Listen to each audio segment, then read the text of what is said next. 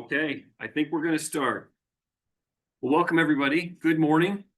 I know we're starting a little bit late, and we're gonna adjust a few things. We will hold our consent calendar until after the business with our new board members. So we'll just make a couple of quick adjustments. We want to welcome everybody here. We have our board chair, Dr. Stephanie Spiker, joining us via online. I don't know if you heard, but she is the support team for her husband and daughter, who will be doing 100-mile off-road, 40,000 vertical crazy feet or something like that race. So we're thankful for you joining online. And we want to excuse one of our new board members who is away for family reasons. So we will get him another time, but thinking of member Gerlach. We're going to start with our Pledge of Allegiance, and member Marshall is going to lead us in.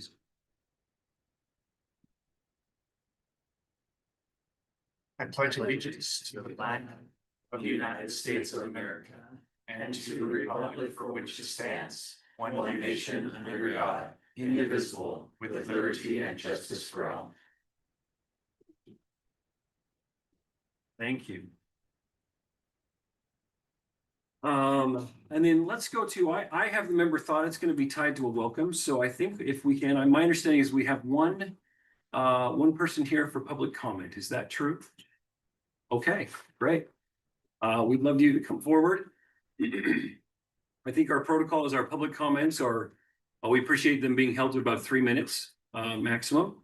And there's no action taken from public comments, but we welcome this and look forward to you sharing. So please, and if you could just introduce give us your name. And my name is Mr. Taylor Smith. I work with Thrive Point Academy. So we're in our second year of operation. Yesterday was the first day of school. I just want to give the board a quick update. And first off, thank you guys for letting us be approved. We're very, last year was a very good first year. The board's changed a lot since last year as well. So I only really recognize Mr. B. Singer and Stephanie Spiker, but everyone else in this personal.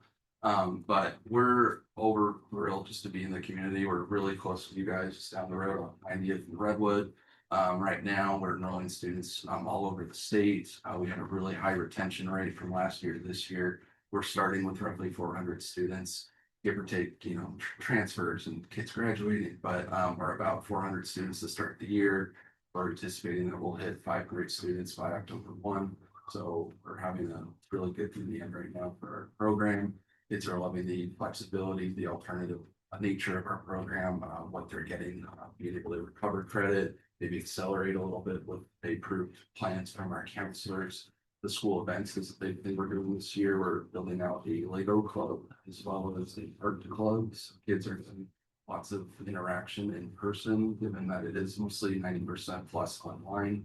Kids are still coming from all over just to be able to interact in person at the school. We have kids from Spanish Fork, Ogden, Park City that are all coming in to the site in West Jordan so that they can spend time with each other. And we went to Lagoon last year, so we've enjoyed all the field trips. So we are hoping that in the next year or two to start planning an expansion, start with a small expansion or be a larger expansion of multiple satellites. But that is our ultimate goal. We would like to grow as much as possible. So we'd like to work with you guys in collaboration with your staff just to help walk us through that process. So that's the big update. Do you guys have any questions about Thrive Point? no, thank you for your comment. Appreciate that. So much. Appreciate it. Thanks for being here, and good luck with this fall. That's great to hear. Thank you. Thank you. Okay. And I forgot to welcome Ron Hall from the USBE, our liaison. So much appreciate what you do. It's good to see you here in person. It's good to be here. I know you're often here, and sometimes we get you via Zoom, but it's great to be with you. Thanks for all you're doing. We have a tradition of a board member comment. So for you new board members, about once every 8 months, you'll be asked to provide a short comment.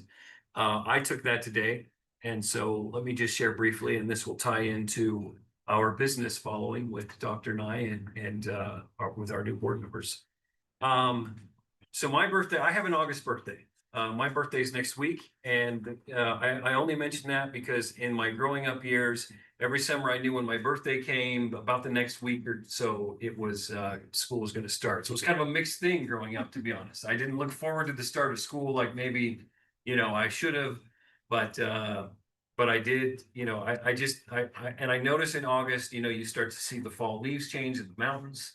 And despite just the heat that we have felt, soon it's going to start to give way, and to a little bit more fall.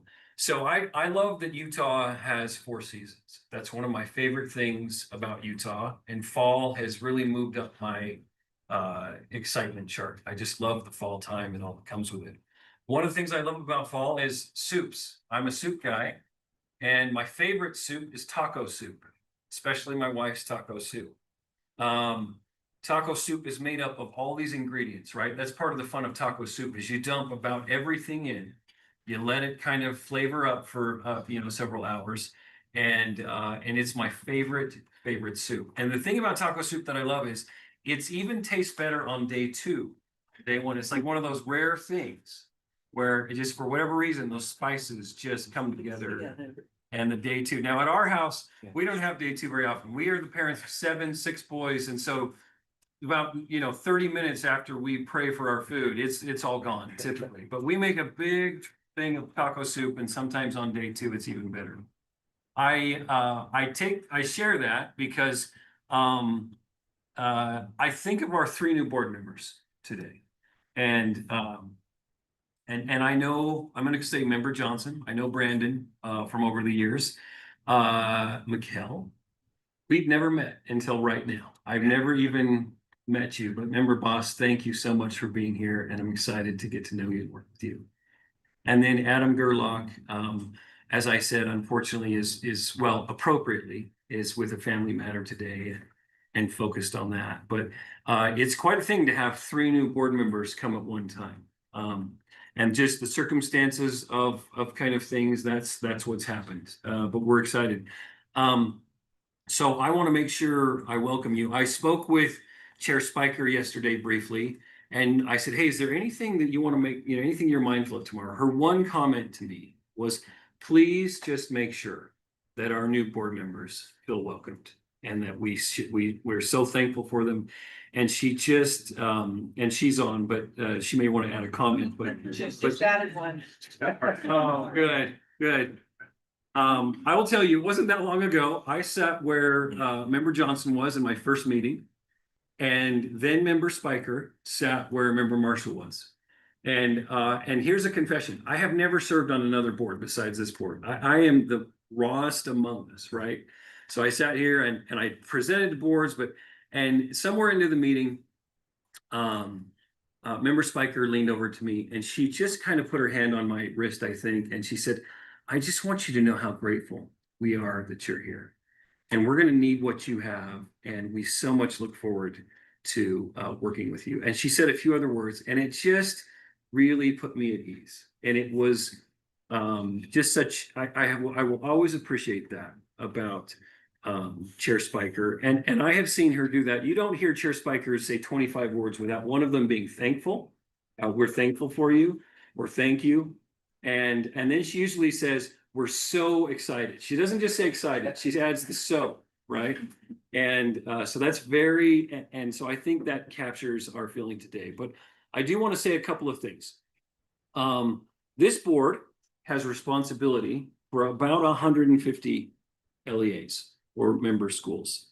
We're about 90,000 charter school students in the state, tens of thousands of families, over $1 billion of education allowance comes through charter schools.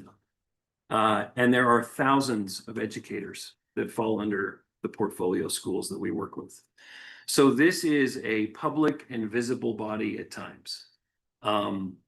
And what's amazing about this body, though, is no one person has all the answers. Good governance requires different perspectives and willingness to both challenge and listen. And I can tell you during my time on this board, which is about the same as Member Pulsifer, it is very collegial. And I give Chair Spiker tremendous credit for the way that she just has really set up our culture. It's been amazing. So, to our 3 new board members, you weren't appointed just to simply fill 3 seats. You were selected because of what you bring. You are not new voices to our board, but more importantly, you are board voices. So there is no apprenticeship here. There is no junior varsity.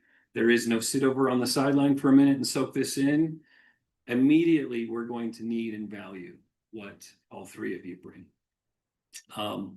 So I think my closing comment on this is you don't need to earn your seat at this table.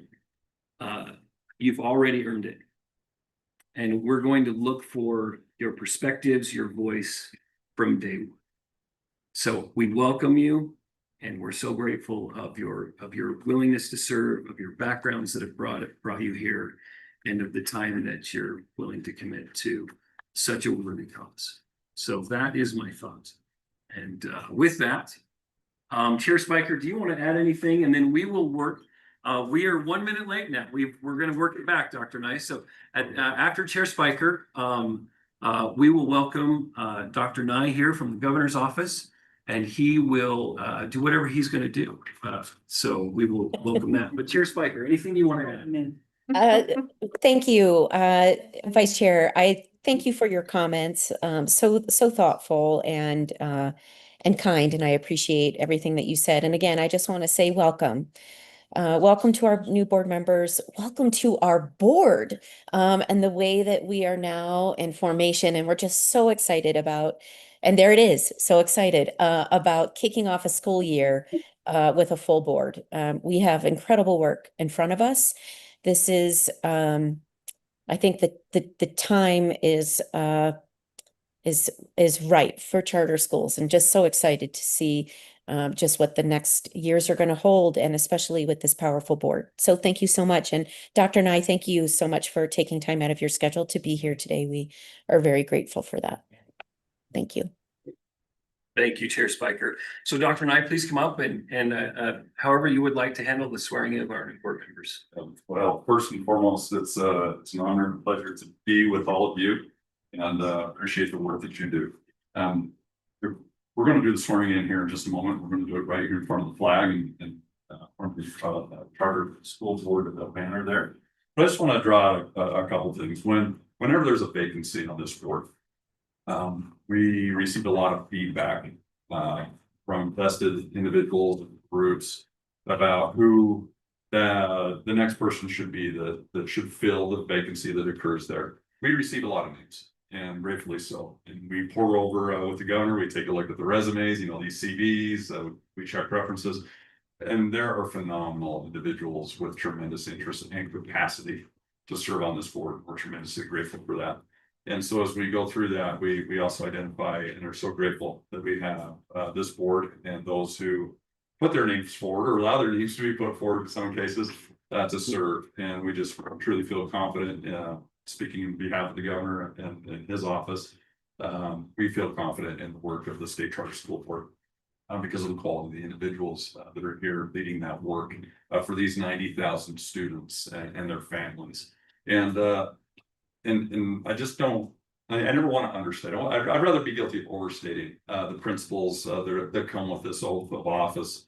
You take upon yourself by raising your arm, right hand, by stating your name, you solemnly swear that you will support, obey, and defend the Constitution of the state of Utah and the Constitution of the United States. That's never something to be taken lightly. And as you're doing that, you will discharge the duties of this office with fidelity.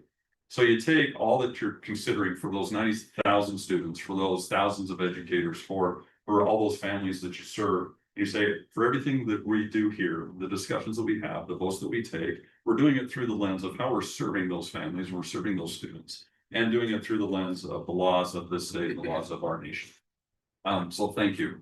If that's not weighty enough, we certainly are appreciative of you taking it upon yourself, bearing that responsibility on your shoulders to meet those duties that are associated with this appointment. So with that, let's start with board member Boss. Yeah.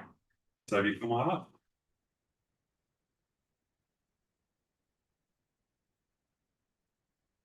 I raise my right hand. Please raise your arm. I state your name.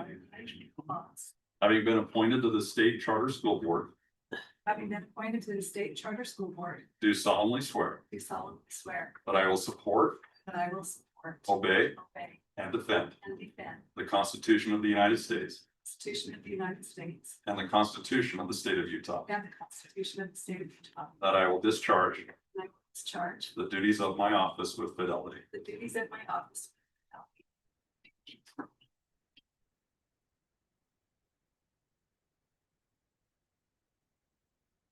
We have a notary here too as well, but if you wouldn't mind signing that.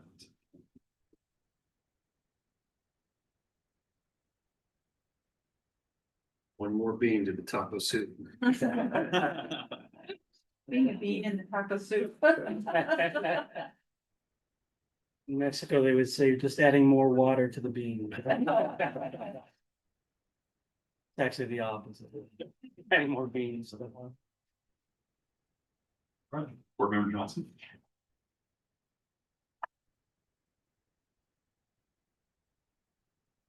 Yeah, no, you're. Well. I state your name, I, Brandon Johnson, having been appointed to the State Charter School Board, have been appointed to the State Charter School Board. do solemnly swear Do solemnly swear that I will support, that I will support, obey, obey, and defend and defend the Constitution of the United States the Constitution of the United States and the Constitution of the State of Utah, and the Constitution of the State of, and that I will discharge the duties of my office with fidelity. that I will discharge the duties of my office.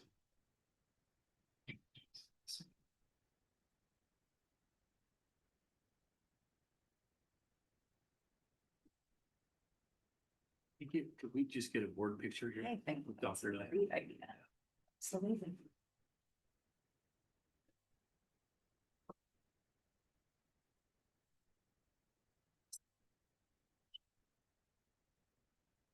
Like, we're getting a board picture. Okay.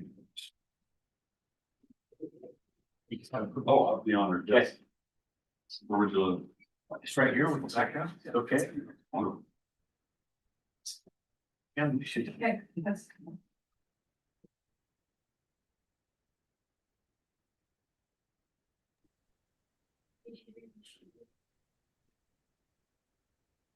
That's a good looking group right there.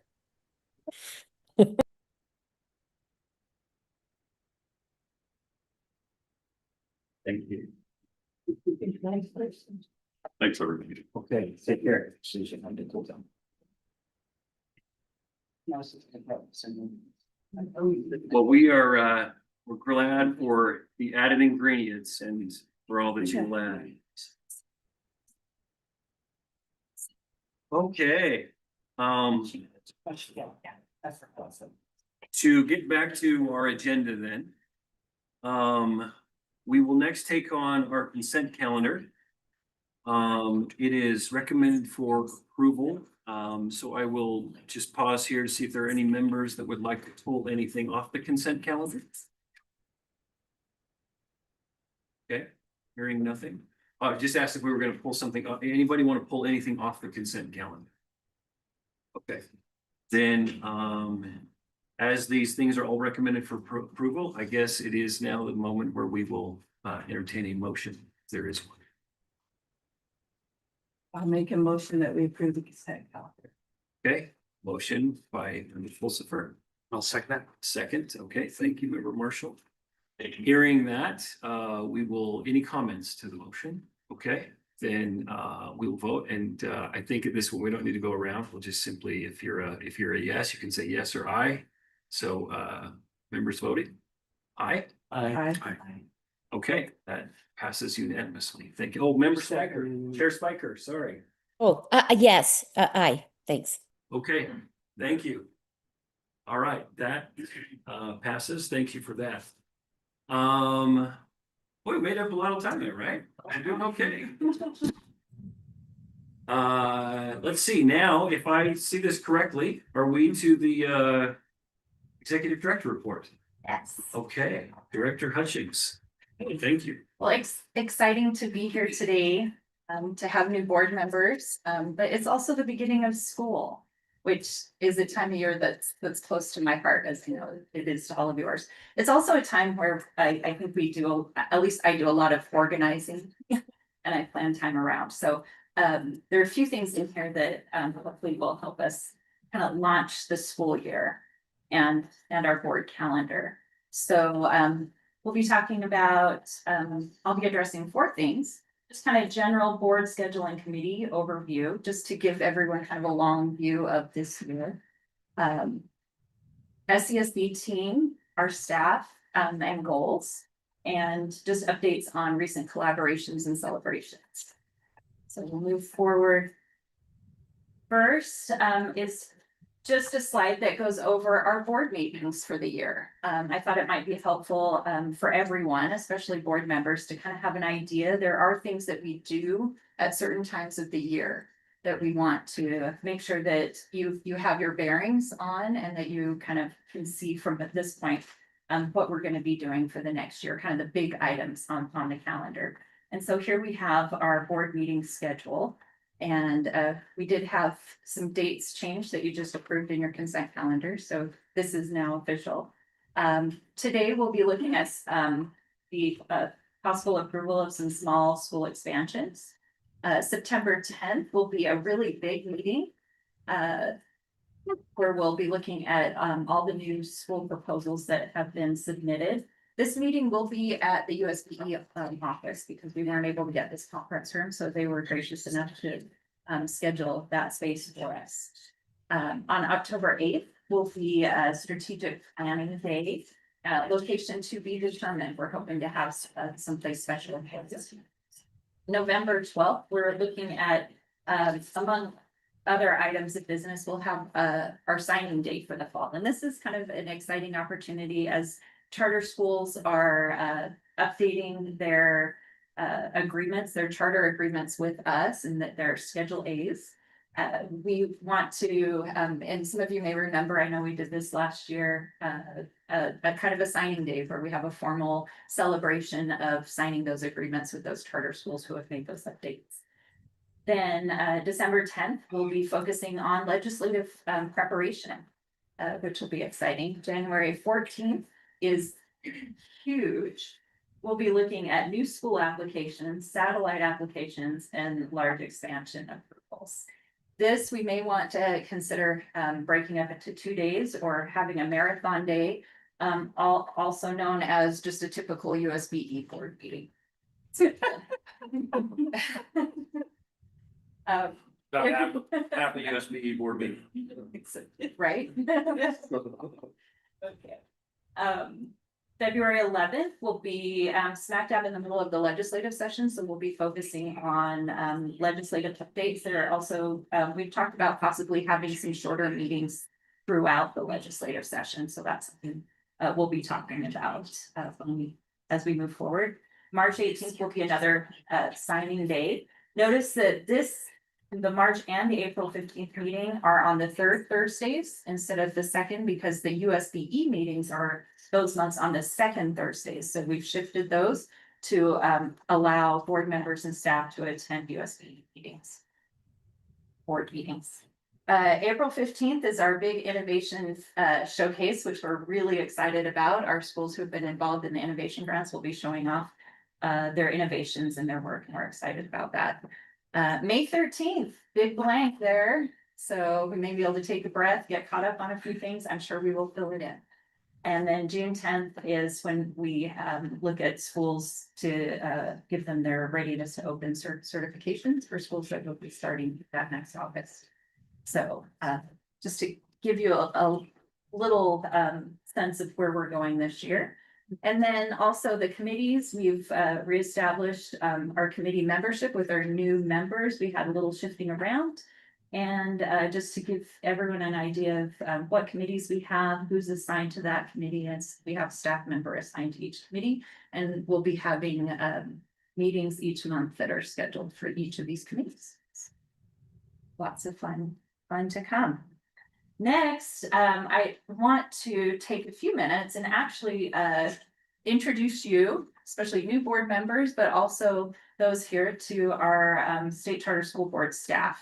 These are the amazing people behind the scenes that are make this work, make this meeting work and do the work in between these meetings. And we created these slides for the Charter Association conference that we presented at to introduce ourselves. And so I thought it would be helpful to go through them very quickly, but help you, I think, as a board member and, you know, having been in your spot about a year ago, not knowing the staff, you know, it takes a little while to get oriented. Hopefully this will help you. So you know who does what, basically, and who to reach out to when you have questions. And so they're got to start with me. I will say I offered to our staff to let them introduce themselves, but they were more than happy to let me do it. So we'll just go through these really quick. These are in your board packs. So if you want to review right here, but just to put some names with faces, titles, and responsibilities. So there's, of course, myself as the executive director. My main responsibility is implement the mission and vision of the State Charter School Board, develop and maintain relationships with stakeholders, and supervise and support SCSB staff in their work. And then for each one, we have a fun fact. So I'll let you read that on your own. Feel free, maybe some good conversation starters at lunch or at any other time that help you get to know us a little bit better. Next, we have Lincoln Fillmore, Director Fillmore, who is the Director of Communication and Engagement. His responsibilities are to help inform the public about and build support for public charter schools and good policy. And I think we've already seen some great improvements with the creation of this role that he's filling. So we're excited. 40 ballparks. 41 now, because I went to St. Louis. Oh, there I you go. mean, Gotta update That it. is so cool. How many total are there? Well, there's only 30, but you know, they tear some down. and- Yeah, okay. So you, wow. I mean, your other stuff's cool too. Senator, but that's amazing.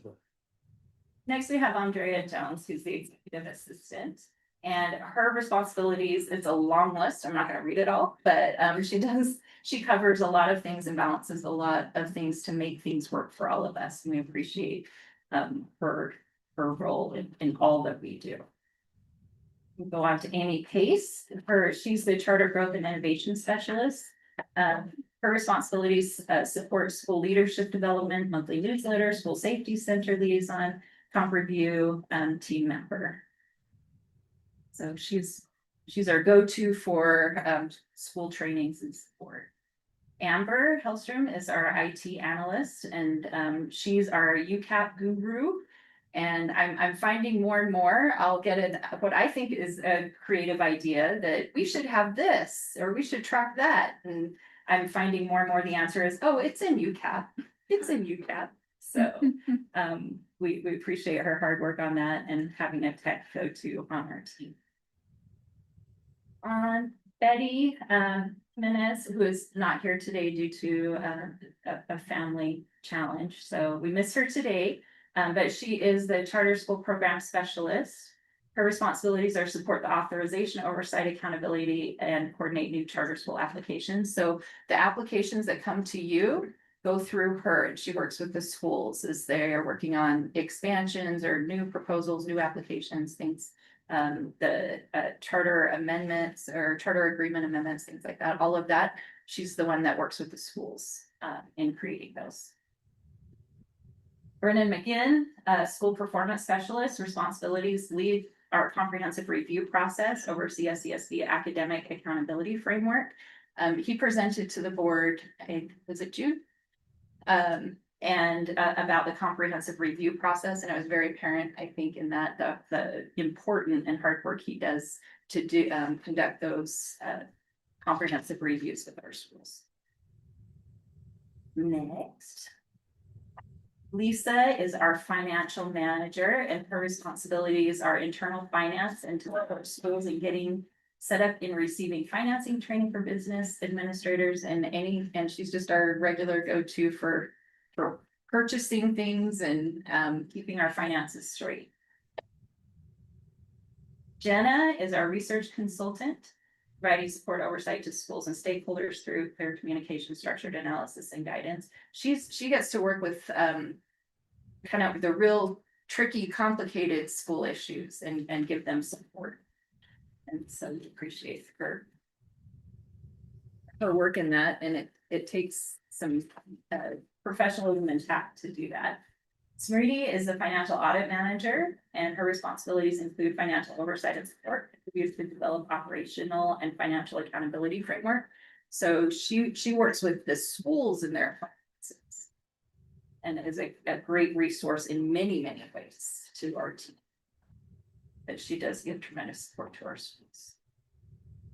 Okay, we got together for a quarterly meeting, the SCSB team last week, and we took some time to review our goals from the previous year and set some new goals for as a team and individually.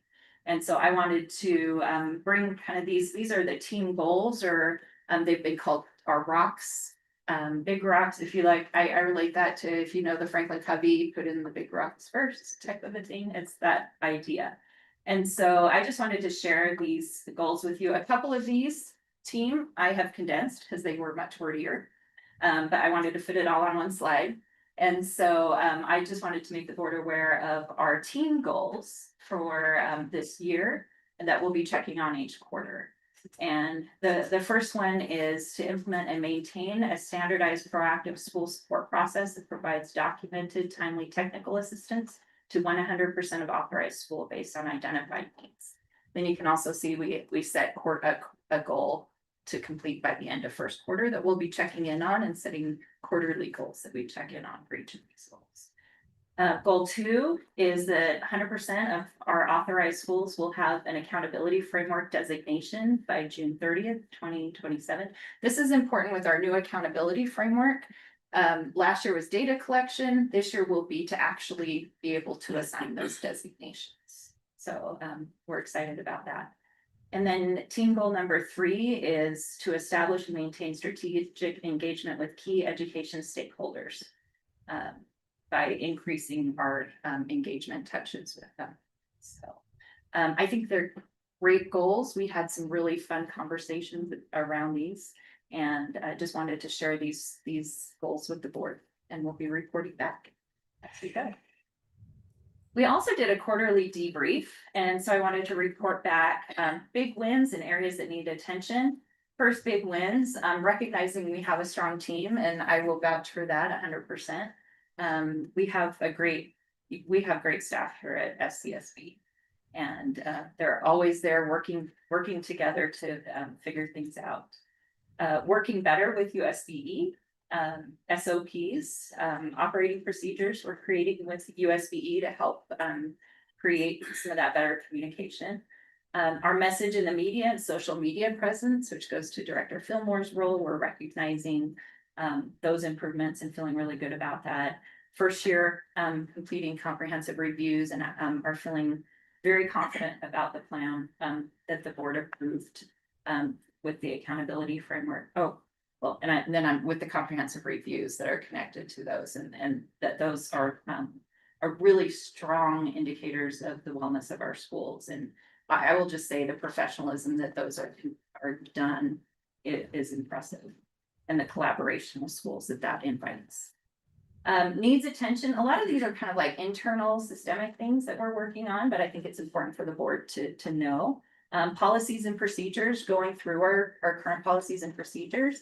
Identifying places that we need to update, policies that we may need to update, and policies that we may be lacking that we need to add. So this is heads up to the board that over the next year or more, I'm sure it'll be a bit of a lengthy process. We'll be coming to you to update. I'd like to put our policy updates on a cycle, and so that they're reviewed every few years, and then just bringing some new policies and procedures to the board for review and approval to give us direction and clarity.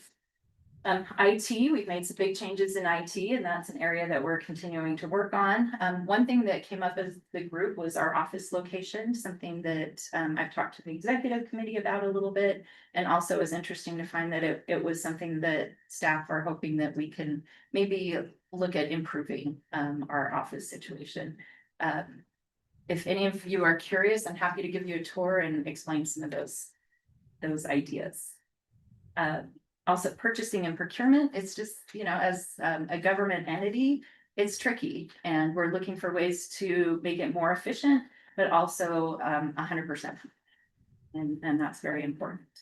And finally, our accountability framework implementation, we're actually feel really good about this, but we're ready to go on to the next phase of that. Like I said, it was adopted a year ago. We had a data collection year, and now we are working to go into the next phase of where we can now share this information and help schools with that clarity.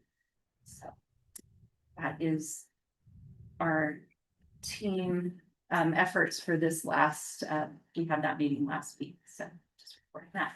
Collaborations, recent collaborations that we've had and updates. One, governor's office, appreciate Dr. Nye being here for the swearing in. That's always fun.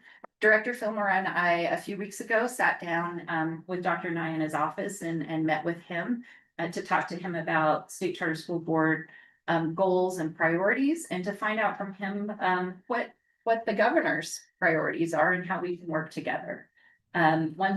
Couple of things that he mentioned. One, literacy outcomes. We all know the state, particularly the governor's office, really laser focused on literacy outcomes.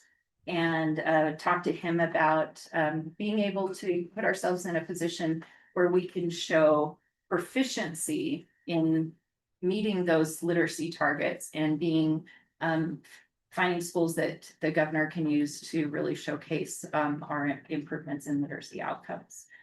Also focus on high school redesign. I don't know if anyone's heard a lot about this. Some of us have. Dr. Nye and I served on the executive committee for First Credential, which is put together focusing on CTE and having first credential opportunities in high school for students.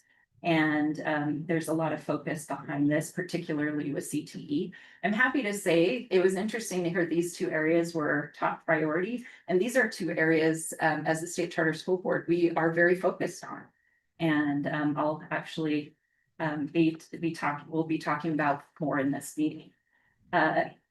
Dr. Nye also agreed that he would like to attend and participate in a future board meeting, not just swearing in, but being here and maybe presenting directly to us. And also he's interested in presenting at the charter directors meeting so he can establish that relationship with our charter director. So we felt that was a really good opportunity to make that connection and start some collaborations with the governor's office. Also in July was the Show Up for Teachers event, which is our first lady Abby Cox's big event. I don't know if who has been to this event. It's crazy, right? It's amazing. It's huge. It's exciting. I volunteered this year at the event. And I have to tell you, I was assigned to be there at 6:30 in the morning, which I thought, oh, that's early. And I thought, you know, I'll be slipping in as a volunteer and they'll tell us what to do and then we'll go and start greeting people. No, I showed up at 6:30. There were already hundreds of teachers there in line, ready to go with music playing. And that's like the whole day. It's so exciting. It's so focused on just celebrating our teachers. It's a really exciting event. It was so fun to volunteer at this event. I've been the last few years, but I volunteered this year and that was great. And one thing I'd like to look into is having a table there because they have big fun vendor area, of course, and being represented at that event formally, I think is a good idea. And to support that event will be, I think, another way that we can connect with the governor's office. Continuing our work with USBE, we completed, an SOP for transfer of operation and control, which has been a pretty major pain point in our process, working with their processes. So we got together and we have created an operating procedure for what happens when we pass that off to them, which also informs some of the policy and process that we need to create around our approval of those transfers. So that was a big effort. It deserved its own line item. And I'm really happy that we've had that clear communication and established that process, because I think it will help with our relationship quite a bit. And I just, use of the conference room for the September board meeting, in one of my meetings with Superintendent Hart, I asked her, could we use this?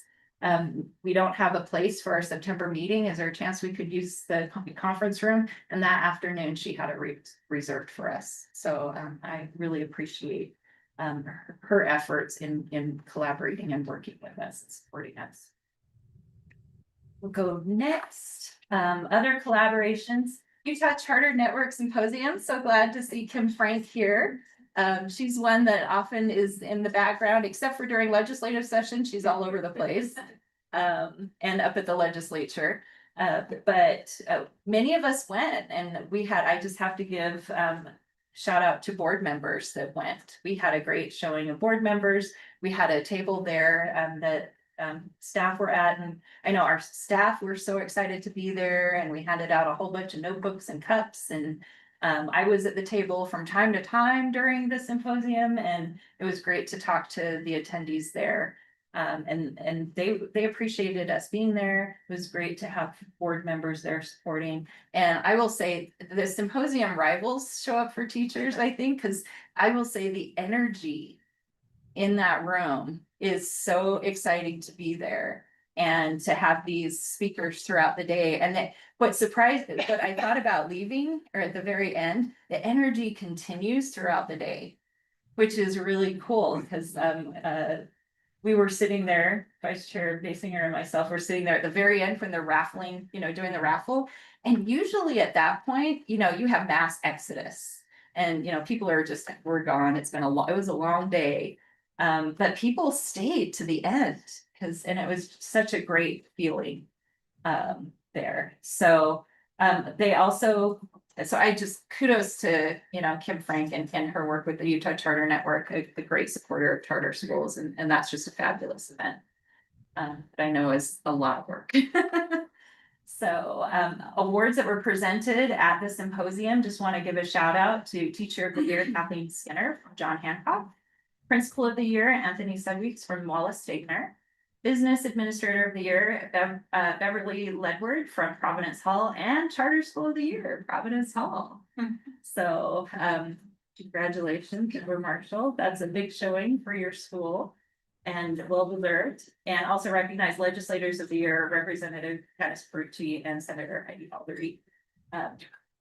Two-time winners, because they were Legislators of the Year at the Charter Association Conference too. And again, very much supporters of charter schools.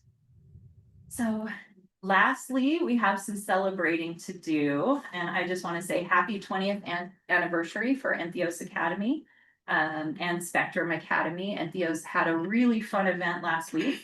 And disclosure, 3 of my children went to Entheos Kern. So it was fun to go and celebrate with them. And they had a fun dinner, but they also had a really big event at Thanksgiving Point for families, for parents and kids. And there was just such a fun event there for everyone to celebrate their 20th anniversary. And then Spectrum Academy actually has an event tonight to celebrate their 20th anniversary and celebrate the great contribution to our state that Spectrum Academy serves a really important population of our students.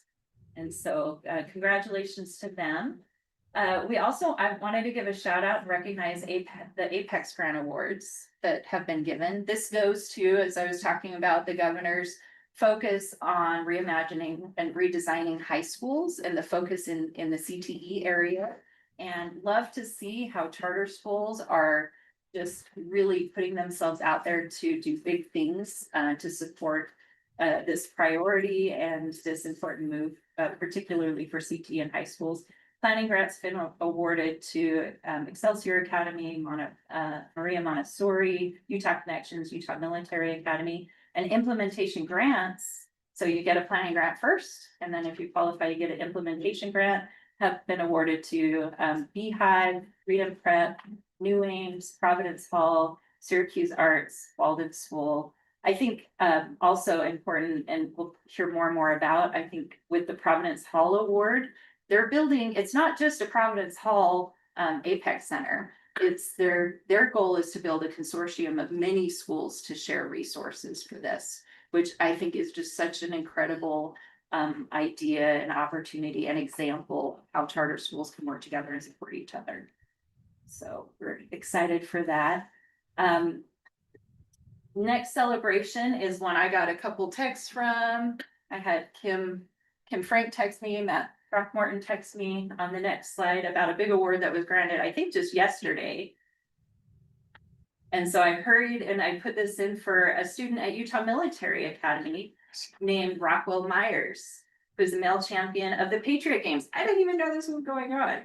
But the Patriot Games is part of the Freedom 250 celebration of America's 250th anniversary, brought together high school athletes from across the country for athletic and fitness competitions. And our own Rockwell Myers from Utah Military Academy won out of all the students in the male division, and will receive $125,000 college scholarship. So I thought that deserved a slide on its own, because wow, that's incredible. So we'll be hearing more and more about this in the news, and just really, appreciate Utah Military Academy supporting students and being in this event and preparing the students so well. Finally, I just wanted to celebrate school launching. This is, the educator in me loves this time of year. I think as the state charter school board, we have schools all over the place scrambling in many different ways right now, to get school launched and to have those staff back in the building and have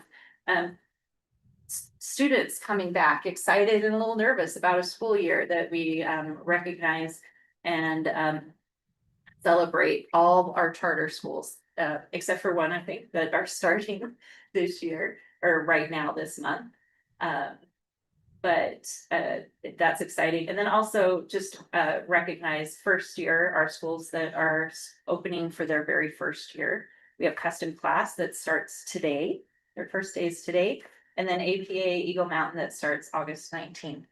And so a lot of excitement for them. And, I love the beginning of school year. It's just so exciting. And it's great to continue to be a part of that. And I hope all of you feel a part of that, because we play an important part in helping them have these exciting days and hopefully a very successful school year. So with that, that is my report. Are there any questions? Thank you. Just have one. You mentioned the high school redesign. Mhm. I'm not familiar with what that is. Part of that is if you're Question. is just the idea of we need to look at high school a little differently. We need to, we could go back to the history of, public school, and it was set up for an industrial age and all that. And what are we preparing students for? And it's really a focus on job readiness, college and career readiness, really making sure that high schools are preparing students for college and career. And the gap that's been identified, we're pretty good at, promoting and preparing students for college, but having students ready for a career. And even if you're going to college, you could also be prepared with a career, and there are many ways to do that. And so one of the big initiatives has been First Credential. You've probably heard about that. And there are 5 different areas that we're working on to be able to help students while they're in high school to prepare themselves for a career. And that could be going into a career out of high school. It could be having a way to support yourself while you're in college, or being able to further what you're doing in college. So some examples, you may be wanting to be a doctor or a nurse, and you could get your CNA or your medical assistant or something like that while you're in high school. So when you go into college, you already have that credential and experience and a job that can help you earn your way through college. Yeah, so would the high schools themselves offer a credential that you're talking about, or would this be working with the other places that offer the credentials. This is a statewide initiative Uh-huh. that it has defined what these first credentials are, working with the CTE programs at the high schools and with higher ed to recognize that if you receive these credentials, that they're of value. And so, for example, you know, a lot of kids take all these electives. But in the end, it's great to learn and it's important to, you know, have a broad experience. But wouldn't it be great if it actually gave you something you could use to, you know, for an example is my husband took, you know, welding classes in high school, but had nothing to show for it, you know. Kids now can take welding and become certified welders. That's what I was wondering is because I know a lot of the CTE actually, the credential actually goes from an outside. Or the community college or an outside organization. So that's what I was wondering is if the schools themselves would then be able to issue those credentials. They start becoming part of these stackable credentials, so that you're earning certifications and credentials as you go and not waiting until, you know, you graduate from college to have something that you can show for what you've learned and the value of the education that you've had. I would, oh, hello, who am I? Yes, please. So Thank you. some of those credentials might come from the high school. Okay. But it depends. Welding, for example, you have to have an instructor who is able to stack those credentials for students, not all the instructors at the high school. So Cedar Right. Valley has an instructor, Cedar Valley High School has an instructor that can do that. Otherwise, they would go to MTech Okay. and get those That's what I certifications. was wondering is how. Another certification that some of the teachers can do, for example, Serve Safe. It's different than food handlers. Serve Safe is a higher certification where you can't have a restaurant or any kind of food establishment without someone having that certification. That can be done also in the high school, but most of these first credentials, and they're still defining them, we don't have a complete list yet. But most of these credentials is in partnership with a technical college or a university. But they graduate with their CNA, or they graduate with their medical assistant, or they graduate with those higher levels. Mountain View is another example of the diesel program getting those higher level certifications. They don't have to go to MTech. They can do it at Mountain View, but not every high school has got the instructor Right. that can do it. So some are at the high school, a lot of them are at the technical colleges, Yeah. and some are at the university levels. I'm familiar with CTE, you know, and Yeah. Jordan where I was, but I know they mostly worked with outside organizations, you know, the community colleges and whatever. And those credits count as their CTE credit or their general education credit as well. So they're getting the credentials, but they're also obtaining their graduation completion. So good, most of them are partnership. Yes, and the APEX Yes. centers are a big part of this. What I love is they're starting to recognize the maybe the distinction or the separation in the past between kind of post-secondary stuff and stuff you do in high school. And universities recognizing, hey, we should partner with these students while they're in high school Yeah. and give them opportunities to take courses, to get credentials, to have kind of a landing place with the universities and also careers. And the Apex Center is a perfect example of, you know, looking at programs where kids can create internships and externships opportunities to build the skills, but the relationships and the stepping off points. And I love it. It's just a very innovative way of looking at education in a different way and giving skills, like transferable skills. Yeah. Well, I love that they're super great. working with, because Yes. just doing it alone might cause some hiccups Mhm. down the road, but Yep. working together, so it's really kind of solid. And That when they get it, it really will. the higher education, Utah higher education is very much involved in this, you know, Salt Lake Community College, even Okay. around health, some of these big local institutions, they want to be involved in this process, Good. so they're stepping into that space. It's great. Good. Yeah. Awesome. Yeah. Cool. Thank you. And that is definitely the wheelhouse of member boss. But the articulations are fantastic, Yes. right? Articulations with the technical colleges, Mm-hmm. with the universities. Nursing is a great example. The student can go to a technical college, get their CNA or their medical assisting, go to MTech, to go all the way up to their associates in nursing, and then a direct transfer over to U of U or UVU to get their RN and their bachelor's in nursing. And so their articulations are great. We have internships with companies that the electric, I mean, everything that you can imagine that's in the CTE world, electric companies, heating, HVAC companies, IT companies. So these kids are graduating high school with actual certifications and licenses that adults there. I can only speak to MTech because that's who we work with in the Hillside School District. But most of the people attending MTech are adults, and these kids are graduating with the same thing that adults are trying to procure at that time, right? So they can either work that job for the rest of their lives or work it and pay for college. They have a lot more options. That's really good. Like I said, there's been that little tricky part between high school and most colleges where they haven't. They've had taken classes in CTE, but they didn't get the credential. Trying to bridge that gap. Yeah. And bridge it with our teachers so that they can have those higher certifications and they can have more students. We've got a fantastic IT teacher at Pleasant Grove, and I've got a student that did an internship and now she's working with an IT company as a senior in high school, a coveted position that, you know, full-grown adults have been wanting. So that's another thing that we can help is get teachers, get them to get those higher certifications. Yes. Right, so then we have more options. Yes. Cool, thank you. Great, what a great discussion. My point of bringing up taco soup was not just to talk about taco soup, but I think I skipped over the main point. That was the ingredients, the complementary expertise that our new board members bring.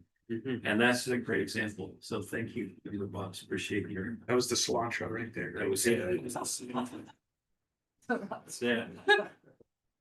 Any other questions? I have one thing from that report, if I could.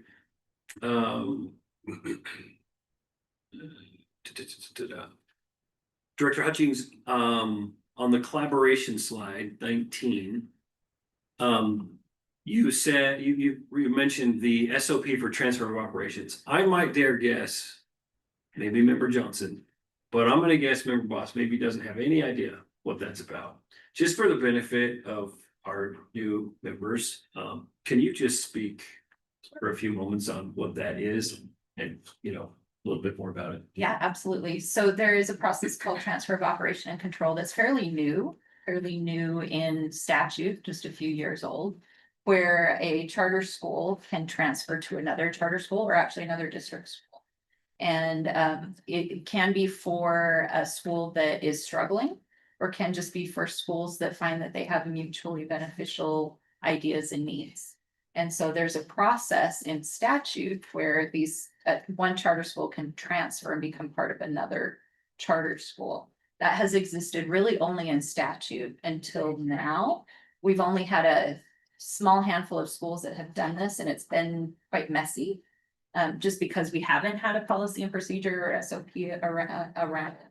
And so that's we're working on, because it has to do, there's a lot of collaboration with USBE when this is done, because at USBE, it's kind of easy for us. We think, oh, that's a great idea. You guys will work really well together. We've approved several. We're like, good job, good luck. And we pass it off to USBE. And now USBE has to figure out all these systemic operations that they do with the schools that now they have to figure out how to combine them within their systems. That is very complicated. And so just working with staff at USBE to understand what do our charter schools need to know, understand, and be prepared for when they do transfer.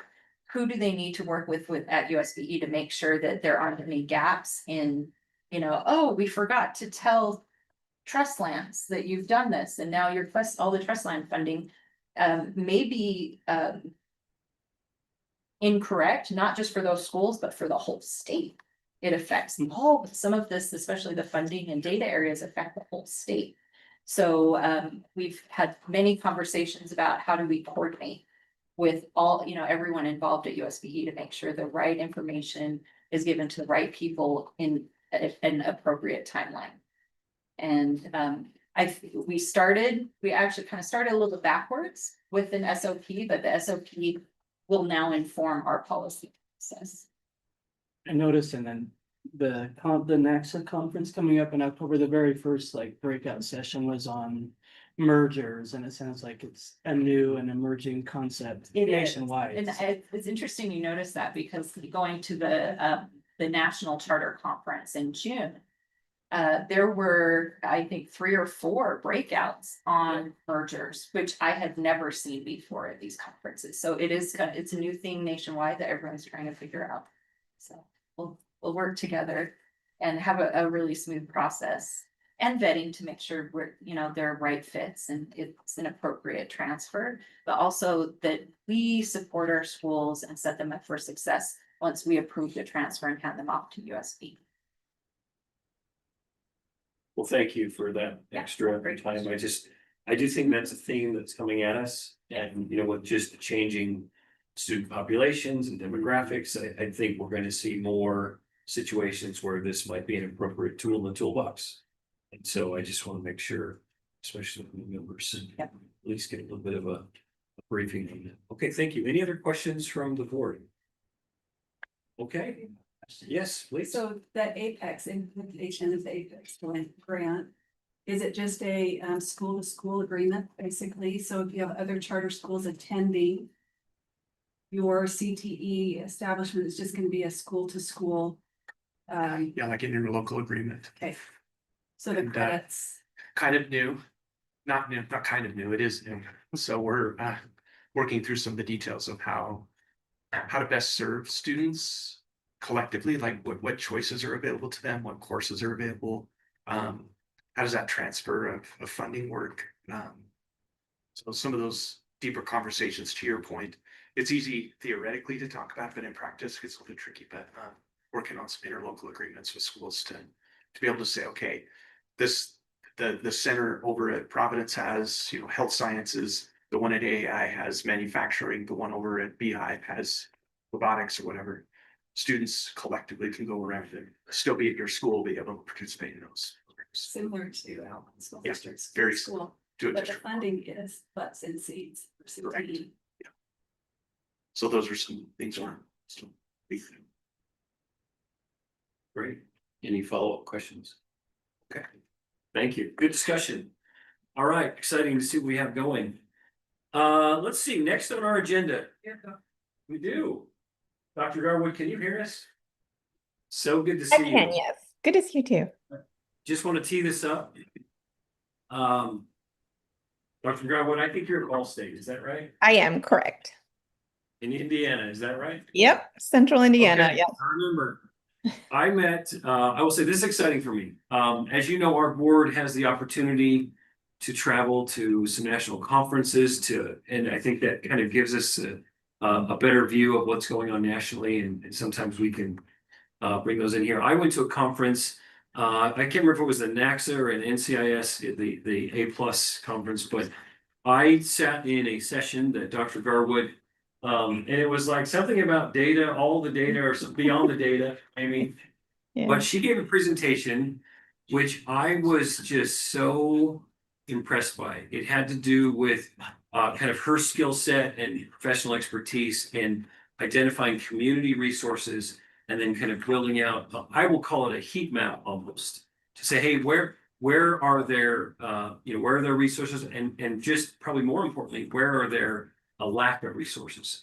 And in some areas of the country, this is a tool that schools, and I think especially charter schools, could use to say, hey, do we want to focus on this area, or how can we leverage resources, or how can we help bring resources? It just gives, I think, some much needed visibility to whether you're a new school or an existing school. So I went up to Dr. Garwood after and shook her hand and thanked her, and just asked if she would be willing to, do any kind of side work, contractual work. And then our admin team took it from there, and so there's been a work that's been gone under here for quite some time. And I think this is Dr. Garwood's chance to come and give us a summary of that work. So we're so thankful to have you here and are looking forward to this presentation. So we'll just turn it over to you and forward to him. All right, great. Thank you. Let me go ahead and pull this up.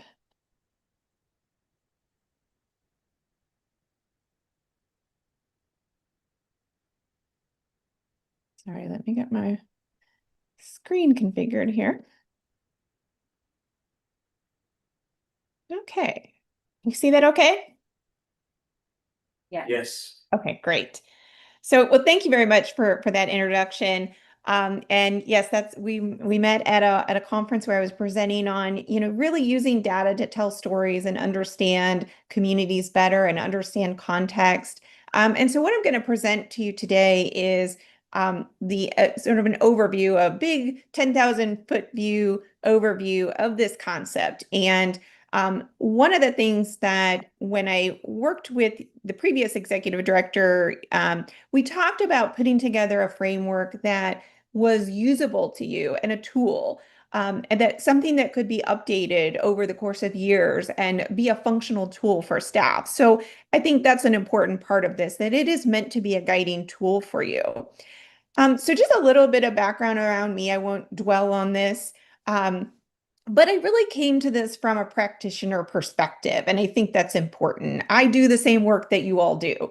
I actually, previous to my position at Ball State, where I've been for 12 years at Ball State, I also was a board member of our state charter board in Indiana. So I've been in your shoes as a board member, and I have been in your shoes as an authorizer and trying to evaluate applications and hold schools accountable. So I've been doing this a long time, and that realization was clear to me last year at A Game when I was nominated for 2 awards, and I won one. And I don't say this to brag at all, because it was funny to me when I was nominated for the Pioneer Award, because it was my realization that when you reach the level of you've been labeled as a pioneer, you're getting old.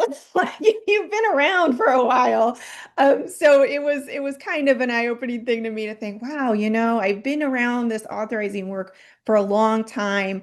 I go to NACSA, and there are people that I used to see 5-10 years ago that I don't see anymore. And so all that to say, I do have a lot of years of experience in this, not to say that I have all the answers, but I've been in the shoes that you all are in. And I think that's the perspective that I came, to this project with. And one of the things so this whole concept is really framed around flipping our perspective. The way that we normally take applications as authorizers is a very reactive approach. We just kind of get all these applications, right? And evaluate them and decide whether or not to open, schools. We don't typically, authorizers nationwide, we don't do a lot of proactive work to, look at maybe where are we needed and what exactly is needed. And so this idea of really doing more of a needs-based approach, it really does flip our perspective, I think, as authorizers. And I think down at the bottom, in the little heart, I think that's really the important point. The goal isn't to go where the applications are. The goal is to go where students need us the most. That is a really significant philosophical shift that as authorizers, if we could make, I think it would have a huge impact. So this is just something, I think it's a different way of thinking about our role as authorizers. So this particular framework is, if you're going to figure out need, if we're going to figure out where do kids need you the most, we have to first start with objective data. And this is where pulling together all of that data to really tell a story about where's the need, that's where this came in. And so there's really 2 pillars of this framework. One is the risks that young people face in their respective communities. And the second part is, what does growth look like in terms of the population? And in both of these buckets, you can see, like, I've used multiple variables. So this is not a singular look at what risk looks like for kids. It's also not a singular look at what population looks like. Some of the things I want to point out about the youth risk indicator, we're looking at poverty, we're looking at household income, we're looking at, educational attainment for young people. One of the things I thought was really powerful, and I would really encourage you all to continue to delve into it more, is this intergenerational poverty data that you have for Utah. That is not something that my state has, and I read that and I was really jealous that I didn't have access to information like this. So this is a combination, this youth risk index is a combination of federal census data, it's state data, your chronic absenteeism, your high school graduation rate data, that's all state data. And again, your intergenerational poverty data, that is state level data that you have. So taking that all together, you get a better picture of what does a young person's risks and what does their life look like in their respective community.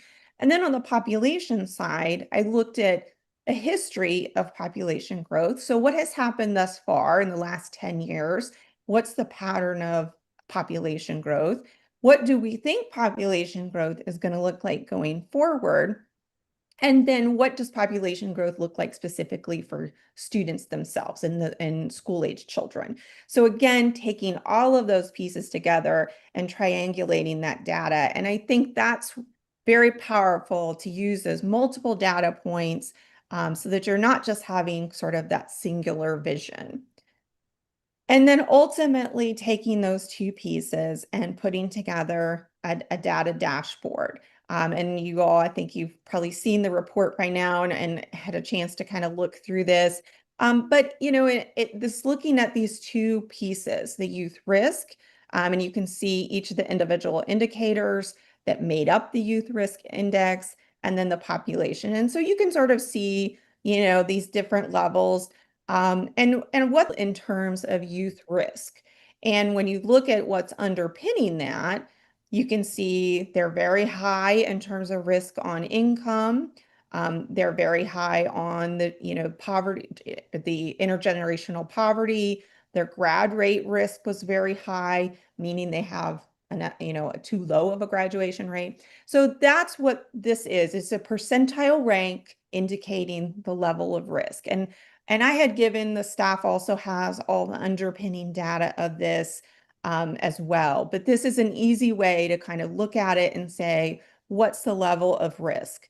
Conversely, on the population side, the higher their percentile, the higher the growth. So in the case of Iron County, they're at, if I'm reading this line right, 78th percentile, 78.5 percentile in terms of growth. So they are higher on the growth percentile. And so that is a community that's growing. So you can see obviously visually the ones in red here, these are counties that are declining, or, and the ones that are in yellow, sort of, those are stagnant. So this is just a nice visual way, to kind of see how these two pieces intersect. And then taking those two pieces, I put together a prioritization guide and looking at, these different categories. One thing I want to caution is that this is just a guide to try to make sense of this and put counties in buckets in terms of the level of risk and growth within those communities. I would certainly encourage you all to not ignore your local context. You may look at this list and have some different takes on, whether or not you feel like some of these counties are higher or lower in terms of risk. I gave you a data-driven, analysis, but you have local knowledge that I might not have. So for example, you might know that a particular county is losing a major employer or gaining a major employer, in the next 5 years. That's information that might shift your thinking about where you would put some of these counties on the priority scale.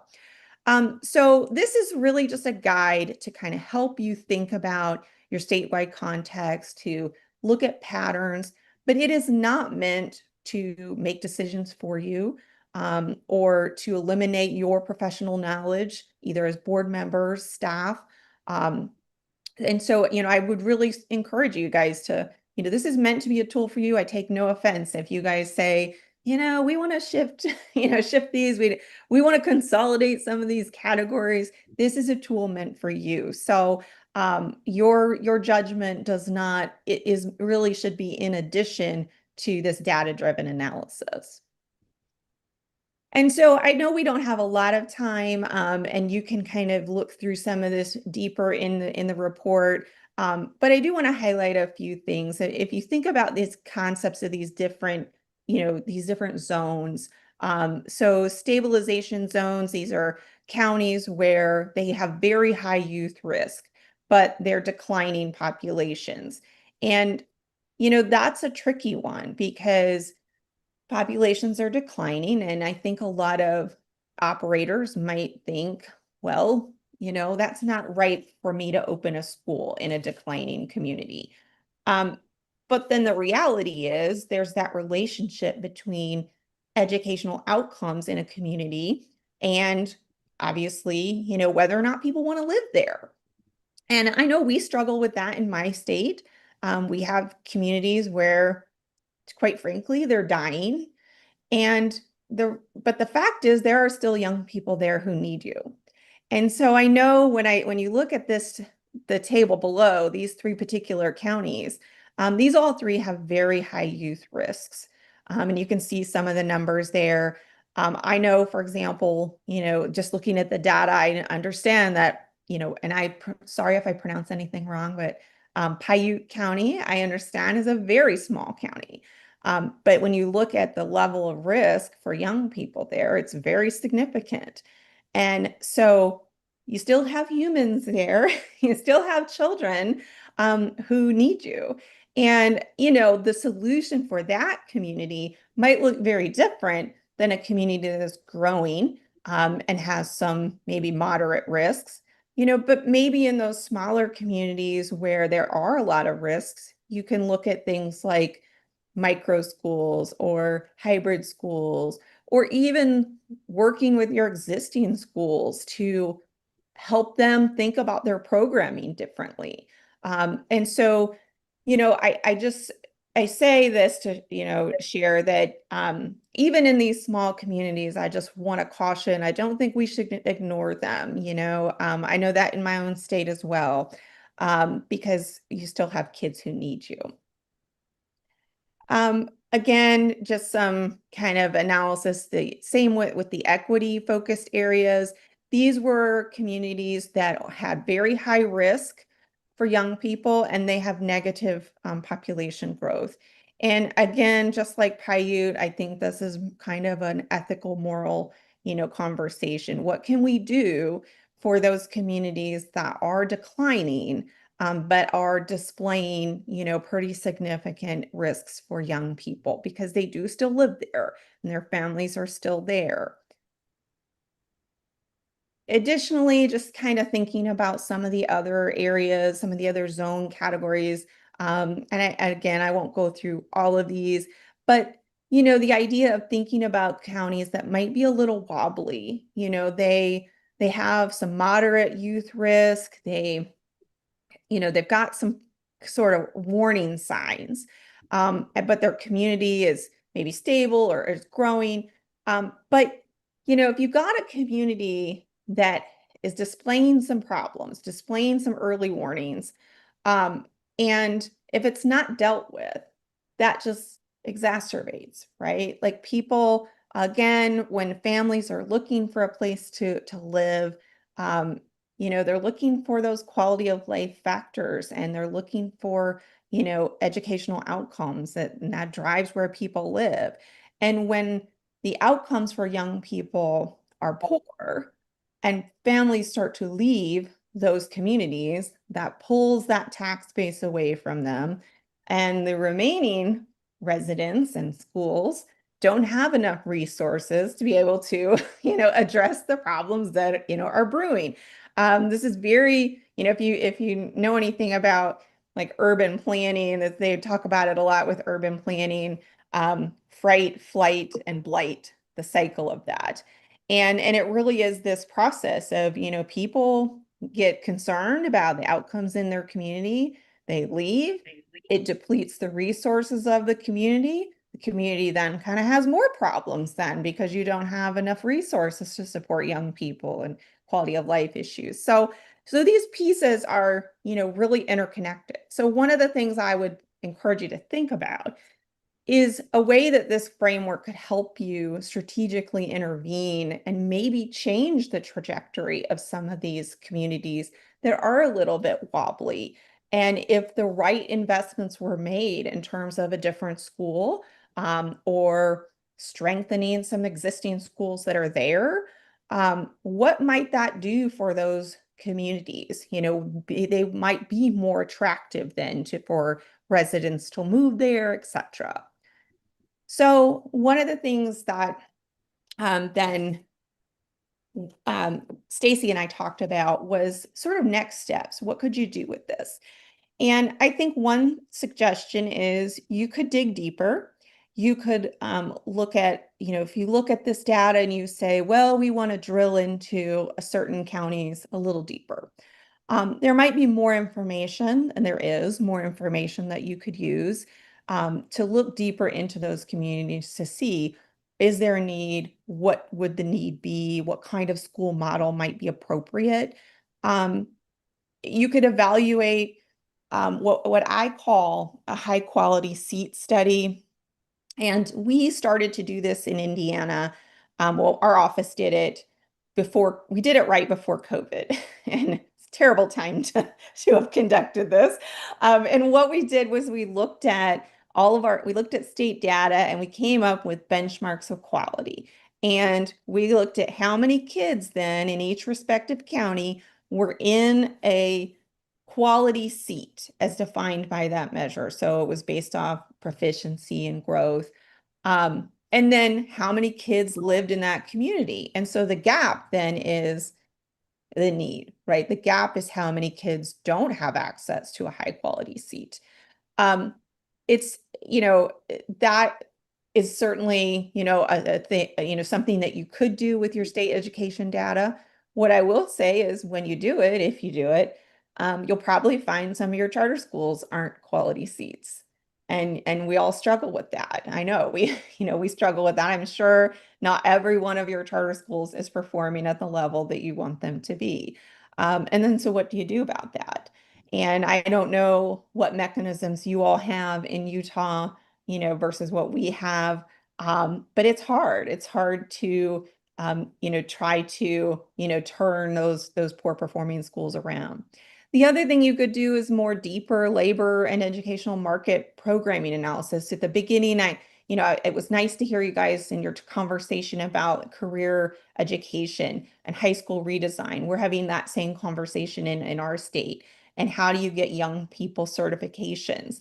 And trying to match, but I think one of the things that's missed a lot, and it's missed in my state too, is how do you match those certifications to the local economic need? So how do you make sure if you have a thriving, for example, advanced manufacturing sector in a county, how do you make sure those certifications that you're, getting are feeding that future employment workforce? I think also you can use this document, these ideas, as a way to have conversations with operators. I know I get phone calls from operators saying, well, where would be a good place to put a school? Like, hopefully they do this analysis on their own, but I think a lot of times, particularly out-of-state operators, they do want information on where might they be needed. And I think then also finally, I would say you could listen and have some focus groups in counties where maybe you've identified, you look at that list and think, we want to have some more conversations here. I learn a lot. I do a lot of focus groups with the schools that we authorize, and we do community focus groups. And it's really, really educational. I learn a lot from the community themselves and that's not just parents, but pastors and community organization representatives and, all kinds of folks who come and, talk about what it's very different than a public hearing. I'm not talking about a public hearing that's kind of a very formal process. I'm talking about a conversation with people. And so I think that's another thing that you could do too is some focus groups. I have added a resource here. It's just something I'm a big advocate of. WestEd did some research on, engaging communities in a meaningful way through authentic community meetings. And so I just included that as a link because I do think it's a good framework to figure out, how do we effectively engage communities. So that's sort of a high level analysis or perspective on, on the report itself. I'm happy to answer any questions. And I also want to say, I'm happy to talk about this more at length with any of you. My email is at the beginning slide. You're welcome to, email me, call me. I do the same work you guys do. I'll be at NACSA. Would love to have more conversations about this because I think this is a topic that would benefit all of us. Thank you, Dr. Garwood. That is such a great layout. I just want to open it up. Is there any questions from the board? I just had a question, when looking at the high quality seat component. Yeah. Is there anything that takes a look at just the collective opportunity within the county in terms of school choice? Meaning, is there a saturation point? Does it look specifically at the amount of variability or opportunity as a measure of high quality or quality seat? Yeah, so there's different ways to do this. I mean, the way we did it was benchmarked quality. And then we said, okay, how many kids are in a school that meets that quality or better? And then how many kids do you have total? And so what's the gap? So if a particular county had, let's just say 3,000 kids and 2,000 of them were in a high quality seat and 1,000 of them were not, then that tells you you've got an opportunity for, some need. Now, authorizers have different perspective. I live in Indiana and you'll hear a lot of people in Indiana say that Indianapolis, our state capital, has a saturation point because they have so many charter schools. And it's a legitimate concern. Because they do tend to sort of compete one against one another and cannibalize one another a bit.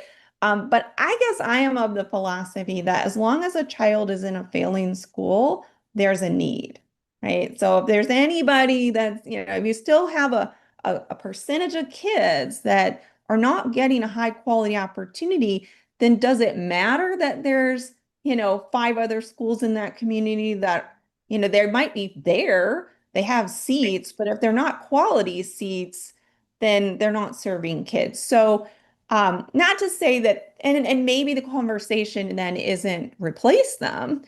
Maybe that's not realistic for every community, but it can also be to push on people and push on their performance and put those numbers in the faces of schools and say, look, we have this deficit of quality seats in this respective community. What are we going to do about that? How are you going to change your programming, engaging community partners, in that conversation? So that's kind of my perspective, but I really am of the belief that as long as a kid is not in a quality school, then there's a need. Great. If you follow that. Maybe just another question. In the study, was there, maybe not directly in this study, but was there any correlations or alignment to mission types and just types of charters that are in the space and whether there's a direct correlation between the quality of seat and the type of charter that's being considered? We did not do that in ours, but I think that would be very interesting to do that and to look at, are these competency-based models? Like I will say anecdotally, like I'm a big, in our portfolio, our better results come from our Montessori schools. So anecdotally, I would say I would really like to have some more Montessori schools. So yeah, I think you could tie, model. The trick is trying to get schools clarity on what their model is. Like I have struggled with that a little bit with some of our schools because we include it in our annual report. And when you ask schools to, what is your model? Like sometimes they have difficulty trying to describe that. But I think that would be an interesting, you could certainly put that in as a variable and see, is project-based schools, Montessori schools, competency-based, college and career ready, type schools, early college. I'm a big fan of early college schools. You could add that as an element and see, are they getting better outcomes?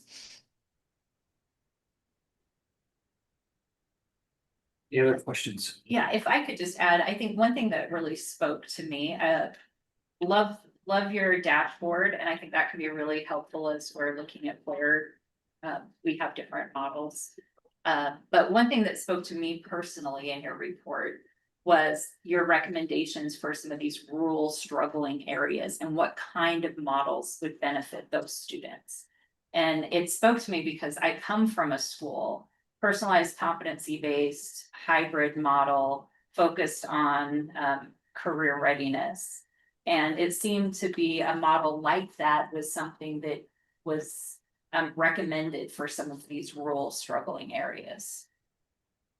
So Absolutely. And again, it's a very similar problem that we have in my own state and we're grappling with.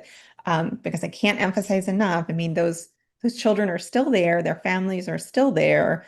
They are going to hopefully find jobs and remain in those communities.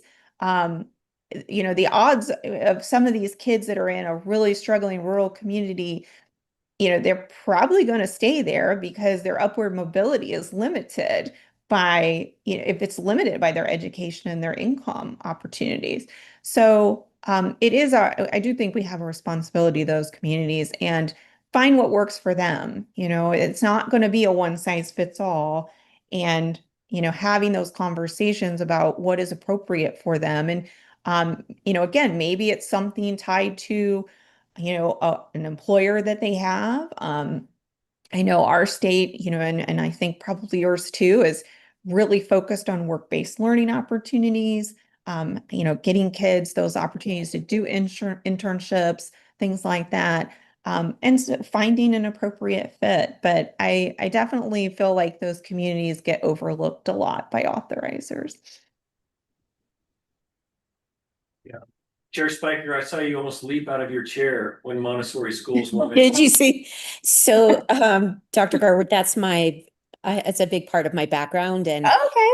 I was a charter school director in one of our Montessori charters in the state of Utah. So Great. I support all forms of education. It was Yeah. just that was nice to have that shout out. I want to thank you and also to Vice Chair that we followed through on this when we had the opportunity. I remember when when Vice Chair came out of your session and was feeling so just enamored and also curious about your work and how that could impact the decisions that we're making in the state of Utah. And I think this really resonates with me because we want to be deliberate. We want to be strategic. We want to be purposeful. We don't want it to be like pin the tail on the donkey, finding a spot on a map to put a charter school. I mean, I think that the data that you provided here is powerful. And actually, I'm sitting here thinking not only for us, but for folks across our state that are thinking about starting a charter school or what that might look like in their community, or how do they support just families and what folks need in order for children to be successful. I think this will really help us. And I would just say to Director Hutchings and to the whole board, I think this data is so fantastic as we move into October, and we're having some strategic planning sessions as a board. I think that we should use this really thoughtfully. So I just want to thank you so much. Well, And thank you for the opportunity. yeah. I found it very interesting. I enjoyed getting to learn about your state. And again, I do think it is a methodology that we as authorizers should use. I think I've been around this long enough to know that initially authorizing, there was a throw the seeds mentality. Like, let's throw the seeds, let's throw them all and see which ones grow. And I think your keywords are, strategic, meaningful, like purposeful, like those, that's really what this is about. How do we make more informed decisions as authorizers? Because I don't really think the throw the seeds mentality has really worked for us. Hasn't worked in our state. And I don't think it's worked nationwide. So, really trying to be more thoughtful, and kind of come at it like a doctor. We see these symptoms and we're kind of come up, try to, focus like a laser, on some solutions. So yeah, I really enjoyed working on this. Would love to continue conversations with you guys about it. Hopefully I'm going to try to mirror this for my own state if I have the available data, which is questionable sometimes, but Well, Dr. Garwood, I just want to add my comments here at the end. I thank you. I echo the thank you comments. I will say 25 years into the state charter school movement, there's been a lot of empty fields that have been properly planted and are growing good, good student outcomes. The next 25 years, though, I do think there is a need to be more data-driven, more intentional, more proactive approach on authorizing by by identifying communities. And I would say this, I think this presentation was done on a countywide basis. I think within like Salt Lake County, Dr. Garwood's data can break down a county, right? So this doesn't just need to be an urban rural tool. This can be a tool. I will say, I think this is perhaps one of the most important potential tools I've ever seen in the charter school space. Knowing that I help a lot of new schools, this data is it's just not known. We have schools, new schools and existing schools literally flying blind. yes, agreed. Where to go and what to do. And I just think this tool needs to be broadcast from every mountaintop we can climb to help. So I would say this, I feel so compelled by this. Dr. Garwood, this is not a report that I want to go on a shelf and we wish you well and thank you. Thank I you. want this to be a fluid, ongoing, updated tool that comes out of the toolbox a lot.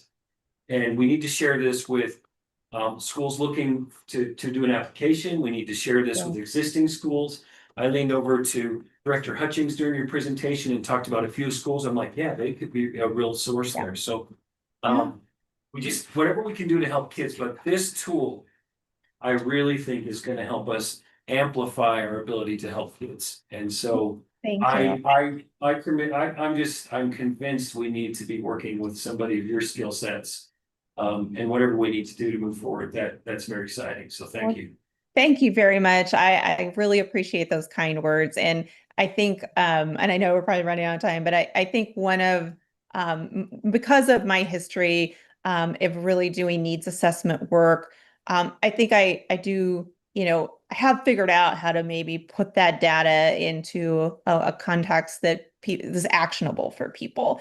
And that's really the key. It shouldn't just be data that sits there on in a report that nobody uses, right? That's not going to help any community. That's not going to help make lives better for kids. So I'm very committed to, how do we use data to drive good decision making, and would love to work with you guys in any capacity. I do think I agree about the deeper dive into some particular counties.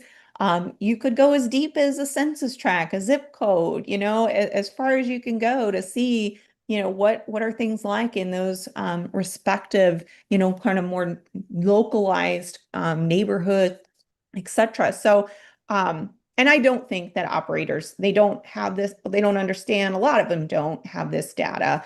Some are pretty sophisticated and run census data and things like that. But my experience has been more of what you said. People are not really sure where to go, where am I needed? So, but thank you guys again for allowing me to work on this. And to conceptualize what's possible. Thank you, Dr. Garwood. Anything else from our board?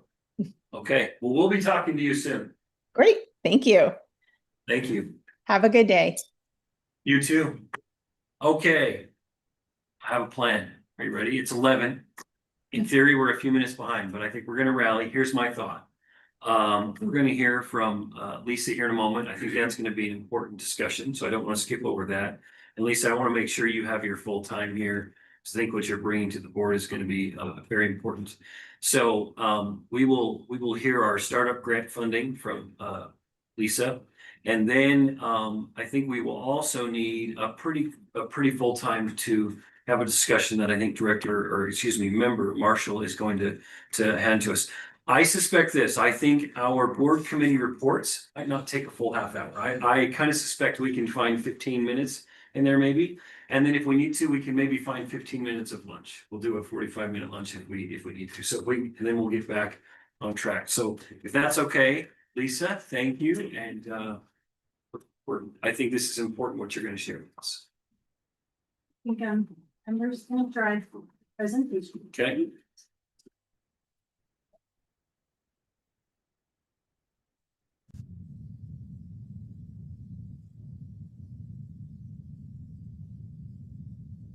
I'll just say this. Do we need a moment? We need a stand-up break? Okay. We're in just a 3-minute stand-up break or potty break, and then we'll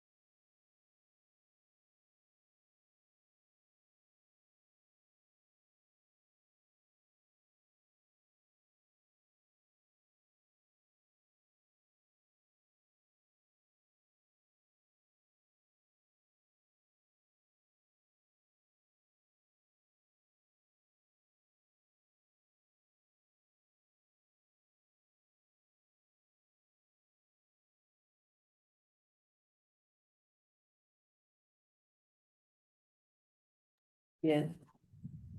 3 brand new board members. So,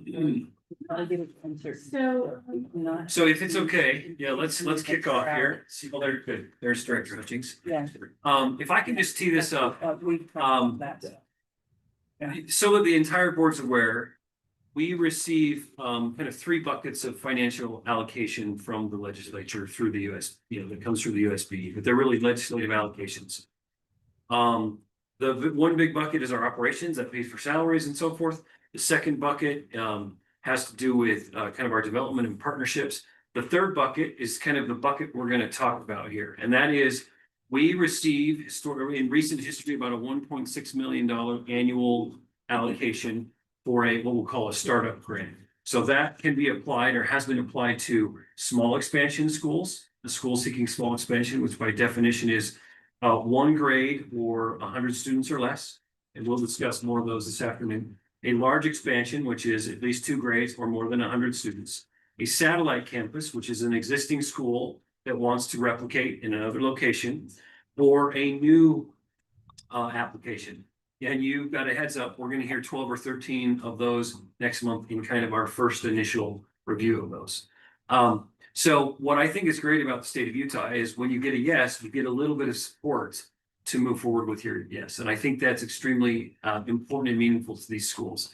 In the fairly recent past, we went through kind of post-COVID, a time where there wasn't really any replication going on for a number of reasons. Okay. But we're past that. The last 2 or 3 years, we've seen kind of, and I think this board has authorized pretty significant growth as far as an expansion of seats available in different locations in the states. So we actually had a carry forward balance on our startup bucket of funding, if you will, and that has been gone through quickly. And I think what Lisa here is going to point out that we can now see the bottom of that well.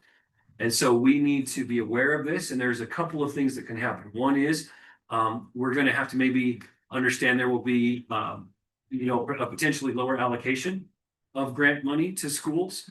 It might cause us to want to have a discussion with the legislature and perhaps, talk to the legislative body about, maybe some resources that could be drawn in to support growth. And there's probably, inner versions of both of those things that could happen, right? As we authorize a school, we just want to be mindful of these things. So with that tee up, if it's okay, we will Okay. be happy to hear. Thank you for giving me this opportunity to present to you today. I'm actually going to we're going to go over funding a little bit at the end, but I am going to give you just a general overview of how the startup grant works. We're going to touch on some law, some rule, and then our internal process for the SCSB. One thing that I do want to mention before we move on is that these grants, while the SCSB is the administrator of the grant, these grants are available to any charter school authorized within the state, regardless of who their authorizer is. So next slide, please. All right, so we're going to start with the law. And again, I'm just going to touch on it. So the law regarding the startup grants is found in 53 F2705, and it states that these funds are to be used to pay for expenses for the planning and implementation of the charter school. It's supposed to be based on authorized enrollment. I want you to keep that authorized enrollment term in mind. And the state board gets to make the rules for this, and in their rules, they need to have the procedures for applying for and awarding the grants, the permitted uses for the grants, the requirements for a charter school to submit a budget, and then a final report on their expenditures. Next slide. So the rule for this grant is found in our 277-554-2. And within that rule, it gives the requirements for receiving a grant, which are that it meets the requirements of basically being a charter school in Utah, which those will, what that means is found in 53G5404. It has a finalized charter agreement with its authorizer. It submits an application for the grant within 6 months of approval by authorizer, and it demonstrates a plan to use the funds within the next 2 full school years. This rule does allow, or it does actually give the, yes, it says that the SESB shall determine the amounts and conditions for distribution of the grant. And then the SESB also has the ability to establish the allowable expenditures, and those are to be listed on the application. Grant recipients are required to participate in monitoring activities. And then if a school changes to a non-charter status within 10 years of receiving the funds, they are required to pay them back.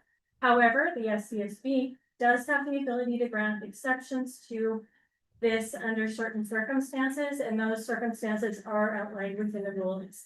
So, next slide, please. So now I'm going to talk about our process for the startup grant. If you've been around for a while, you'll know that what an SCSB process is made up of the policy, the procedure, and the forms regarding whatever we're working on, in this case, of course, the startup grant. So in the policy, at the very beginning, it states that it is the intent of the SCSB to establish processes to meet the duties and obligations placed on it as an authorizer pursuant to 53 G5 101, etc. And then it also gives the requirements for receiving the grant. And then there's some other general provisions within the policy itself as well. Moving on to the next one, we're going to talk about the procedure. The procedure starts out much like the policy with that intent language, but the part that I really want to focus on for you today are these tables. Now, as Vice Chair Biesinger mentioned, we do have different categories within which the schools can receive these funds. So we have 3 tables up there to show you. There's the new school fund, the new school grant, the grant for the satellite schools, and then that bottom table is for the expansions. It's got both the small expansions and the large expansions on there. The new school grants and the satellite grants operate pretty similarly. There's obviously a difference in the amount that they receive, but for them, they receive the funds over a 2-year period. There is a base amount that the school will receive up to 200 students. So if a school were to start with an authorized enrollment of 60 students, 100 students, 200 students, doesn't matter. They would all receive that base amount. If once they reach students 201 in their authorization up to student number 600, they get a per pupil amount in addition to that base amount. So you can see what that is up there. So again, once they hit that 600, that student number 600 or above, so if it's 601, 700 students, they will all receive just that maximum amount. And like I said, that's true for the satellite schools and the new schools. For the expansions, it's a little bit different. There's a base amount that all the schools will receive, and there's a per pupil amount. I always struggle with that. I apologize. A per pupil amount that they receive. On top of that, that per pupil amount all actually starts for the expansions at student number 1. In the case of a small expansion, it is going to end at student 100, because once they have over 100 students that they're asking for, they move into a large expansion situation. And then for a large expansion, it tops out at student number 200. So that's how that works. There are cases where a school could receive just the base amount. So if there's a school that has an expansion where they are just requesting additional grades, that would be a case where they would receive only that base amount and no per pupil funding on top of it. Okay, then we move on to the next one. Talking a little bit more about the procedure. It does state within the procedure itself, I'll read it to you. It says, a charter school authorized by the SCSB may apply for funding under the categories of a new school, satellite school, etc. The reason I'm pointing this out is within our process itself, we do need some refining. And as I mentioned at the beginning, these funds are available to any school, regardless of authorizer. So this is just some language that needs to be refined within the procedure itself, because it does kind of imply that it's just SCSB authorized schools. There's also a one and done provision in there as well. So again, we look at those three categories, new school, satellite school, expansion. We'll call it an LEA, just to make it a little bit more clear. An LEA can receive a grant in each of those categories. So, but they cannot receive a second grant within the category. So just to give an example of what I'm trying to say, let's say you have an LEA, it's a new LEA, they are going to receive an allocation for that first school, that new LEA with one school under it. That is their new school grant. So they're all just gonna receive one. The next one, let's say they come back a few years later and they say, hey, we want to open a satellite. It's like, great, we have a grant for that. So they can get that grant for that satellite. They come back a few years later, hey, we want our second satellite. That's great, you can open that. We don't have any funds available for that because you've already received a satellite grant. But if they say that, so they got that for, let's say they had received that first satellite grant and they come back and say, hey, we have a large expansion we want to do. Great, you can do that. We actually have grant funds for you available because you haven't received any grant funds from that category yet. So you can go ahead and grab that. So it's like a one and done, but it's within each category. Okay, the next slide, please. Forms. In the case of the startup grants, our forms are the applications. We do have an application for each of those categories. We're actually on the next slide, I'm going to show you what's on the new school application. Just because it has all the elements of the other two applications, you just have a different table, and because it is a new school, there are different requirements for training. Things that I just want to point out on that, as I said, we do need some refinement within our process for this. And when the new, so we redid the application and I'm sorry, not the application, we redid the procedure and the policy procedure form. Yeah, the policy and procedure a couple of years ago, but we didn't touch the form. So there's some language that needs some updating in here as well. Like I said before, when I was talking about, I want you to think about that. Gosh, I am so sorry, you guys. That in the law, it states that the grant itself is supposed to be based on the authorized enrollment. If you look at it, I don't know if you can see it really well, but if you look in that first paragraph, it does refer to projected and actual enrollment. So that is another thing we need to refine to make the language more in line with what the law is. Another thing that we're really working on getting to is at the bottom of that first page, you will see that it has the uses or what the grant can be used for. And in there, it has a personnel expense. It's the second or one of those last bullet points. And in 2022, there was language added to it that said it was not to exceed $5,000 per month. Now, this is for personnel expenses, so keep that in mind. This is not just the salary. This is salary and benefits that is limited to that $5,000. The world has changed a lot since 2022. And we have noticed that the schools have really struggled to keep within that limited amount. So another thing that we're hoping to be able to do as we look on refining this is we would really like to see a significant increase in that amount. We think that would help the schools a lot. If we look over at the next page, which is still on here, that second page, it talks about the board understands a few things. One of these things that that it says on that third bullet point is they're going to engage in some mandatory trainings. We have just recently defined what these are, so this is something that we've been working on too, but we have defined what these are and they will be made aware of this, whereas in the past few years, we really weren't sure and we weren't really sure how it was being informed, but this has definitely been defined now, so we're happy about that. Another thing, the fourth bullet point, it did talk in the law about a final report.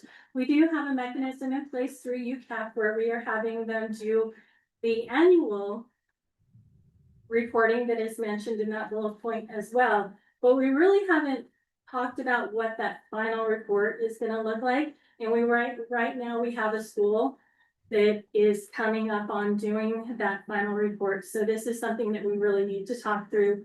How is that going to differ from what's in those reports? Next, slide please, Amber. This is the budget that was referred to. I believe the budget is in law. Yeah, so this is what they fill out, stating how they're going to use the money. So they give us the amount that they're going to use within the category and then the specifics on how they plan to use it. Next slide, please. All right, so this is the funding that was referred to by Vice Chair Biesinger. When you look at those headings, we receive an allocation every year. So when you see 22, 24, CHSU 25, those are just the allocations that we received from those years that has not been spent yet. So at the end of fiscal year FY25, we had $2.6 million left that we had not spent in those categories. We received an allocation of about 1.6. So at the beginning of the 2026 fiscal year, we had $4.1 million that we started out the year with. During 2026, we had $1.7 million in payouts. We received another allocation at the beginning of this fiscal year. So we were able to start with this fiscal year with just over $4 million. And as you can see, we were able to get the funds. So we started out with less in 2027 out of 2026. So far, we have paid out $1.3 million for 2027 because the new schools get their allocations right at the beginning of the year. Which leaves us with a balance of almost $2.8 million. Now of that, because as we talked about when we were talking about how the schools receive the funds, it's over a 2-year period for the satellites and the new schools. So we actually have about $1 million that is considered encumbered that we still have to pay out for authorizations that have already been done. So that leaves us with about 1.7 for authorizations that we do this year. We look at this next slide. Shows you what we've done over the past several years.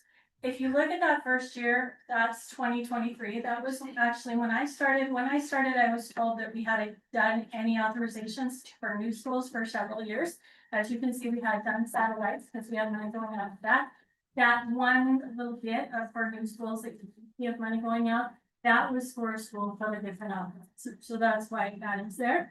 You don't see any money for expansions because at that time we were not giving money out for expansions. It wasn't until 2025 that we started giving those out. So there would have been expansions during those 2 years. We just weren't giving any funds for them. Now, as you can see, 2024 was when we started authorizing again. We authorized 2 schools in that year, so that blue line's coming up. We authorized 2 more schools, new schools, and I'm focusing on new schools right now.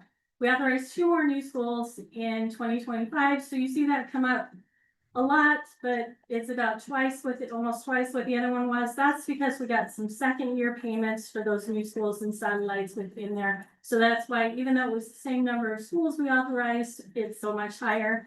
Again, we get to 2025, 2 more new schools. So it kind of levels out because we've had 4 schools again.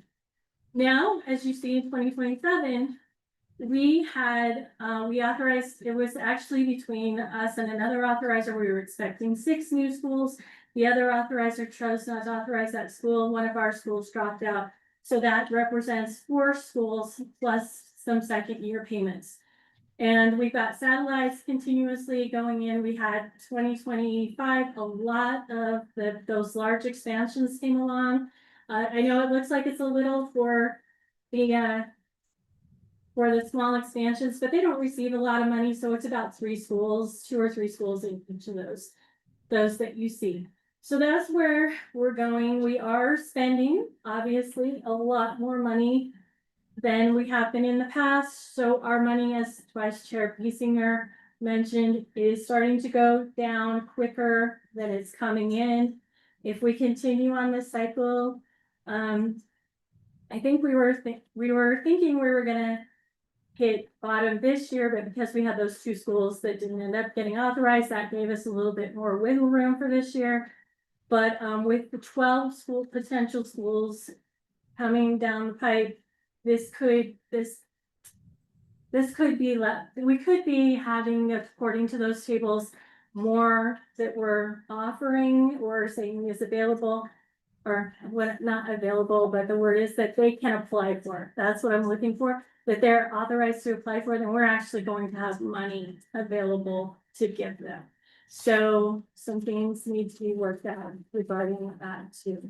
With that, that is the end of my presentation. I'm happy to take any questions that you have. Thank you very much. Any questions from the board? Okay. Okay. Lisa, that was extremely well described. Thank you. Okay. So let's see, our time is 11:30. This is my proposal.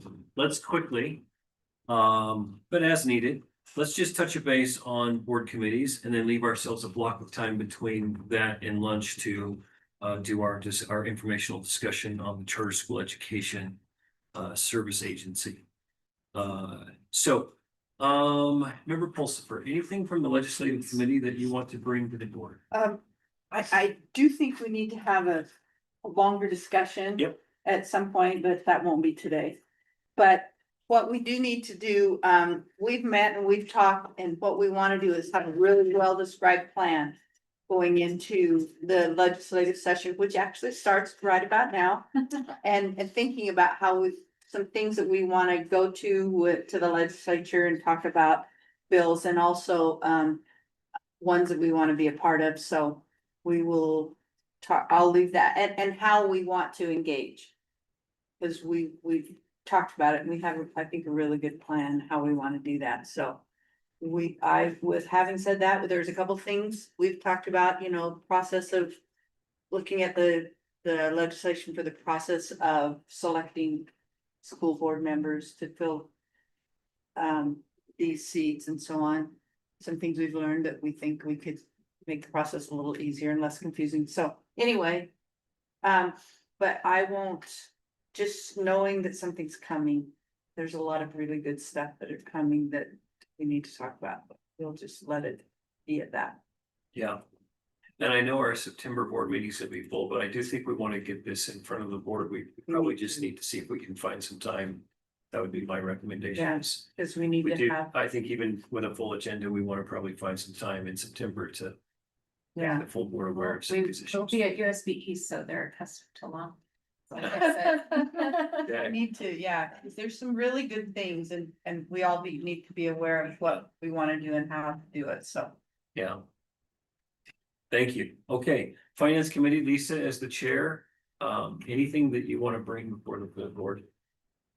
Yeah, we just basically talked about what to expect and so we're looking for when things that would trigger a board meeting, those kinds of things, but nothing substantial. Okay, great. Can I just add to that? And because it piggybacks onto the legislative committee and the presentation that Lisa just gave, but I think, well, we may want to look at trying to, with respect to the startup and implementation grant, trying to get more money for those based on the charter schools that we're authorizing. Yeah, I agree with that statement, and I have learned from Member Pulsifer, it's those in education always approaches legislature like this, legislative member. I am sensitive to that, but at the same time, I think we have an opportunity to have a discussion there about where students are going and resources and appropriate allocations so that we can help kids. Not to just choose choice, but to choose choice with support. So I think our larger discussion about how we engage with the legislature and USB and how we put those things together and what we want will be very, very helpful as we look at potential needs or desires. So, and we have a really great resource, and he's actually put together something that needs to We talked about too. Okay. Thank you. Okay, authorizing committee chaired by Director. We just have, really good discussions about, what was on the consent calendar, our, charter agreements, and as we move forward this year, we have our work cut out for us, but a lot of our work will be done in preparing to bring things to this board. Okay. Do that as scheduled. Great. Now, I will say here too, we have our innovation committee, our executive committee. Not everybody needs to speak today, and we're getting our feet on the ground on these committees as we, coming back from summer. But listed here is the Charter School Education Service Agency Committee. That's a newly formed committee, and I think that gives us a good segue into kind of our agenda item here. So just after 11:30, I think Member Marshall, Phil, let's take till 12:15 and we can shorten up our lunch a little bit. If that's okay, we'll give it the full 45 minutes.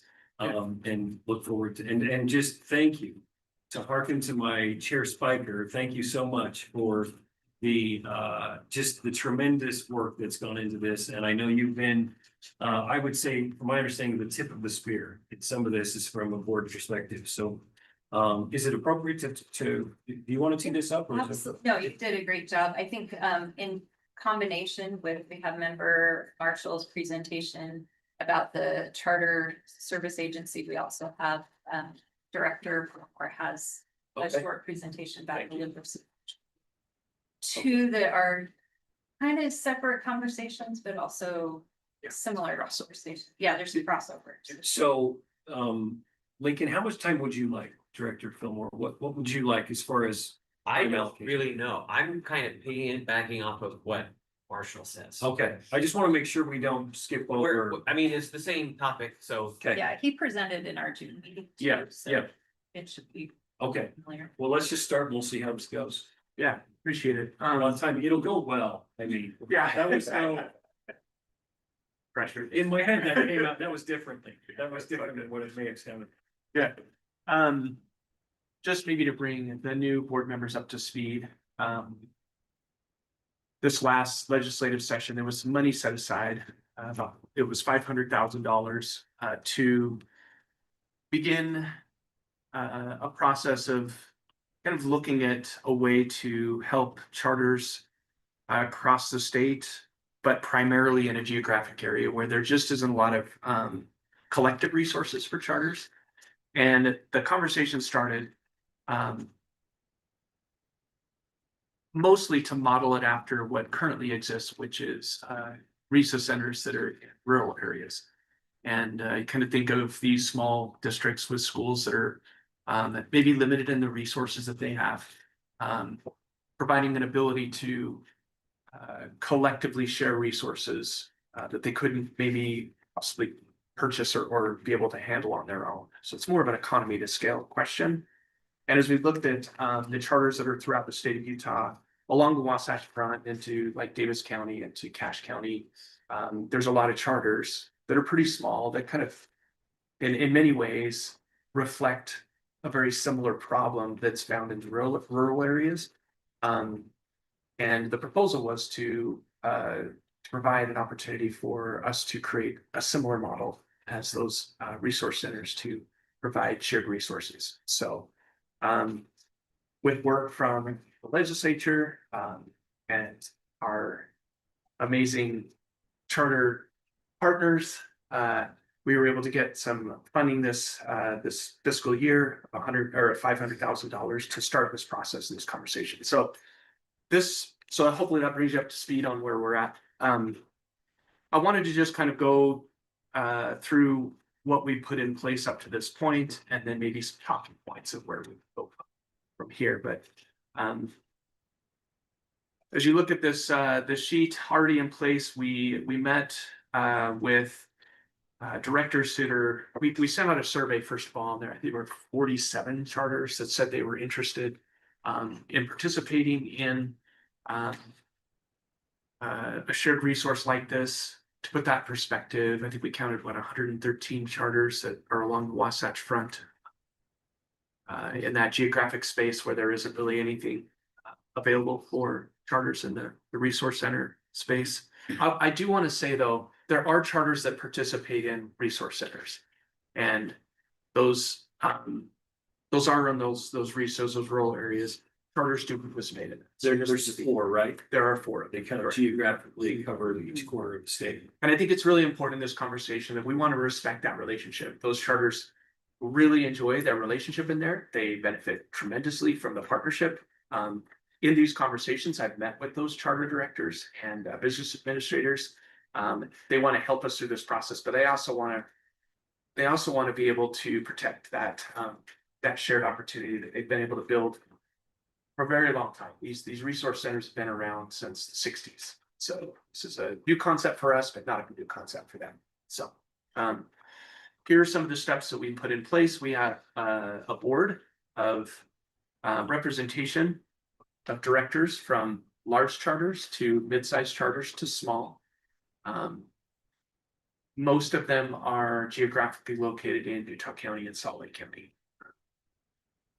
There is some board leadership that's been established, primarily to get some of these conversations started and hopefully move the needle on creating this resource opportunity for schools, charter schools specifically. We have a chair, a vice chair, and a treasurer. We've set up the fiscal infrastructure. We've set up the fiscal agent. We've had multiple conversations with the state just to make sure we're clear on that process and how the fiscal agent, which Providence Hall has been selected as the fiscal agent for the resource center. We've set up the mechanism for receiving funds and managing those funds through Utah Grants, and started the process of putting together some board bylaws. I think a big critical component is that an interlocal agreement for the charters that will be participating. And this could be a conversation I think we can collectively have.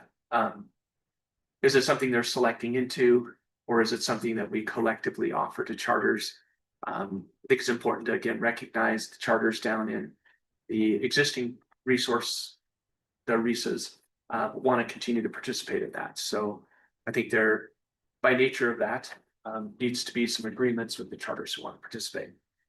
And so establishing what that interlocal agreement looks like and then the services are going to be provided. Talked about the Utah Grants application being kind of finalized. And then I think a big piece is we got to get a director in place to get some of this stuff off the ground. There has been a position posted. We have several candidates that are interested and eager to learn more and go through that interview process. And then I think a big part of the conversation that Senator Fillmore can provide some light on is just the literacy grant funding. I will say that all of the resource centers throughout the state do have a literacy component as part of their shared resource. And whether it be coaching, whether with direct support for instructional coaches, behavioral supports for schools. But when it comes to literacy funding, all of the resource centers have some form of literacy support. So as we kind of think about how we want to structure this, I think that's something we need to kind of consider and think about. And then in our committee, we met a couple of days ago, and we also understand that there's kind of an interesting dynamic here at play where we have this charter resource center, but also we have the state charter school board that wants to partner with this organization. And what does that reporting mechanism look like? How can the resource center report to the state charter school board, make you guys aware of what's going on and the good work that's being accomplished with the funds? So we talked about a reporting mechanism of having the resource center director or the resource center board report to the state charter school board 3 times a year to review for accountability and transparency. And, some things that still need to be resolved. Just some conversation about regional or statewide representation. I think that in conversations with those charters that are part of the resource centers that are currently in existence, I think making sure that there's a geographic representation, I think would be pretty important. And making sure that charters are given the opportunity to kind of select into this will be important. And then really deciding what the suite of services are going to be. right now, I think that can be determined based on the director that gets put in place. I put some possible ideas of things that we could kind of easily put in place without significant funding, and some of them would require some funding, but state cybersecurity and support is a pretty universal one. Coaching, fingerprinting, mental health and behavioral support, driver's education, and CTE support and collective offerings. I'll just add on to this as charters have been granted some of this Apex money. The current Apex grant that we received is a consortium of charters that want to work together to offer direct programs at different locations, and then allow charter students to come from their location to those locations to participate in not just the Apex offerings, but just CTE offerings that are shared collectively among those charter schools. As the Apex grant grows and some of these other charters get brought on board, I think that can be a continued conversation of how to add them to this opportunity, which would be unique for the charter recess specifically. Some near-term priorities, just again, continuing to resolve the structure, that kind of geographic space, the services that are going to be provided, the initial portfolio of services, and then that final participation model. Like, what does that interlocal agreement look like? What kind of baseline services do we provide, and then the higher level services, and then confirming the implementation of the plan. I've got some possible questions you may have. They were ones that I continue to have, but that's where we are in the formation of our RESA. Great, thank you. Yeah. We'll kick it off. Questions? I might just add a comment or two. Yeah. You may have said it, but because I was making a few notes, the $500,000 initial allocation. Yes, we view that as a one-time allocation. that is correct. So I think that's an important distinction. Yeah. Right? Correct. Now, please, because I think there's a comment here. One time over 3 years, right? We get one-time money this year, one-time money next year, and one time, it's a 3-year appropriation. Oh. So does that, what does that? 500,000 a equal? It's year? 500,000 one time, Yep, but it happens thrice. okay. Does that add to 1.5 million? Yes. Okay. That's kind of breaking news for me. That's great. I should. Glad Is to that understand. your understanding? We may want to. And maybe I'm just not as familiar with the language. I know that originally that was the proposal. Taken out. And there were some edits, some iterations to this, and I think it landed at Was that $500,000. SB 186? SB 186, correct? Yeah, okay. Going to replay, going to the replay booth. That's. But it's not in there. It Yeah. ended up. Kim? The appropriations. We wanted 500,000 over 3 years. But it's 500,000. Yeah. Okay. Cause if. So Senator Fulmer. The I was appropriation. gonna say, I'd love to go back and ask. I would, yeah. You are correct in that. Well, originally that was. And I think there's always a possibility of that, right? But but it was, what was it, what do you call it? was An appropriation. underwear and sock session or a skinny cow, whatever. Underwear and socks. Yeah, I think it was, we're gonna wash our underwear and socks session, because that session before was. Was under, yes. okay. And so if everybody doesn't understand what that is, I'm just getting blank looks, you know? Yeah. But it's because years prior, especially during COVID, there was extra money coming into the state. Okay. And they had the opportunity to have some. Asking for money wasn't as difficult. Yeah, 2 years ago when I was still in there, they called us in and said it was an underwear and socks. You know, some Christmases, don't ask for a toy. You're getting underwear and socks for Christmas this year. That's what they were talking about. This is just your basic needs, nothing else. Last year, they said it's even worse than last year. So that's where the washing. So don't ask for anything because you're not gonna get it. That was kind of the idea. That's what that's about. And understanding as we work with the legislature and we have requests, we have to be aware of where they're at, what the likelihood is and that sort of thing, because different years are different for different reasons. Keeping in mind that for current RESAs, typically receive a $2 million annual allocation divided between them, which is 500,000 each. And so there is the potential that as we continue our work with the legislature, something like that could continue. Yeah, it's a little, sometimes a little bit hard to know, it depends, but. And especially with the, I think, initial participation, if we can get, you know, a large suite of charters that want to participate, and we can kind of establish what these core, kind of these baseline services are going to be. I think there can be a strong argument that, you know, the continuation of this, Yeah, especially if there's opportunity for literacy and training. and I think, and we talked about this a little bit, we've talked about going into this. The legislature likes, especially in difficult years, they like to see local effort. You know, that happens in bills and so on, they like to see local effort. And so if this is structured not solely dependent on legislative money, but what REISs were originally started for is a collection of assets at that level, at the local level. We talked a little, like, it's just like, we need to put this through as sort of a grassroots effort. And then whatever can happen in the you know, whatever help is great. But not being solely dependent on it and looking at it as a grassroots effort, and as that those schools are gonna do it without us, with or without us. And so being able to do that. So thinking of the economics of it being a little bit more. And I think the legislature recognizes there is a cost savings to the state when Yes. schools do this. Yes. Which is why I absolutely. think they're happy to have that. And as we're showing that, again, doing the work and the effort at the local level. And then they can see, oh, this is a good thing. We want to encourage this. That's what the thought will be. We want to encourage this, and then they're a little bit more likely to provide funding to encourage what's happening, but it has to be not dependent on them. I think with some examples, now literacy is not in this column, but for me, like, you know, maybe a nurse, I think that's been something that's brought up, right?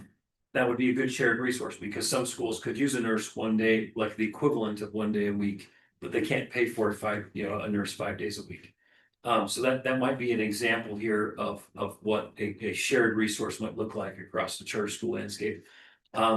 It's my observation that the 500,000, now, if there are more that can come, we'll be grateful, but it seems like we would view this as seed funding, and then as those schools choose kind of these participation options, however that looks, that wouldn't be completely free, right? That would be participating in, if we use the nursing option, participating in 1/5 or 1/10 or whatever of that salary and benefits. So that it is scalable, achievable for a school to have that resource as they need it.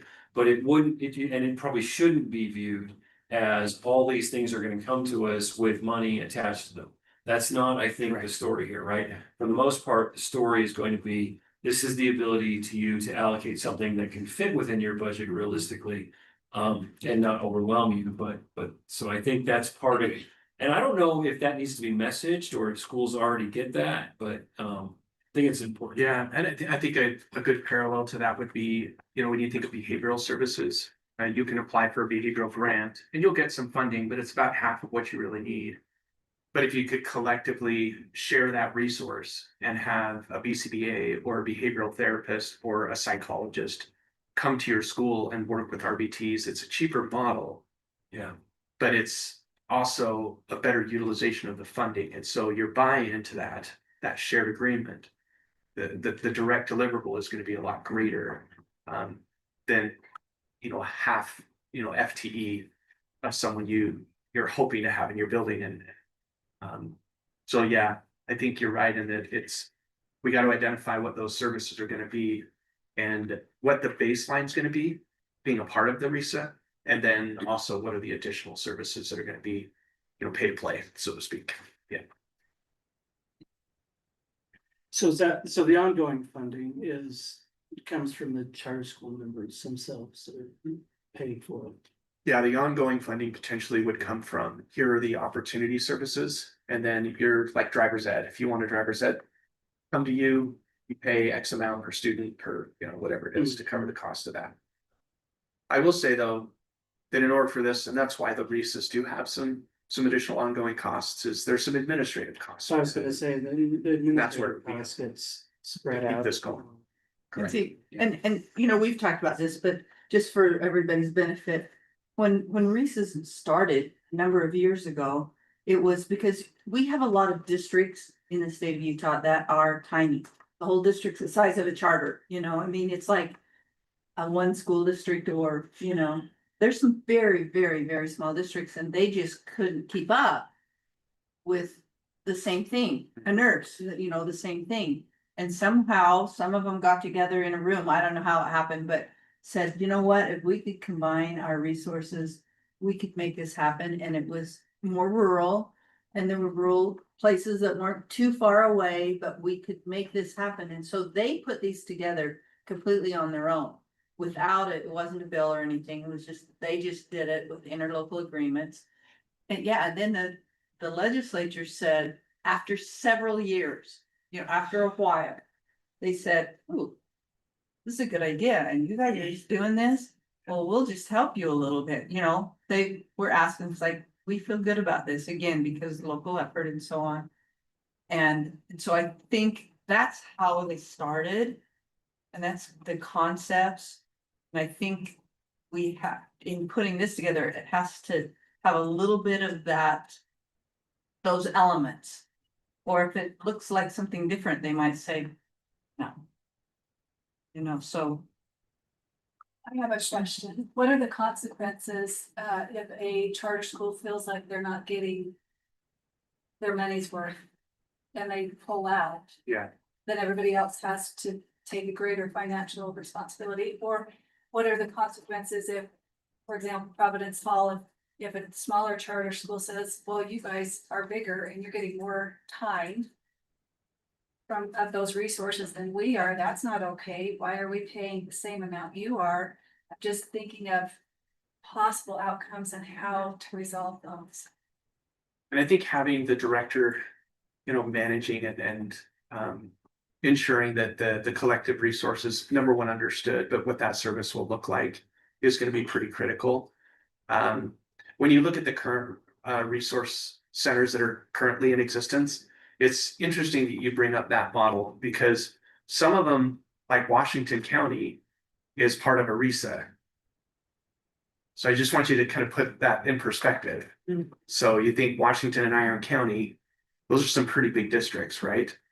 But they also help support a lot of the smaller ones that are more geographically spread out. So I think the bigger ones can actually help with supporting the load, I guess, if you want to say it that way. But that director would work with those schools to make sure that there is some, that's why that interlocal agreement is really important. Of what does that shared resource look like, and having the board be a part of that conversation too, of coming to kind of an understanding of what are some of the concerns.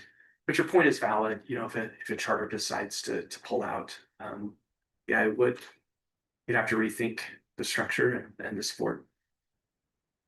I think, well, I mean, a lot of that I would assume would be specified and dealt with in the interlocal agreement, Yeah. and they're typically those. As long as there's some financial obligation outstanding, a member can't just leave, they have to. Yeah, I mean, they have to stay there to support, whether it's to the end of the fiscal year or whatever it is, so I would assume that a lot of that would be covered in the interlocal, and that probably is based on number of students, so larger schools are paying more than smaller schools, and it's not just spread evenly. And to member Pulsifer's point, it's a very grassroots, as a charter director, this has been a conversation that has been going on for ever since I've been in the charter space.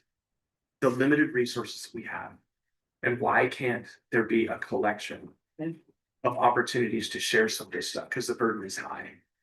And it is a very grassroots process. We're starting from, we got to do this 60 years ago. We get to start it Almost in by 2026. We are a bunch of small LEAs, That's that's just the same as a Yeah. district, right? Absolutely. Even a big school, even a big charter school of 800 kids is still a small. Yeah, and to put it in perspective, the biggest charter representation would probably be APA, yes, and they're 6,000 to 8,000 students. So in comparison of the current resource centers that exist, Park City is much bigger than they are. Iron County is much bigger. Juab School District, all of those are gonna be Millard, or they're gonna be bigger than even the smallest, or the largest, I guess, the charter space. So there's a need there. Marshall, I want to make sure Chair Spiker has a chance to say, share her thoughts here, but a couple of questions I have are like, what do the next chapters look like, right? And Yeah. I said in an earlier meeting, in my personal life, I do way too much, just ask my wife, way too much ready, fire, and then aim. That is what Clint does well in his own life. I would hope this would look more like a ready, aim, fire, except that we can't aim so long, right? We never, deploy the situation, but I do think there is just such an opportunity here. And I personally am excited by the potential here of kind of leveraging this board's vantage point experience. I mean, I hear Member Johnson's comment about an intercreditory agreement. That's right up his alley. He thinks that legally and he just clicks into that. I think that could really help just narrow gaps quickly and build bridges quickly. The comments that just are made here collectively. So I don't think I view this, or any of us will view this, as trying to be territorial at all. But I do want to have the state charter school boards reach and expertise be able to be a part and a value add of this situation. How that looks, probably a little bit to be determined. But what I guess I hope we don't end up with is funds come in, glance off us quickly with really very little interaction, and go kind of appear to optically go out the door to a separate group. I hope that there can be kind of the taco soup ingredients get kind of added here, because I think it will benefit schools. And to Vice Chair Biesinger's point, this RISA, which I think is, but not RISA, but grouping of schools. I love it. I think it's just great. It's such a great thing, but it will be a group of schools. And I think he said there were looking at 47 that are interested at this point. But there's still a lot of schools and some in more rural areas are involved, but not a lot. There aren't a lot that are still involved, but in other words, we still have a work to do. This state charter school board needs to reach out and maybe do some things and help with many charter schools that won't be a part of this and aren't a part of the others. And so just again, looking at what we're trying to do here, and we all have a part to play. Chair Spiker, do you have any comments you want to offer? Make sure you have a chance. Member Marshall, first, thank you. And I know I've said this, I so appreciate your passion behind this project, and I'm excited I'm just excited we have the funding to be able to be having this conversation. With that, I know that there's a lot of kinks that we still want to work out, and that's where we're hoping as a board that we're going to have a follow-up meeting to talk specifically about the RISA and the literacy coach funding. I think too, just for me, one, we want to work out all the kinks, and I think too, I want to really talk through the flow of the funding, and I think to your point, we just mentioned that, but just, being mindful about Providence Hall, and I just think all of those pieces are important for us to consider for optics, and also for just transparency, and that we're really being thoughtful about ensuring that we're able to reach the people that we want to reach. So that's my comment for right now. Thank you. Thank you. No, and I think Chair Spiker brings up a good point. In a few discussions, kind of sidebar discussions that I'm aware of, I actually think there was some thought about perhaps calling a special board meeting. The challenge with our board meeting is once a month they get filled with items. I think this warrants a special board meeting with all due respect to our time, but meet like a Zoom formatted board meeting for a block of, maybe 3 hours or 4 hours. Just with this as kind of the agenda, to really try to get to, some of those details. I just want to make sure we are, the collective voice is, hopefully heard, and I think that will be informative. I mean, I think Member Marshall's done such a good job of saying, yeah, I want to, wants to have the collective voice here and really make sure that this can be utilized to its full extent, so that we can go back to the legislature and say, look, this is, we want to be stewards of your trust and of the funding. So I think that's something that it has been mentioned, and maybe anticipate seeing that as something upcoming in the next few months. Can I Director ask, Fillmore. Ari, can I ask you a Please. basic question? And it sounds like we're dancing around or it's in flux, but our role, the State Charter School Board, how or why are we involved with this? Is that because, and maybe I missed this at the beginning, the grant or the one-time money came to us and then we're the ones that are allocating it, or how? And I'm not asking because I don't want to be a part of it. I'm just to better understand how we can help. What is our involvement, or how are we? Yeah, that's, How have we been brought into this? I think that needs to be understood better by at least me, but I might dare start by saying, I think the legislation contemplated and mentioned the State Charter School Board as a component of this. So I think there is legislative intent, might dare I say. I don't know. Say no, the state charter board was mentioned on the literacy, Okay. not the service center piece. Yes. But I think it was thought of that the charter board would kind of run the service center. I think it was thought of that because the legislature doesn't understand how the charter board works. Right? It's not legally or logistically possible for us to run the service center. But the legislature doesn't know that, I mean, they look at charter schools and they It's never stopped them. in the think past. the charter board will do it.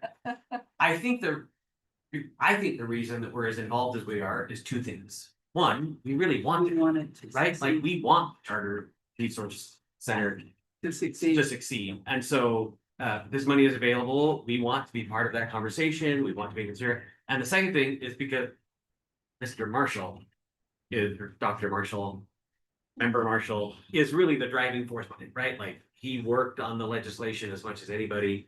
I think he saw it as a great need for his school, started putting the group together. It's like, and ultimately he did. So because he's also a board member here, and the director of a school, I think that and it became a really easy avenue for the State Charter School Board to be part of that. So I'd say those are probably the two reasons. Yeah. But the most important one of those is, I think it's because we want to. Yeah, and we have talked about this. Yeah. And he mentioned it in his presentation, that their board would do a report to our board 3 times a year. And we saw that as an opportunity that for them to have a level of accountability, and for the legislature to see that happening. It's different with some of the others because they have locally elected boards that, in districts, it's a little bit different. And some of the bigger districts kind of take on that role. And so we thought it would help it succeed if we had that little piece in place. So Yeah, correct. yeah. And no, that my question was not in any way that we shouldn't do this. It was just trying to understand, like, is, legislation, is there like a mandate, or there, Because the there's, State Charter School Board will, do it, and they will, follow these guidelines. So it's just getting a sense of how we can help, but under what guidelines. and Member Johnson, this was an interesting thing, the way this came about, because there was a bill. Mhm. And it went through and it got close, but it actually didn't pass. So there isn't legislation that specifies things about this. But the money was appropriated Okay. as a separate appropriation. So there's some good things about that. We don't have specific guidelines, but we're trying to put some guidelines in place ourselves to make sure it succeeds, and they don't need to come in, and therefore do some things that maybe we wouldn't be as excited about. So, I mean, Yeah. is that correct? I would agree. Yeah. It is a question that I've had too. You know, where is the best place for it to land? Mhm. And I think we should give a little time here now You're gonna to, talk about the literacy yeah, component? because that's a So part of this, but it's. Yeah, It's a different flavor. literacy is a component of this because in June, we had, the board voted to use the resource center to facilitate the literacy distribution. I'm gonna back up from that because we have new board members and just remind everybody. Separate from the the service center. There was also a big literacy bill with $16 million that goes to provide literacy coaches to schools. I should say $15 million that goes to provide literacy coaches to school districts. And then $1 million was appropriated to the state charter school board to, in consultation with other authorizers, distribute to charter schools. And that it would be up to the state charter school board how that distribution was made. Where the distribution to charter schools is spelled out in statute. For charters, it wasn't. For districts, it goes to resource centers for almost every district. But there are districts that aren't members of resource centers. And for those, then they tend to be larger. Funding went to those school districts on like a per student average. But again, it wasn't spelled out that way for charter schools. So early on in the process, we started working like, okay, well, $1 million comes to us, we get to decide how to distribute it. But we have to do that in consultation with other authorizers. So we started holding meetings and looking at, okay, what's it look like? Which is probably the easiest way is to just say K3, that's the target. We're just gonna do this on a per student basis, maybe wait kindergarten students lower. Anyway, there were some possibilities, but really that was dismissed really early.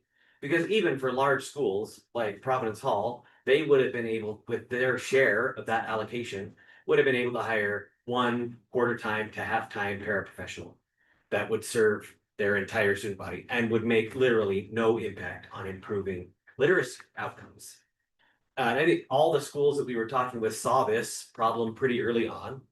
So we shifted trying to think, how would we use this $1 million to help charter schools improve their literacy outcomes? And a plan developed over time, it was pretty widely supported, to centrally hire reading coaches, literacy coaches, to train them and then deploy those out to those schools. So that instead of distributing funds, we would be distributing training, essentially, right? We had to do that in consultation with other authorizers, so we consulted them about that process. So that got pretty broad accepted here, and I think everybody we spoke to agreed that that was the better way to go. And then the question of how do we logistically make that happen? The way that the funding comes was pretty clear that the state charter school board under our current structure could not handle that job. We don't have a person to oversee that sort of a job, and the funding source doesn't allow us to hire a person to oversee that job. But since the resource center was coming online anyway, and it does have the ability to hire those things, we proposed and the board approved to send that money to enter into an agreement with the service center to hire up to 10, however many, but we've budgeted for it would be about 10 literacy coaches.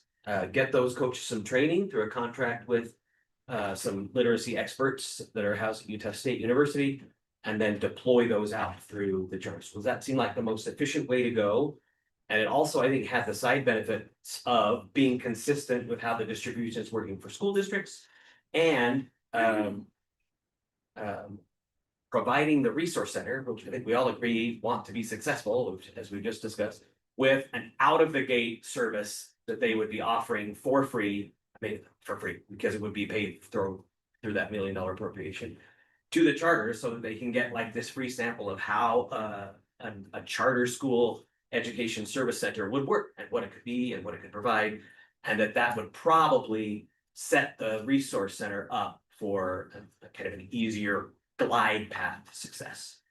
So that was where we were currently. I think there's been some heartburn expressed about that decision more recently. So at this point, we're kind of paused on the literacy initiative and look forward to guidance about how you'd like to proceed.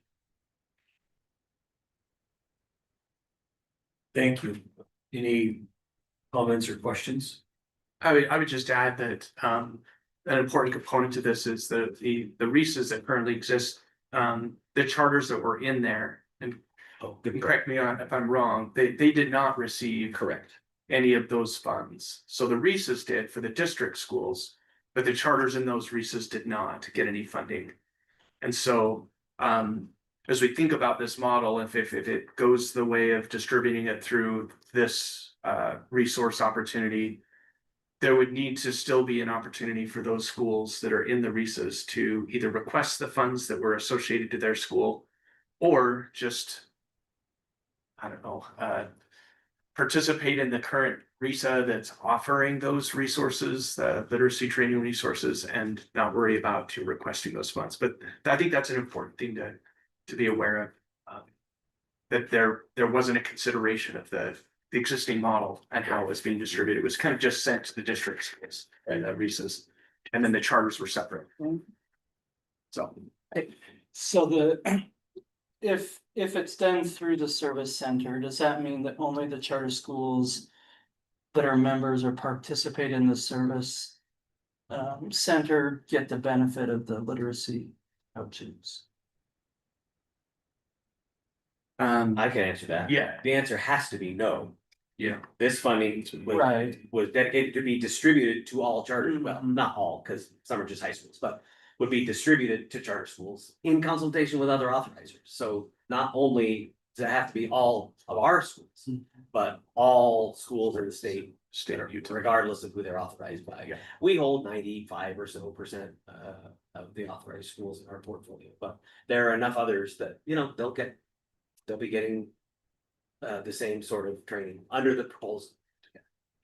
Well, and I have a related question, because my question in an earlier conversation some weeks ago, I think to you, Director Fillmore, was I think the other component of this is the legislature would not probably look well upon us charging a service for literacy to try to kind of expand this, right? That as the allocation, we need to. They look gave at us that the money to do allocation. it.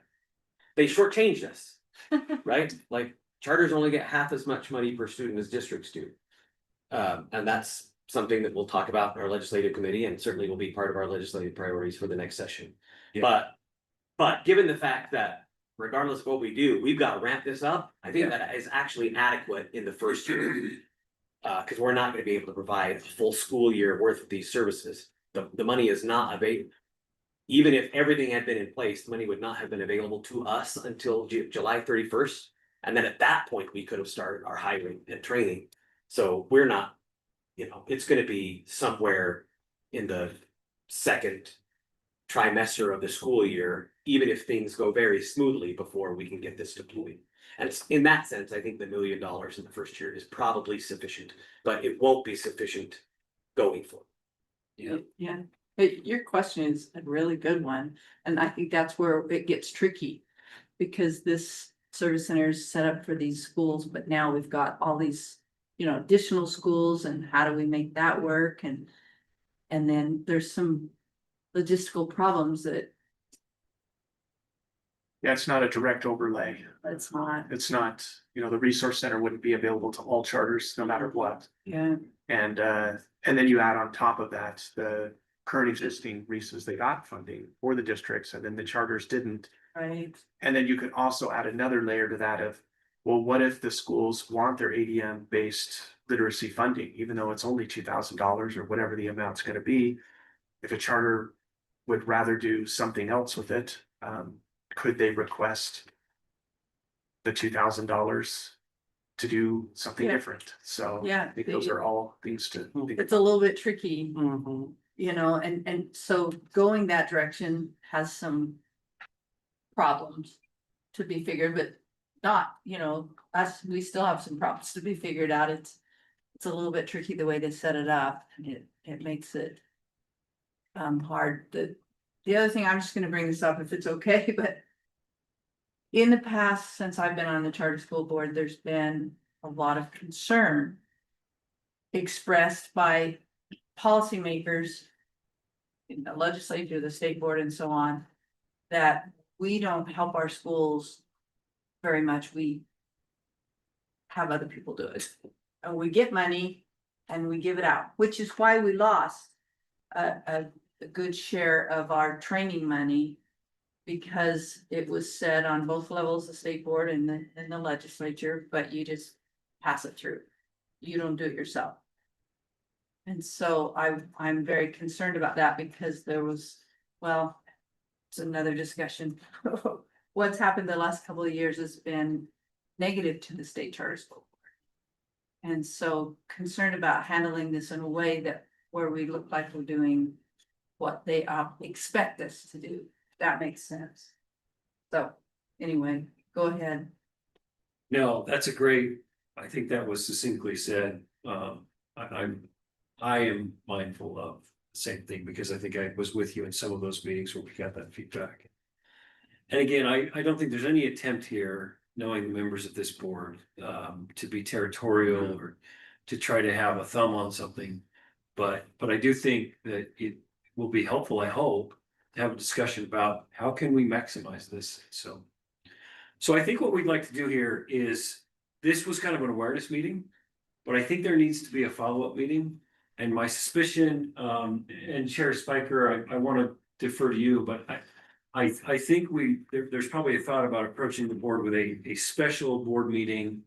Probably, maybe it makes sense to be in person if we can do it, maybe Zoom, just depending, but you know, dedicate a block of time to this just because that's challenging in our current monthly meeting, excuse me, current monthly meeting format. So I think I don't know, Chair Spiker, or do you want to add to that, or?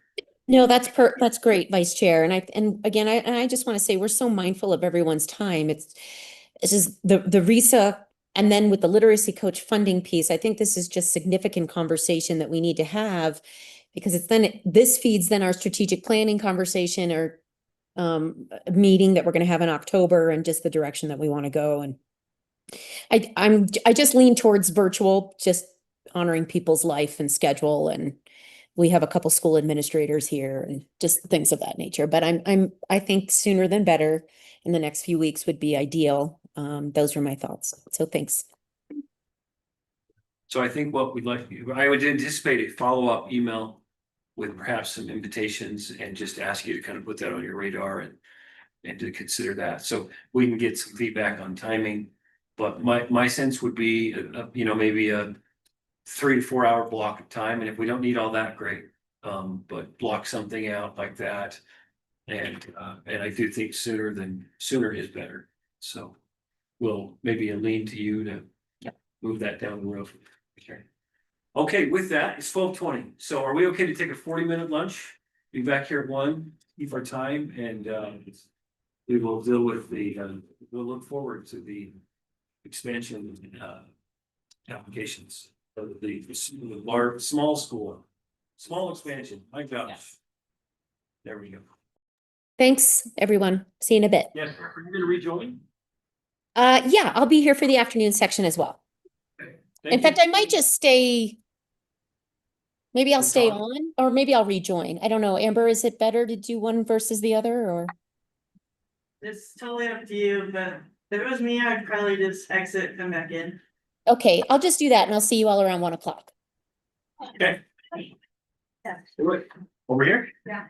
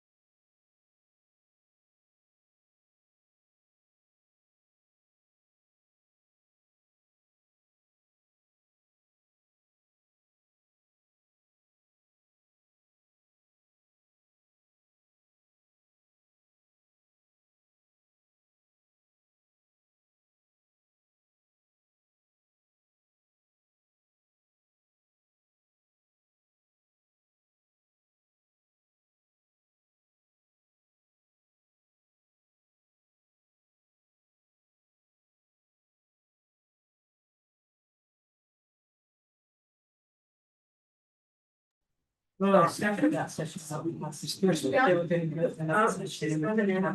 cool.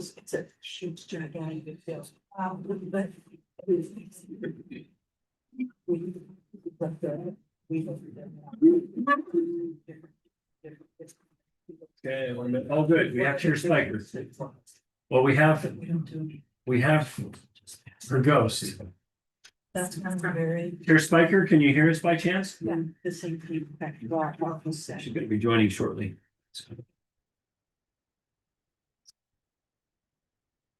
Okay, let's go ahead and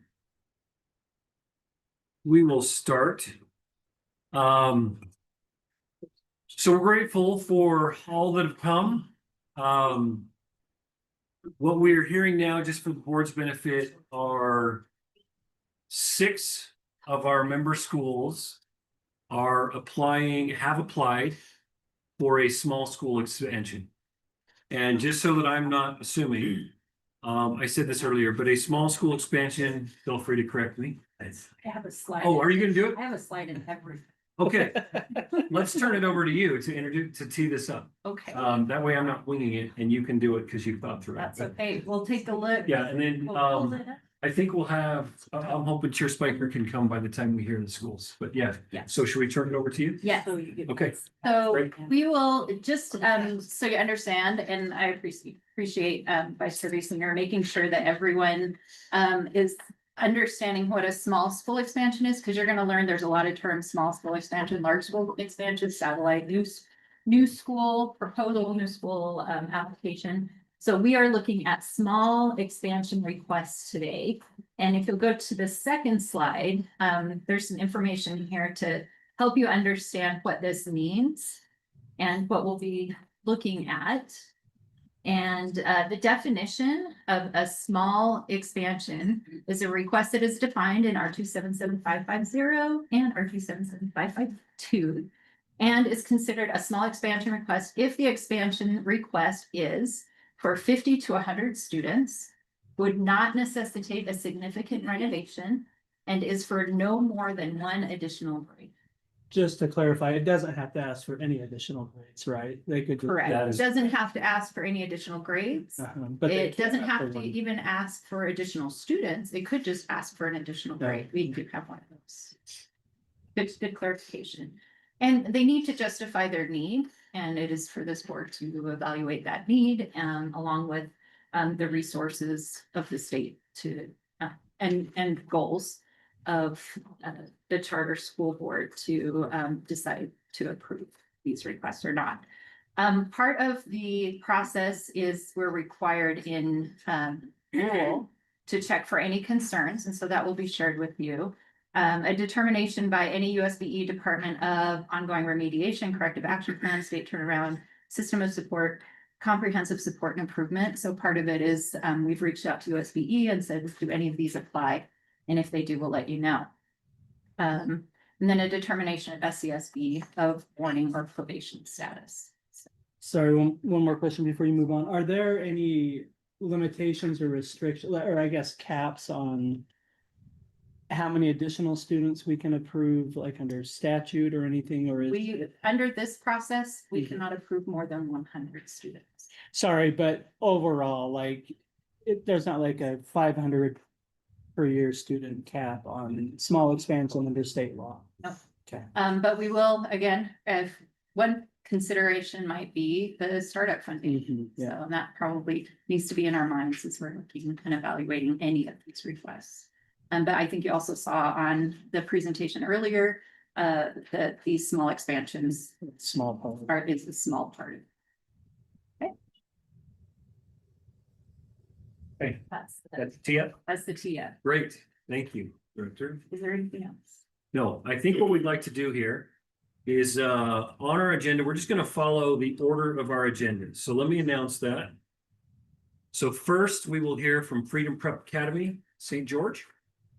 Then we'll hear from Da Vinci Academy, then from New Ames, then from Treeside, then from Utah Connections Academy, and last but certainly not least, Leadership Academy of Utah. So that'll be our betting, and that's because it's on the agenda here. So when your school is called, if you could come to the table, we might even see if Director Fillmore can maybe move this way or something, just so that you have the end of the table there if needed. And then feel free. I think if we can roughly think about this in about 15-minute increments, that would be helpful. We'll have a little bit of slack there, but about 15 minutes. Do the schools have a presentation? I have You some have a- introductory information to share, and then the schools have been invited to add to that. Okay, so you will start, then the schools will add, and then we'll open it up for board questions. That'll be our flow. And then, Director, are we going to vote following each one? It's really up to this board, how they want to do it. I did look at last year to see how you did it. And last year, this board went through these presentations and then voted on each one, just so they had. I mean, one reason behind that is to just have an overall understanding of where each of the schools fall before you start. So meaning we would Vote out. we would hear 6 and then start our discussion That's about voting. Yeah, that's what happened in last year's meeting. Okay. Is Chair Spiker with us? I can't see. I am Chair here. Spiker? I'm here, and that works for me. I think we just want to make sure we have time to hear all of the presentations, and then I would just say the flip side of that is that we could. Then you remember, you vote as soon as you hear. But I think in the case of even Lisa's presentation earlier, it could be beneficial to hear all of them to start, and then that would help us make a more, just educated decisions about all the schools asking for that expansion, the small expansion today. Well, Chair, are you okay if we maybe plan then on hearing all 6, and then we will kind of bring it to a vote after we'll vote for each one by one, but Yeah, we would yeah. not hear one vote, hear another one vote. So are you That sounds- okay with that? That sounds great, and I'll have my camera on in just a second. Okay, no problem. Great, thanks. Okay, so with that then, we shall welcome Freedom Prep to the table. And they may be online because it's St. George, so that could be the case. So we'll welcome you virtually. And I think it sounds like we will lean to our director to start us off. Yep, I'll just start off. There's 3 quick slides for each one. You'll start seeing a pattern. So Freedom Prep Academy, they're looking for a grade level expansion, adding 7th grade to their St. George campus. Currently, the LEA Freedom Prep, they have several locations, is enrolled at 72.5%.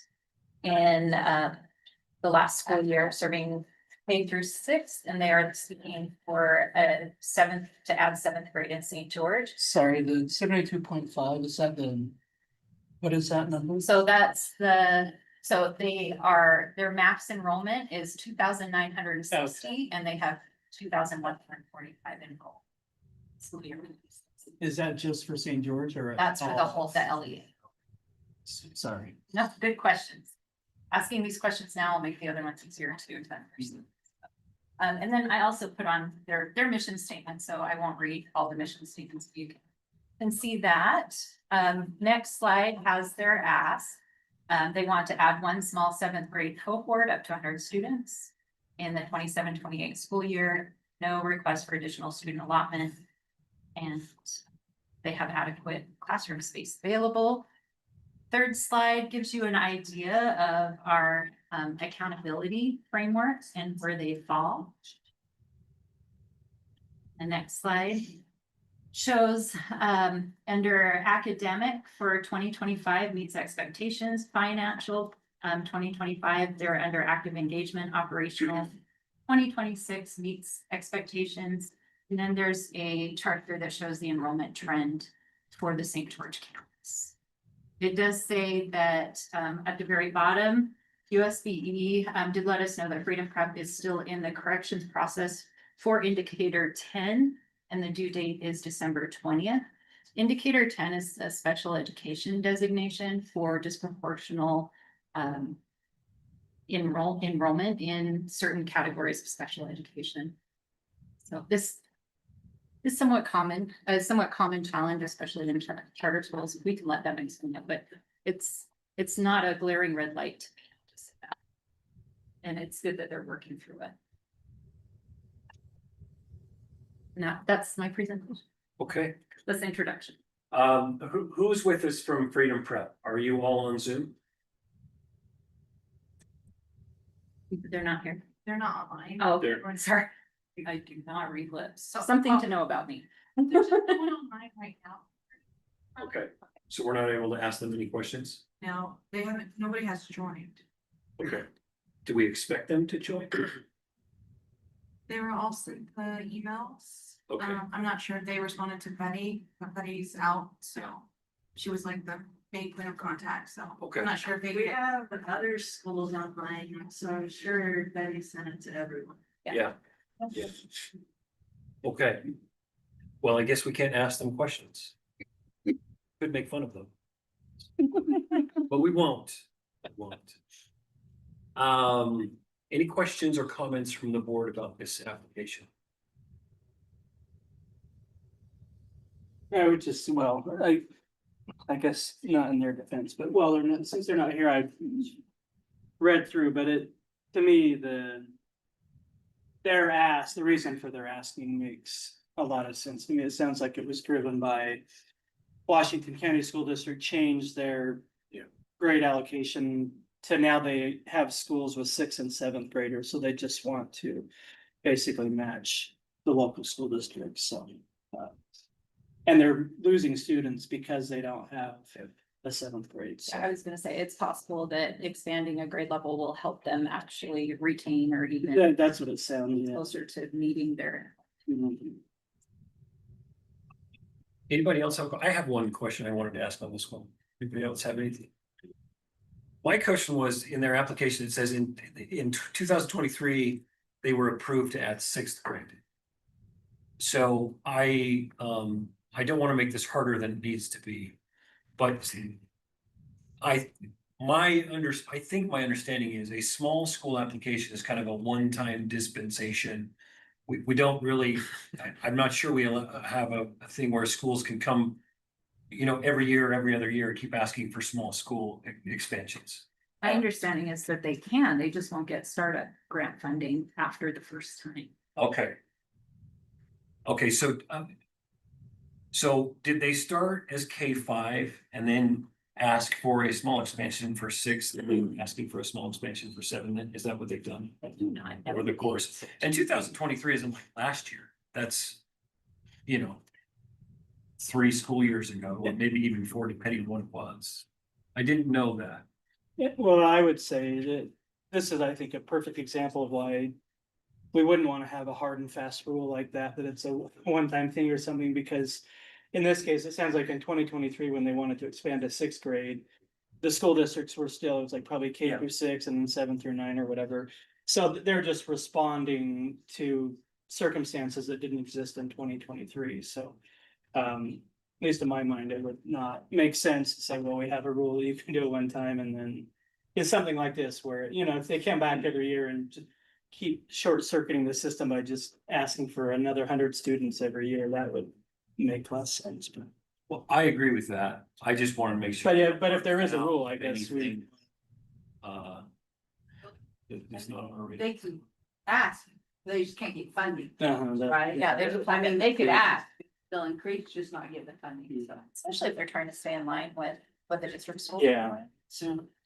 And to me, an important component to this is the enrollment isn't changing. So they're not asking for more students, they're just asking for a little bit more flexibility and the offerings that the students are gonna get. So when it comes to, the added burden, I guess, from a financial standpoint, or that it's not gonna impact their facilities or it's kind of. Well, and to that point too, it sounds like they're in a current expansion, or they just recently did an expansion that will accommodate the extra grade, like they won't even have to, it sounds like, expand their facility to accommodate the 7th grade. So, and to your point, it sounds like the financial burden is not much of it. Do we know what the enrollment of their St. George campus is? It shows 426. Okay, thank you. And what is the cap for that? Basic. Some of that other information, I still want that. About the years that they had it. Oh, sure. So they had students in 2024, they went Feel through free to speak a little louder. 2024, they went through 5th grade, and then in 2025 is when I had 6th grade. Okay, And they have about, fall of 25, That would be at the beginning of the school year. fall of 24, so FY 25, okay. Okay, that shows that they have around 30 students in 6th grade. okay. About, you can, And I can imagine you would have some attrition with your 6th graders if they're gonna be stranded, like that would make sense too, and they're probably trying to avoid that. yeah, because they are more like in the 50s. For Yeah. 5th grade. It would make sense. Okay, So I will say in response to your question about the enrollment cap for this campus, one thing that I learned in preparing these slides is once we start approving satellites, the enrollment cap goes to the LEA, not necessarily to the Oh. campus. okay. Is that all the time or is it like school by, I or think is it? Internally, Uh-huh. they can of course decide how many Right. students at each campus, but as far as our systems go and USBE and USBE confirmed this for me, because I thought it was very interesting. That the enrollment cap goes to the LEA. And just to be clear, you didn't express any concerns that our full-time staff would want to raise. Anybody else have anything? Okay. Well, then, let's thank you and thank them for not coming. And we will set that one to the side. So we will move to Da Vinci Academy. Are there folks from Da Vinci here? Great. I may have my board president online Okay. and one of my school principals. And please introduce yourself. I'm Simon Post. I'm the executive director of Da Vinci Academy. I've been in the position now for 13 months, so not super long. Following Fred? Following Fred. Yeah. Yeah, we started school this morning, so this is my 19th school year at Da Vinci. So I taught, Wow. Wonderful. became the principal, and then when Fred moved on, say I was trained in his tutelage, and here I am. So Okay. we're excited. Thank you so much for being here. Yeah, thank you for inviting me. Is there anybody online that wants to introduce themselves? Yeah, hi. Can you hear me? Hello?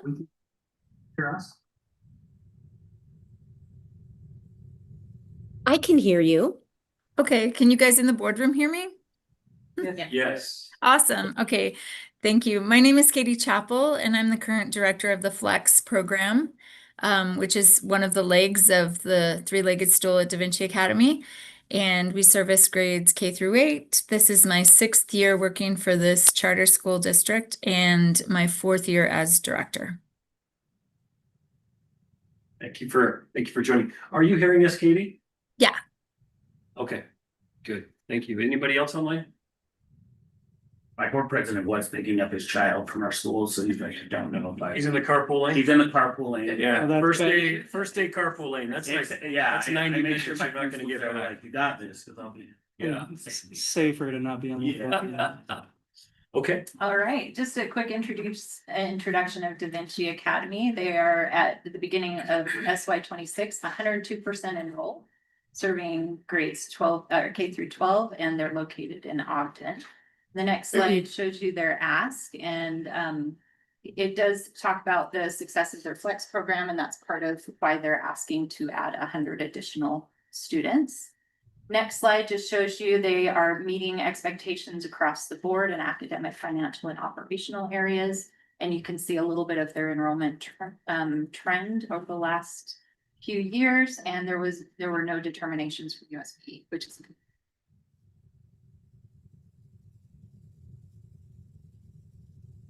great. Is there anything the school would like to? Yeah, I was gonna kind of explain to me, just show up and be ready to answer questions. So I apologize. I don't have a presentation, but Katie, who is the director of our Flex program, is kind of a hybrid learning program that we had added into our charter a few years back. That program is insanely popular. It's meeting the needs of hundreds of families, both in the Davis County and Weber County areas. For many years, we kind of had to stop the program after 6th or 7th grade. It kind of vacillated between the two grades. The reason being for that is it was just, we didn't have any more space. Our traditional on-site programs were kind of occupying what they've been occupying. We came through the COVID years with an insane demand for that program. Following COVID, there was kind of an exodus of people getting back, putting the kids back in school full time. That's why when you look at that trend line, you notice that dip of enrollment. Katie has been our director. I think this is her third full school year. She has done an amazing job to build a solid program that's very consistent. We're getting great results out of the kids that are enrolled in this program, and we want to take it. So we have all grades, right? But we want to allow our flex students to matriculate out through high school. Would you explain flex? Is it Yeah. part, on flex? Part on site, part at home. We have families that work with our licensed educators. We provide a set amount of curriculums to them. They're all state approved, right? And we vet all of them. It's a very dynamic program to allow kids. They come outside day and a half a week, and there's Mondays are for remediation.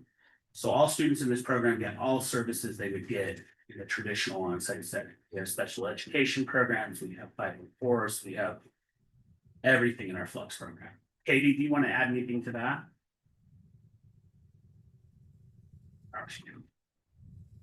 Maybe.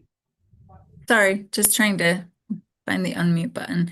Yeah, I was actually a parent in this program. I found this program when I first moved to Utah, and I loved the results that I saw within my own 3 children that went through this program. Got back to work in education as a teacher first in this this arm of Da Vinci Academy, and then worked on my admin endorsement and applied for the admin role when it opened up. And I just believe in this program from a personal, perspective. It's really benefited my own children who are now young adults. And I feel like a lot of the skills that they learned in just like self-determination and being able to think outside of the box and look at education through multiple lenses, hands-on learning experiences that it gave them was super beneficial. And I think those are all the same benefits that our current families and hopeful future families are looking for. And so that we have a large demand. We currently have lots of people wanting to get in, but can't allow it. So I think that the ask is very justified as far as the demand. Katie, is it based on a 24 credit diploma or 28 credit diploma? I'm actually the admin for K through 8. So the secondary program would take on the Flex model. Our secondary program would then, as these kids matriculate up into 9th, 10th, 11th, and 12th, they would blend into our current secondary program, that was the very first program that was established with Da Vinci Academy 20 years ago. So they would blend into that program, and right now it's 28 credits, so it's not a 24. It's a 28, okay. 28 credit. Okay. Yeah, and that's part of the push, right? Is these families, when they get to that high school age and they still want flexibility that this program provides. Short of full online schools, which are great and serve a purpose, they don't have real options for them to go. And so we would like to keep them with us and keep that model going forward. So. I just wanted to ask a clarified question. So what is the school requesting specifically? Adding 100? Just Seats. 100 seats. Okay. Yeah. To allow our flex program to expand beyond 8th grade. So it sounds like it's 100 seats, but it is to accommodate the 9th through 12th grade. To add kids to that program Okay. Into the program, right? So you're not gonna, in 1 year, add 25-9, 25-10, 25-9? no, not in 1 year, no, but Okay. just to allow this program to grow up, and we have to adjust where we can with the demand. Yeah. Okay. And I asked the same question. I just don't want to run into a statute issue. Does that feel like a 4th grade expansion? Or, I mean, I hope it doesn't. No, it's just 100. They already have those grade levels and Yes. so we're not. Well, that's true. Right, Yeah, that, when I I just thought that through a little longer. When I staff put this earlier out, in the nice. spring, that was what I was told as well, because we already approved K-12. Yeah. That was a bad. I was up late and tried to, and yeah. I should have thought that through. Better to ask the question. No, that was not. I guess another question for you, I think I know the answer, but so these 100 students are, it sounds like they're to expand the flex program. But it just increases their authorized enrollment that could be used Mhm. in any. My question is kind of along those lines. If you pick up these 100 students in the K-8 model, do you have the capacity to, if you do retain these students, to be Yeah. able to maintain them at the high Yeah, school? that's a great question, right? So coming out of COVID, we've had to, be very nimble about how we offer our programs. And we have a good amount of kids who we have to be flexible with their schedule and how we deliver their content. Our path forward with these kids is we kind of have two pathways, but it's not 25 kids per grade, right? My secondary program can absorb 9 to 12 more seats, right? I probably would say I have 15 to 20 per grade that I can absorb without having to add staff, classrooms, or anything of the sort. The idea would be a lot of the kids that are clamoring for this are very motivated students. They want to take like AP level coursework. Up in Ogden, they want to go to the Ogden Technical College. And so a hybrid between us getting them to those places and we're that vehicle for them to do that. So we are tight in the high school, right? But there is space, yes. And I have flexibility within our scheduling with the current staff that we have, where worst case scenario, I could give prep periods for Tuesday if I was up against the wall about it, but I don't anticipate that happening. My AP courses, for example, are running in 15 kids class, right? And so we want to push that closer to our cap of 24 a classroom. So that's kind of where we have felt the space is there for these kids as they matriculate out. But it's not to necessarily enroll more on-site students, right? The number we have in that building, we're good. Like we'll go full. So those are great questions. Any other questions? I will just say props to Da Vinci. I love, I've had such respect for what Da Vinci's done over the years. I don't know how many of you have been able to be at the Da Vinci campus, but it is such a cool, it kind of borders like this, downtown area. It's kind of where downtown retail meets downtown warehouse. And they've just done such a great job of kind of building an identity in that community. And they have this very kind of urban campus. They have a campus a little bit south of their other buildings, so they're not all in the same exact building, but they're kind of on the same block, if you will. But and you can see by their metrics, I just think largely Da Vinci is a huge success for that community. So I just appreciate that. Give you that. That's great. Worked hard at it, and I do appreciate that. I will say, yeah, a big focus is to maintain our permanence in the Ogden community. We love the Ogden community. We are the Ogden community today. So I invite all of you to come up whenever you're in the area and stop by. Love to take you on a tour. It's cool building. Old canning factory is what it used to be. Yeah, it's really. Anything else from the board? Okay, we're right on 15 minutes. Way to go. Thank you. All right, New Ames. New Ames is not here physically. New Ames online? Oh, Taggart. Yeah.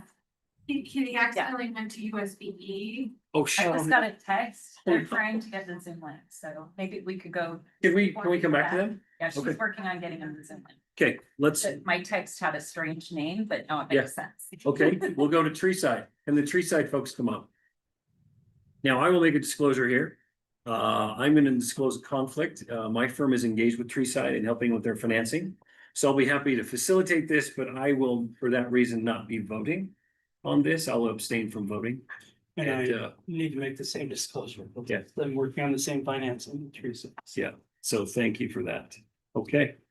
Director Hutchings. Getting the director for Is- claims. Oh, do you need to make a? She's good. She's Sent there. it to Claudia. Okay. Okay, if you need to talk to them, that's totally fine. If she could introduce herself, I'll send it. Okay. Text. Rachel, please.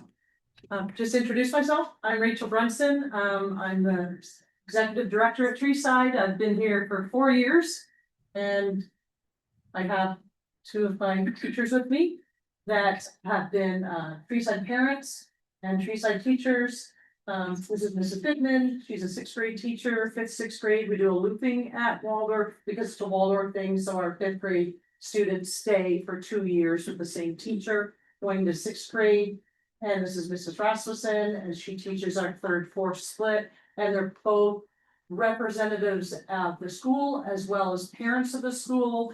And so if my voice gives out, they can talk more.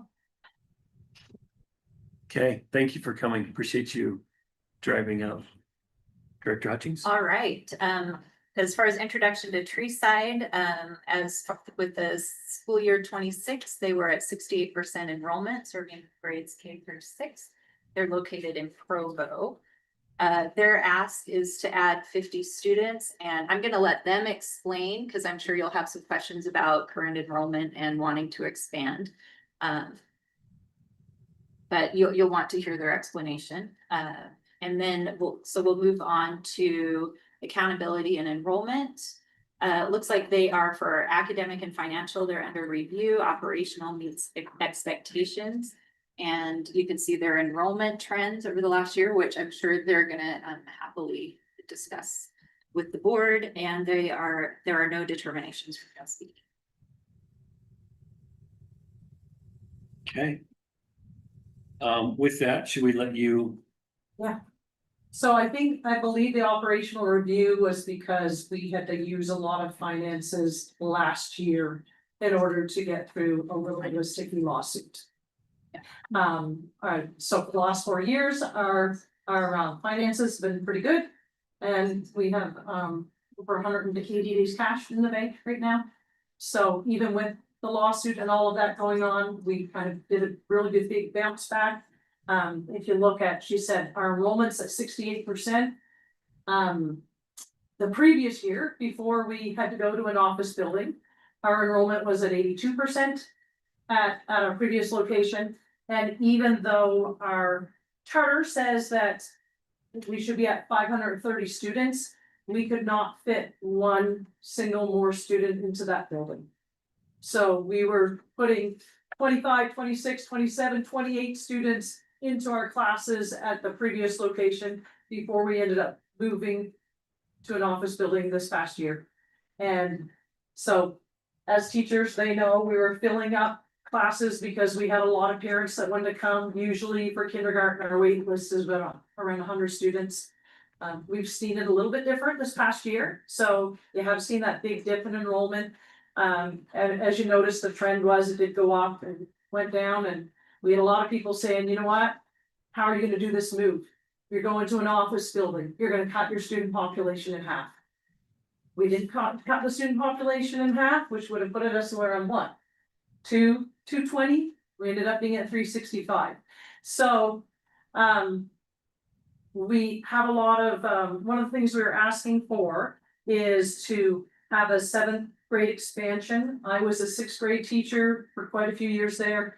I've been in education for about 30 years, and parents kept coming to us and saying, when are you going to do 7th and 8th grade? When are you going to do 7th and 8th grade? Because the Waldorf model is a K through 8 model where the students don't go on to in their 7th grade to have like 7 different classes. They stay in a model where they had the same main teacher, and then they just split off, for different small things like science and Spanish and stuff. But it's a different kind of model, which is a Waldorf inspired model. And our parents have been asking us for years. And I just found this driving up in the car because I wasn't here the first year. And Mrs. Goodman came to the school with her son. Can you explain that? Yeah. I brought my 4th grader to Treeside the very first year they opened, and there were several reasons for that, but a big reason was it was my understanding that they would be adding 7th and 8th grade. So for a few years, and for various reasons that didn't happen. But now, as a 6th grade teacher, every year my parents are, are you gonna do 7th grade? Are we gonna do 7th grade? Do we want 7th grade? And because Nebo has a middle school that has 6th, 7th, and eighth grade together. Every time that I teach sixth grade, I lose a handful of students whose parents are like, we would love to stay here, but we don't want to throw middle schooler into seventh grade in the middle where all these kids have come together and now they all have their friend groups and we're gonna put our kid in with no friends. So we just feel like it's better for them if we put them into sixth grade now, because they'll have to go there in seventh grade, right? So I think adding seventh grade will be huge for our school and for our families. Could I just clarify? I'm sorry, is the ask of 50 students and adding a seventh grade? We did, and the reason we asked that is historically, we're maxed in kindergarten.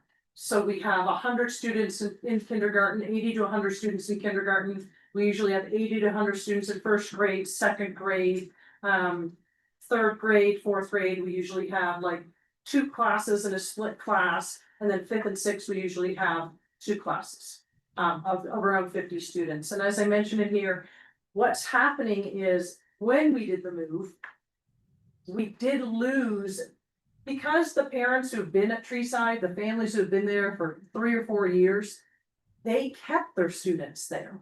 The third, the fourth, the fifth, the sixth. They were like, we trust you. We like what's going on. The students that we lost were like our first and second grade, where they had just come to Treeside in kindergarten, then all of a sudden it's like, oh, wait, you guys are moving to an office building? The parents that stayed in third, fourth, fifth, and sixth, where enrollment's grown, are the parents that have been through the flood, had been through the fire, had been through the bankruptcy and all that stuff. And they're like, we trust you. And so our upper student population has grown significantly.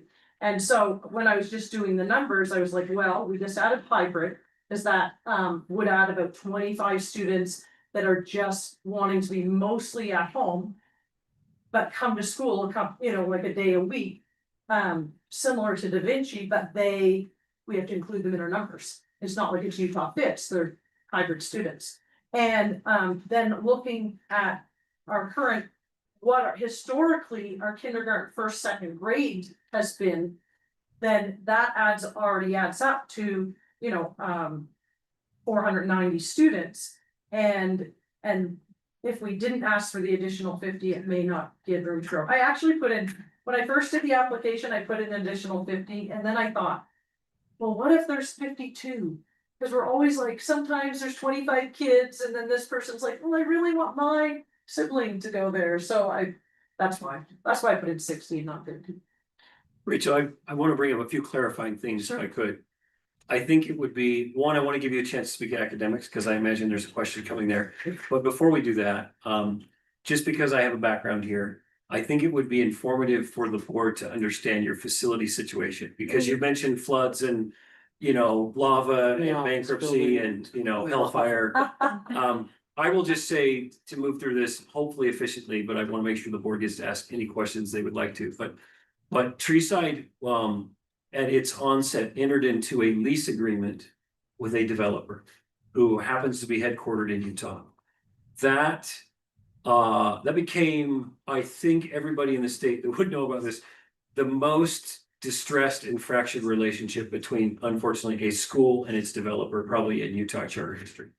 There was just a divide there. And that turned into a many years, 5, 6, 7 year challenge. It went through court systems. The school only declared bankruptcy because they did it as a protection. Now, one might argue that was not wise advice they got, and I don't think any of these decision makers were here, but they did receive counsel from their legal counsel to enter bankruptcy as a protection, to protect them against being evicted from their lease, and to perhaps maybe have some sort of avenue of renegotiating their lease or purchasing their building.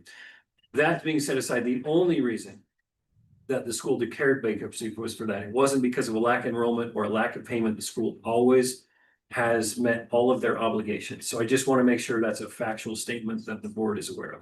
I think the other thing that's factual is, back to your point that was raised earlier, the facility in your case was your kind of bottleneck.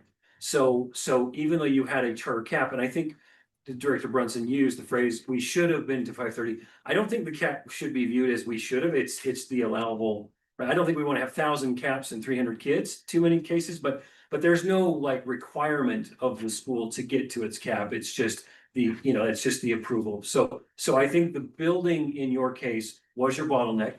The result of this multi-year fight is there was finally an end, a settlement, and the school settled and they have left that building.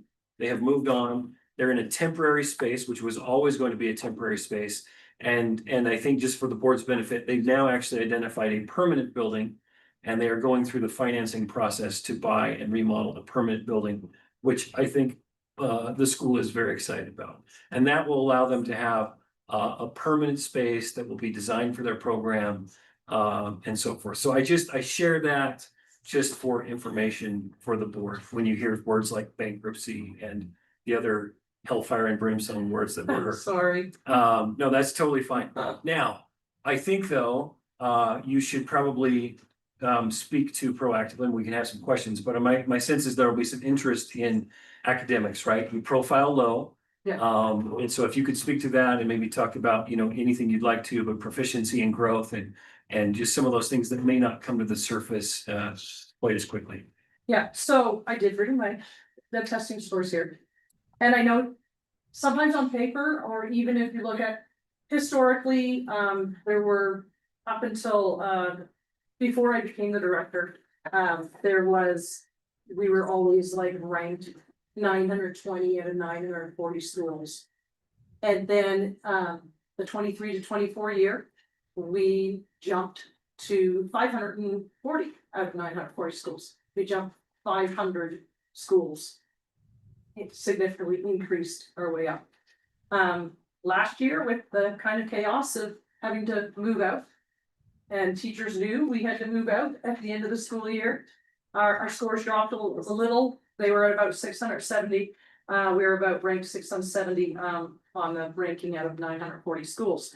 But I've got this past year's school testing, and it's interesting because they look a lot at math and reading, but we've made significant increases. We got a nice little certificate from the state for making 30% growth. A lot of our students that come to our school are socioeconomically disadvantaged.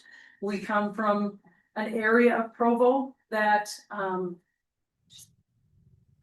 is close to what they call the other side of the tracks. I used to work at Franklin Elementary in Provo School District, and they're actually thinking of closing down Franklin Elementary and a couple other schools in that area because of low test scores.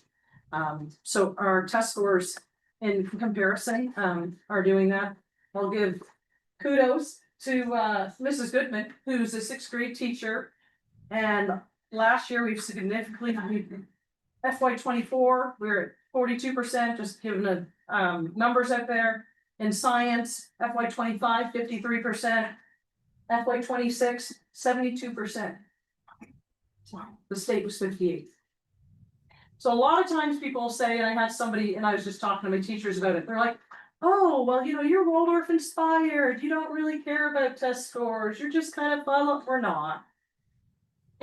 We do both, there's a balance in everything. But this past year that you guys have the results for, because you guys don't have the new results for this year, our 3rd grade was at 7% proficiency in math, and that's gone up to 26%.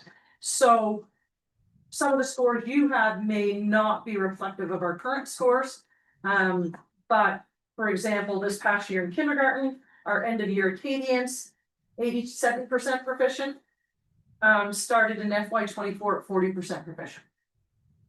And kindergarten FY24, math end of year, 48% proficient in FY24, 70% proficient last year.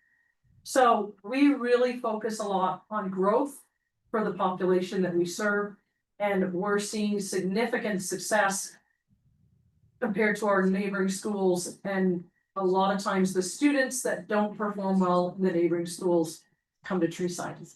And that's one of the reasons that we did our hybrid situation, because not every child is a cookie cutter. And what works for some kids doesn't work for others. And we try to find that balance for what works for kids. Questions from the board? Comments? My question kind of centers around the total enrollment. The previous request was to increase a grade, but not necessarily the overall enrollment. Just curious, could we still honor the increase in terms of your availability to 7th grade and still allow for your enrollment cap to allow you to bring those students in without changing your ask, meaning adding the 60 students may not necessarily be needed, I guess what I'm trying to get at. Can we just increase 7th grade and Yeah. I allow mean, you to? We would be okay with that, yeah. But I think, but then we may, with our capacity at our new school and with adding the hybrid program, we may be coming back and saying, hey, this is where we're at. We feel like we can get, we feel like we can, and then we may be coming back and saying, hey, can we do an increase? And if that's allowable, or is it like, because I know Clint and I have had this conversation before. Is it allowable to keep coming back and asking? Like, hey, now we're at this, now we know that our enrollment is here. Yeah. It is allowable. Yeah, I learned something today, Rachel. I thought the small school expansion was a one-time dispensation. You can actually ask for more and more, but there is a grant historically that's been associated with it. That is a one-time allowance. So I guess that would be the trade-off here from the board is if there was an okay on 7th grade, but not an increase in cap room. And then when you came back to ask for either an okay on 8th grade with an increase in cap room or something. My understanding that I think I learned today is that you would get the small amount grant, whatever that will be one time, but you wouldn't get that in the future, but you can ask for incremental small school allowances. So. Yeah, and it's less the amount of students going up is that we would really like to do the 7th grade. Yeah, that's kind of what I figured you were asking. But I also did want to assume with some of the other changes you were making that you had accounted for some increase that I just wasn't aware of. The capacity of our new building, we would be able to have that. I think, looking at the numbers, if we did have 100 students in kindergarten, 100 students in first, 100 students in second, which has historically been between 80 to 100 students in each of those grades, then we would be reaching our max. But just out of curiosity, you may be able to speak to this or not. Where is your new location? I don't know. Oh, so we are at 235 East, 1600 South in Provo. It's like it's kind of it's in a cute little, like it's by Rocky Mountain University, the old Novell campus. But we're in one of those office buildings right now. And we have like 3/4 walls and I'm just saying, if I was a parent and I walked in and you're like at 3/4 walls, I mean, I'd maybe walk out, right? I can't believe 365 students stayed. That's just my personal, I probably wouldn't myself because I like an adventure, but anyway, so we're on the Novell campus right now. We're in an office building. Our current landlord, we're buying a building from them on 7.25 acres. It's already a 49,000 square foot building, which would accommodate the amount of students that we have. And we're really excited because we have places to have our Waldorf inspired community. And I feel like we can actually be the school we've always wanted to be. And that you're the only immature building. There are no other tenants. Right. I do have a question about academics. It's good to hear that your numbers are going up. Yeah. I think data is important, especially reading and math data is very important. Is it going up because you have a systematic approach on how to raise those kids to a higher level? Yeah, so the younger students are the ones going up the most, you know what I mean, as we're moving through. We're like, okay, when I started on, we're like, okay, what do we need to do to make sure these students have the foundational skills in order to move forward? Because we feel like some of the other students, I'm not trying to toot my own horn. The time to two. Yeah. I've been teaching for a long time. I've taught in private schools, I've taught in public schools. I came to Treeside and I'm like, what do you mean nobody's licensed to teach? Like, they all had LEA specific licenses. Come on, guys. And so I helped probably about half the staff get their license before I was anything. I was just a sixth grade teacher. Like, there's something's going on here. We're not just a Frufi Waldorf school where you come in and you do art. We've got to get those scores up. And so we have a different approach to our kindergarten, first, second grade, where everybody has all the teachers in kindergarten through second grade have a teaching aid. And we had certain times during the day where they're all put in the groups of 5 or 6 kids and they're all reading on their level. And we've seen a significant boost and a growth in their scores, but that's moving up the pipe, right? With their scores. So that's why our Acadian scores, which is our kindergarten, first, second, third grade scores, are so much higher than our RISE scores.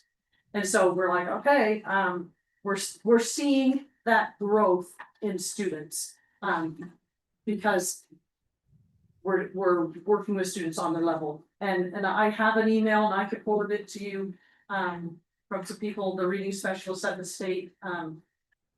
Julie said, what are you doing? How are you showing such growth with those kids? Because they're coming in not even knowing their sounds of their letters, because the student population we're from. So I can show you guys this. It's good to hear. It's good to hear you are emphasizing getting their license. I know. Everybody's licensed. Yeah. I think we have one LEA specific, but that's how it started out. Yeah. Great question. She was here in the first. These two have been here since the beginning.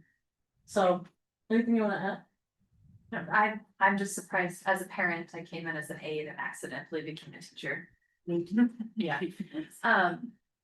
But I did get my license at the beginning, but anyway, but the promises that were made for the school that I was hopeful to bring my child to, they weren't met at the beginning, and it was a really difficult struggle for my child and for me. And then I became a teacher and I could see different pieces of it and I wanted something different. And over the last few years, in particular with Rachel, it's becoming what I had hoped for my oldest, who just graduated high school. I have a 6th grader who just graduated and is going to 7th grade.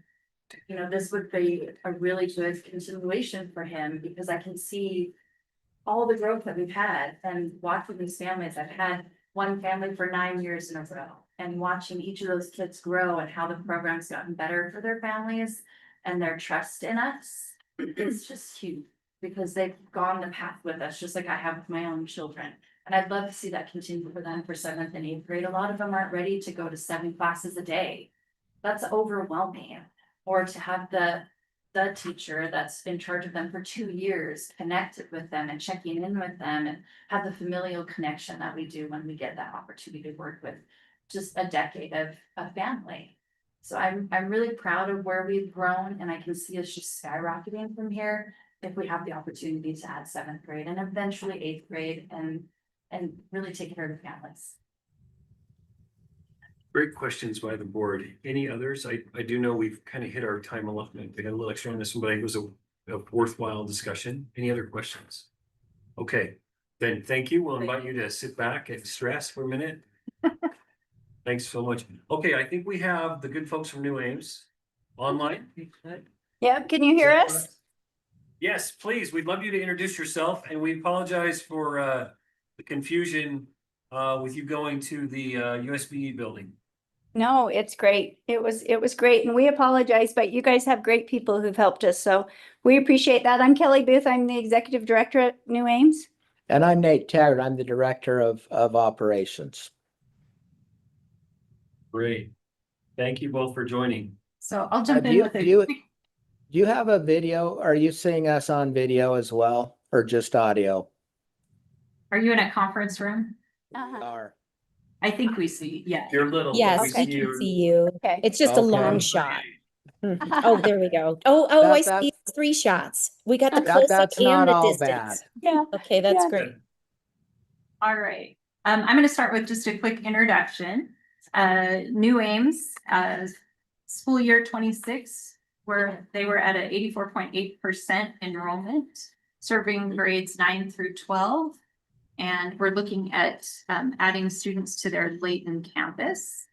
And on the next slide, they're, as I said, adding 100 students to their enrollment. And one of the reasons that they cite for this addition is they are one of those winners of the Apex implementation grants. And they feel like that with adding that program to their school offerings, that's going to increase interest in their school.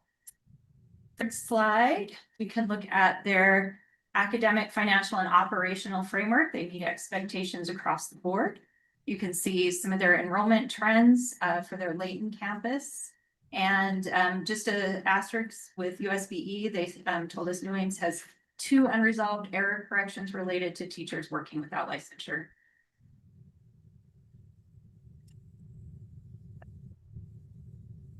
And you're gonna end it on that? Sorry. That's totally fine. I'm Yeah, teasing. and we're happy to address that. That was a situation. It's an Apple glitch that Apple program glitch that we have. And trust me, they are exceptional teachers who are doing an amazing job, and we are trying to get that worked out for them. So I'm so sorry. I did not mean to. I'm trying not to pass judgment, but I will say New Ames is a great school in the Davis Ogden area and beautiful partners. And I'm sure that, you know, their teachers are amazing. So. Thank you. Was it New Ames? Was it New Ames? Was that the cohort of Governor Levitt that missed? Yes. I think that was part of that cohort. Yeah, Cohort of it's Governor curious. Levitt. Yeah. Oh, there you go. Yeah, so over 20 years ago, when charter schools were just becoming a thing, we were one of the 5 schools initiated by Governor Levitt to be partnered with a university, and ours was Weber State, and we've enjoyed that partnership ever since. And really, New Ames was created to meet workforce development. So with the Catalyst grant, part of why we're coming for this request is we want to be able to market it. And so normally New Ames, we don't market, but we would like to market this opportunity for students. It's a great opportunity for students to get involved and prepare them. And we've done a lot of research and a lot of meeting with Weber State and with Davis Tech, and kind of trying to meet those workforce needs in automation, machining, IT, cybersecurity in those areas. Thank you for that. Questions from the board? So they're asking for 100 additional students, is that right? But they're not at their maximum enrollment, is that correct? So I guess what's the rationale for that? Well, we've never marketed. I think if we market this opportunity, and before the board acts on our expansion, we are chartered through 9 through 12. But so we would like to make a modification to the application to add 9th grades out at for this, so it reflects our charter. I noticed that it said 10 through 12 up there. Oh, yes, that's a good point. Thank you, Kelly. I actually put on the slide serving 9 through 12 because I knew you were. I just am noticing that right there. Yeah, it should say 9 through 12. But that's not a change to the charter. Yeah, they're already mistyped. authorized for 9 through 12. They don't need to add a grade level, though they haven't been including that grade level. They're wanting to add that grade level. So you'll start teaching 9th in grade. 9th Yep. grade, and with that and the additional marketing, the expectation or the thought is that you'll fill up your existing enrollment cap plus 100 or up to 100. I'll say their reputation, they'll be able to do it. My humble opinion. And we have like historically New Ames, so we if before 2019 you had a 50% chance, and then we did a expansion onto Weber State Ogden, and that helped release the burden of that that load of a waiting list, and then we had COVID. So what's interesting about New Ames is actually our graduation standards are more rigorous in that we require an extra year of math, 2 years of engineering, and an extra year of science. And those standards will still be in place with this expansion. But I think I think everyone did, right? We felt that dip after COVID that sometimes no one wanted to be challenged after COVID. But we're seeing that uptake back up, like today was our first day of school. So it was really fun because we had students in classes, and our enrollment this year is up from our enrollment even last year. So can I just ask, maybe to add on to Member Johnson's question, what is your current enrollment? What's your cap? What can you? So we're current. Yeah, So we're this current. big sheet- 710? Yes, this is a good question, because their enrollment for last school year was 1145 with an enrollment max of 1350. What is your enrollment today? I think. Well, that's interesting. You say 1350 because our enrollment's actually 1250. So if it's 1350, that solves our problem. Let's look. Didn't you have it on your first slide, or was that? Because we're authorized for 750 at our Layton campus, and we're authorized for 500 at our Ogden campus.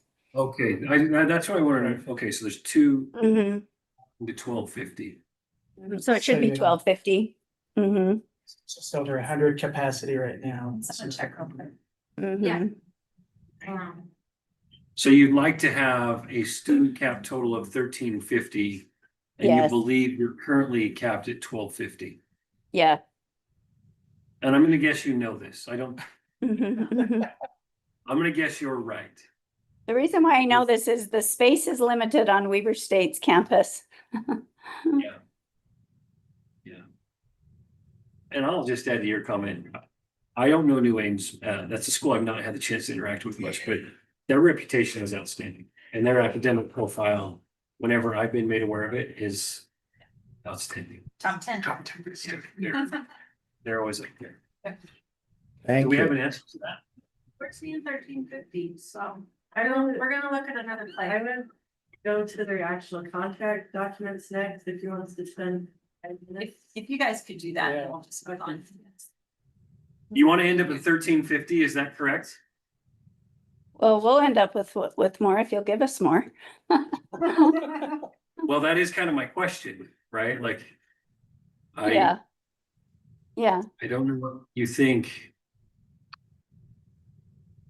My thought is that would give them a cushion of almost 200 students, 150 students. That would give them their ask. And then if their 1350 is the real, max cap, that gives them enough flexibility to keep the 100 plus some. So. I know our cap at Davis was 750 because before we opened the Ogden campus, we were struggling. You know how you can go over like the 3%. And then we're chartered at the Ogden for 500. Okay. So that would be So 12. either way, you want to come out of this with 100 more kids in your cap, whatever it is. Yep. Yeah. Yeah. Any other And questions? I do think, I appreciate you saying that because it's also, a proven education model that has the data to support it. It has the reputation, but also the culture, right? And we really try to prepare students for workforce needs. And so this is just like one more layer that we can add. We had, I think it was 69 students out at Davis Tech last year enrolled in programs. And so I think it just helps us to be able to better serve our students. See you then. 1350. Yeah. Okay, we have good news for you. I love Here it. at Houston's headquarters, we currently believe your cap is 1350. Now let's take that with a grain of salt. But so I think your ask today would be for 100 student increase to increase your cap up to 1450. That would be great. Do you have the realistic facilities to house all those kids? Yes, we do. And we have the grant money financially to also to remodel the space so that it's, you know, space that reflects the education that happens at New Ames. And we currently have classrooms and everything out at Davis. We have offices, all that is already in place. So actually, it's a modest request.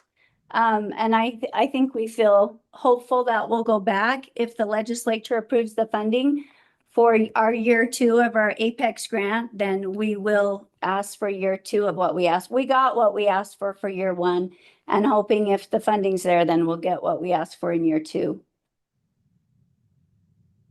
Any other questions from the board? I'll just say, yeah, we're cross-verifying everywhere on our CyberSync 13. Awesome. Okay. You guys, this is like Christmas morning right now. I'm like, I was nervous to come here and now I feel like we're getting a gift. So thank you. Well, we haven't voted yet, so. And just to be clear, they're at 1250 currently. Yeah, it sounds like that's, yeah. Okay, great. No, No, they're they're at currently 1350. But their Yeah. enrollment Their is enrollment currently, total enrollment right now is at 12 something. Did she Oh, say no, for- that, That's last year. so this. Kelly, is your current enrollment 1250, 750 on one campus, 500 on the other? No, we understood that as our current cap. What's your current enrollment to first day of school? So our current enrollment today is 1,153. Okay. Mm-hmm. Okay, good. We have a news. couple kids on the system that haven't been put yet into Aspire because they just registered, but they'll get put in shortly. As long as that happens before October 1, I know. Right. preferably this week, though. We want them to be. Yeah, yeah. And then just the amendment to include 9th grade. Oh, yes, thank you. That's an important Mhm. component. Mhm. But again, That's- that's not a Is that- change, it's just correcting the typo. Yeah, it's just. Okay, we don't have to vote. Yeah. Yeah. I just saw the application, but when it was up there, it said 10 through 12. Yeah. Okay. We're publicly recognizing you're already authorized for 9th grade. Mhm. Thank you, Yep. Kelly, and I think it was Thank Nate. you. Appreciate you. Yep. And Thank we you. will. And I don't think you heard this, so what we're going to do is we have 2 other applications to hear, and then the board will vote on each school at the end of kind of that process. So we will revisit a vote for this in about 30 minutes, okay? Perfect. Thank you. Thank you. Thank you. Okay. Utah Connections Academy. I'm here. I'm Molly McBroom, the school leader. So thank you for the Zoom. Okay. Welcome, Molly.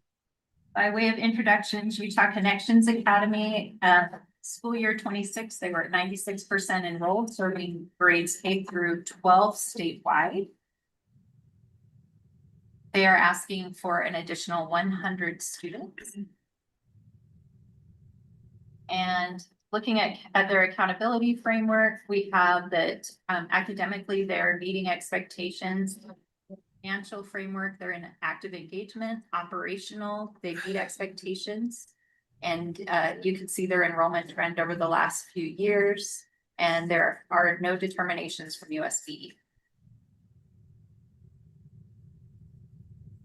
Thank you. So I did put a presentation together, but I'm not going to put that on the screen. I'll just speak to this. So over the last few years, we have increased our year-to-date enrollment. So for the last 2 school years, for the 24-25 school year and the 25-26 school year, we met our cap. But due to the withdrawals of our students, we fell below our cap. However, we've done a huge initiative to keep our students returning with us year over year. And our start date was Tuesday, and we have currently 72% of our last year's population returning.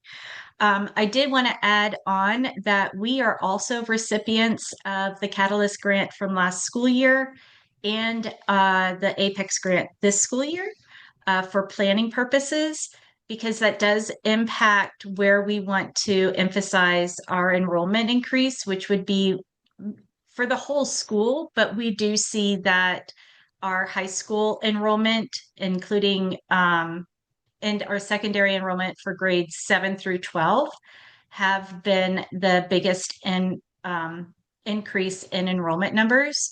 So what we've done is not only did we have our general pathways of health sciences, business and entrepreneurship and information technology, we're also looking to expand to trade skills. And we're also looking to expand with advanced manufacturing. At the same time, last school year, we were approved for the Focus graduation pathway. We have not implemented it yet, just because it was approved very late, and we are reviewing this current enrollments for any students that may meet those requirements to be placed into the Focus graduation pathway. So we're really getting ourselves situated to a place where we not only become an opportunity for just general education students wanting to complete their high school career in an alternative setting of virtual school, we also have opportunities starting in grade 6 for career pathways and improving those opportunities. Whereas we also have the Focus graduation pathway, and we also do see ourselves improving in state scores overall, especially in English language arts and science.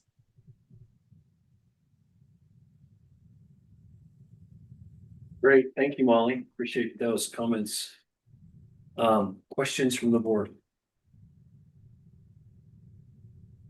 Is it okay if I start? Your thoughts? No, I'm not the conductor. Molly, I did know you're under active engagement in the financial framework. Can you or somebody here help us understand the specifics of that? And I've got to be honest, I'm a little surprised because an unfair quick analysis on nothing. Usually the online model is a little easier to hit the financial frameworks with. So yeah, I just am curious to learn more about where you're below the line there. Absolutely. I didn't know if somebody else wanted to take that on before. Why don't you be the I first address one? it. That would be great. Sure.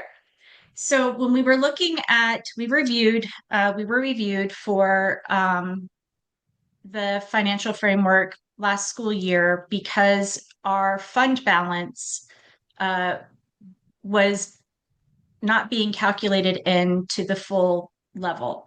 So for instance, our fund balance, and I do apologize, I had this open and I need to just bring it right back up. Our fund balance at the end of the 25-26 school year was at 5 million. And then we were through realignment of places in the school funding, the school budget. We were able to increase our fund balance going into this school year up to $7 million. So we are working to make sure that spending is being directed in the correct opportunities, including with staffing and programs. And we even moved our office to make sure that our rent was not exceeding expectations. So that is where we were. And at the end of that review, it was cleared. Obviously still at active engagement, but it was understood why there was that deficit. Okay, I'm sorry. You started at 5 million for fund balance. You went to 7 million. Is that correct? Yes, sir. And then what was the reason for the review? There was a discrepancy with the reported fund balance.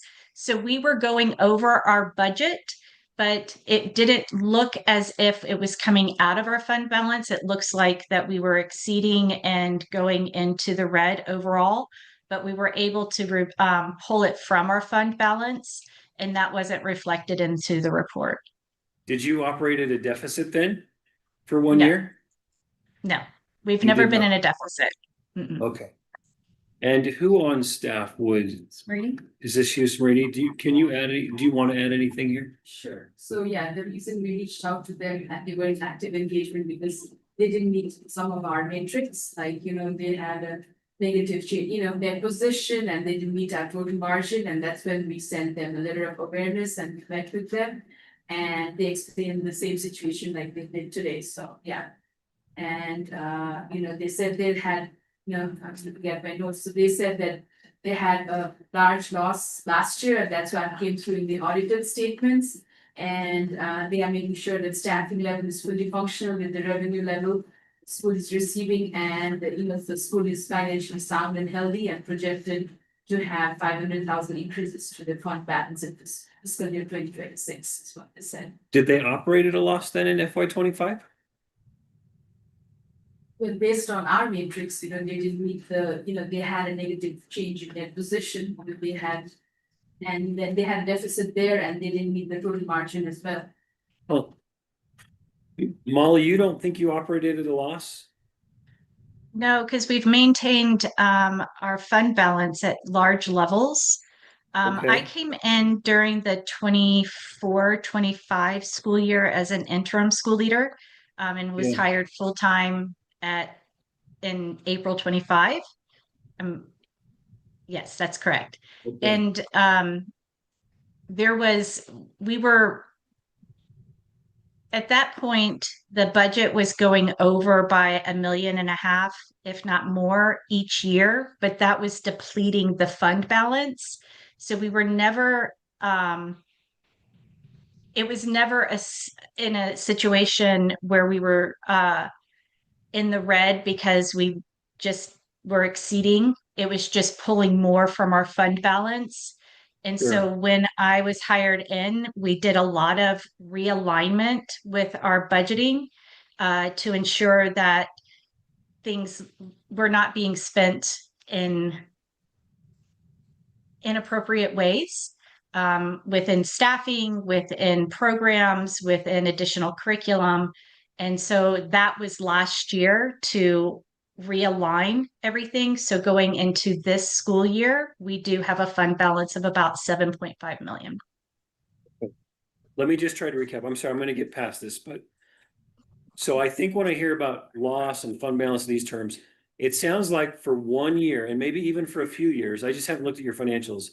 You did operate on an annual deficit. That's, I think, what if I understood you, you're saying when you came in, expenses were exceeding revenues on a year-to-year basis, but you had enough in your piggy bank, your fund balance bank, to kind of pull from that, even though on an annual basis, you did operate with expenses exceeding revenues or at a loss for 1 or a few years. Would you That's categorize correct. that as generally correct? Okay. Yes, that's how I would correct it. Okay. But since then. But you're right, since the you've come piggy in- bank. Yeah. Yes. But since you've come in, it's clear to you and your board that it is not sound practice to operate at a deficit in any 1 year, even though you have a large fund balance. Is that how you That and is your board absolutely operate? correct. Yes. Okay. And what was the reason you were operating at a deficit? You said inappropriate expenses. Was this staffing overage or what were the weaknesses there? Staffing overage, as well as multiple programs being utilized. So for instance, K3, we used obviously the Acadience assessments, but then starting in grade 4, they started using iReady for benchmarking. And then they moved into another benchmarking program, and I can't remember it off the top of my head, and I do apologize. But then last school year, we aligned that, obviously maintaining Acadience, but then we aligned to one benchmark tool, which was in MAP growth assessment, as well as supplemental supports. There were multiple programs being used, and we aligned it, realigned it. So where now K-12 is utilizing IXL as additional support. Those were the main concerns that I saw as the school leader. but definitely staffing and then program alignment. And your enrollment is around 1,208 kids. Is that your enrollment this fall too? That was last year's number probably, or is that this year's number? That was last year's number, but year to date for last school year, we actually exceeded 1,587 students. In the year before, we exceeded 1,600 students. So we consistently, I'm sorry, go ahead. I'm sorry. Sorry, what's your cap currently? 1,250. Wow, you really are overachievers on that front. You were 1,500 kids? Over, yes. We didn't Wow. maintain that. So this is one thing with virtual education is that, say that again, I'm sorry. Sorry, you have a large attrition at the first part of your year. Is that what happens? So you We have over-enroll? just large attrition overall for virtual education, but we were able to reduce our attrition rate down to 18% last school year, whereas before the years before, we were averaging around 22, 23%. Okay. Thank you. Smriti, is there anything else to you that jumps out here that would be like a red flag, or are you generally comfortable with their finances? Or Stacy, I could ask you the same thing, but. And like she mentioned, at least looking into, UCAT finance information, it's been the last 2 years that we saw those red numbers. Before that's based on what the matrix that we calculated, these seem to have met those metrics. Okay, so for 2 years in a row, they operated at a deficit though. Okay, Sounds like they've identified their Yeah. weaknesses and are addressing them. is your FY26 gonna be positive? That you just finished? Oh, hopefully, yes. Well, you should know, right? Yes. You just finished FY26. Correct, Yeah, correct. enough. And we So have our, you don't have audited financials, but they will be, you'll have a positive net income? yes. Okay. Sorry, that was a long question. Anybody else have any questions? You said that you were adding advanced manufacturing and engineering Yes. and then trade schools as well. So how do your, this is curiosity, how do your kids, your online kids access advanced manufacturing and engineering? That's really So a a lot. It is. And honestly, when I think about the program that we're utilizing is, even though it's manufacturing, it would still be more of a skills trade. And we have opportunities through Home Depot with this program called Path to Pro that provides the virtual education, but then with connections with local businesses to be able to put students in the field for hands-on experiences. And that's part of their requirement to pass the class? Yes, yes. And these aren't in place yet. So like the skill trades and the manufacturing piece, those were part of our planning grant with the Catalyst grant last school year to put those into place for this school year as far as planning is concerned.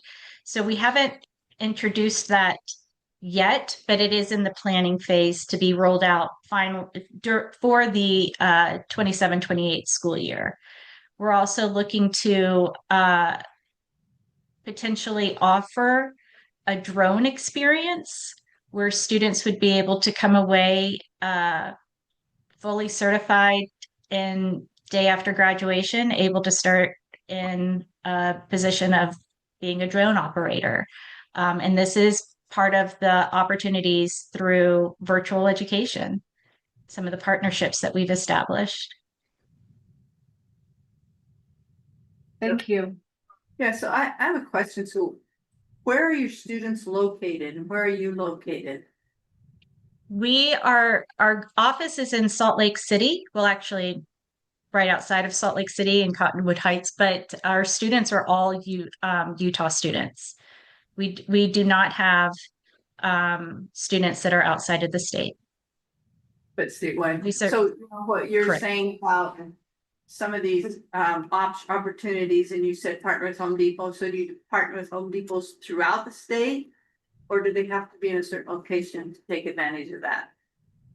we would partner with with the CAPS network, even with our Pearson virtual school network of offering opportunities for internships, and they would connect with a local place. We just completed a field study, or now the name escapes me. We just did a massive study to determine, is it feasible to even offer these across the state? And it is, because we have the connections with different partnerships that can put the students in person to practice the skills that they're learning online. So for instance, the drone opportunity, they would have to put in, after so many courses that they take, they have to put in a minimum number of hours per semester in order to earn that license. And then on the other side, our teachers have to be certified that way as well. So they're getting it from certified drone pilots and Utah certified teachers, and they're connecting with local businesses that we would help connect them with. It's not just, oh, let's just throw them out. Our career counselor and opportunities through CAPS network, we would connect them with those experiences. Yeah, before you, Yeah. okay. Any other questions? I think I'm just curious about the enrollment and the specific ask here. Your total enrollment cap is 1250. Is that right? That is correct. And your current enrollment, if you were to as of today, where are you in relationship to that? We are 70 students away from our cap. Okay. So, and we just started school on Tuesday, and our enrollment closes mid-November.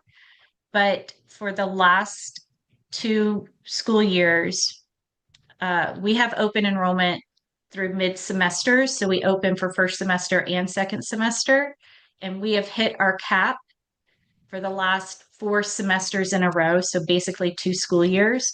We have hit our cap and started our wait list. Second semester is hard to say that because it's only open for 30 days, really.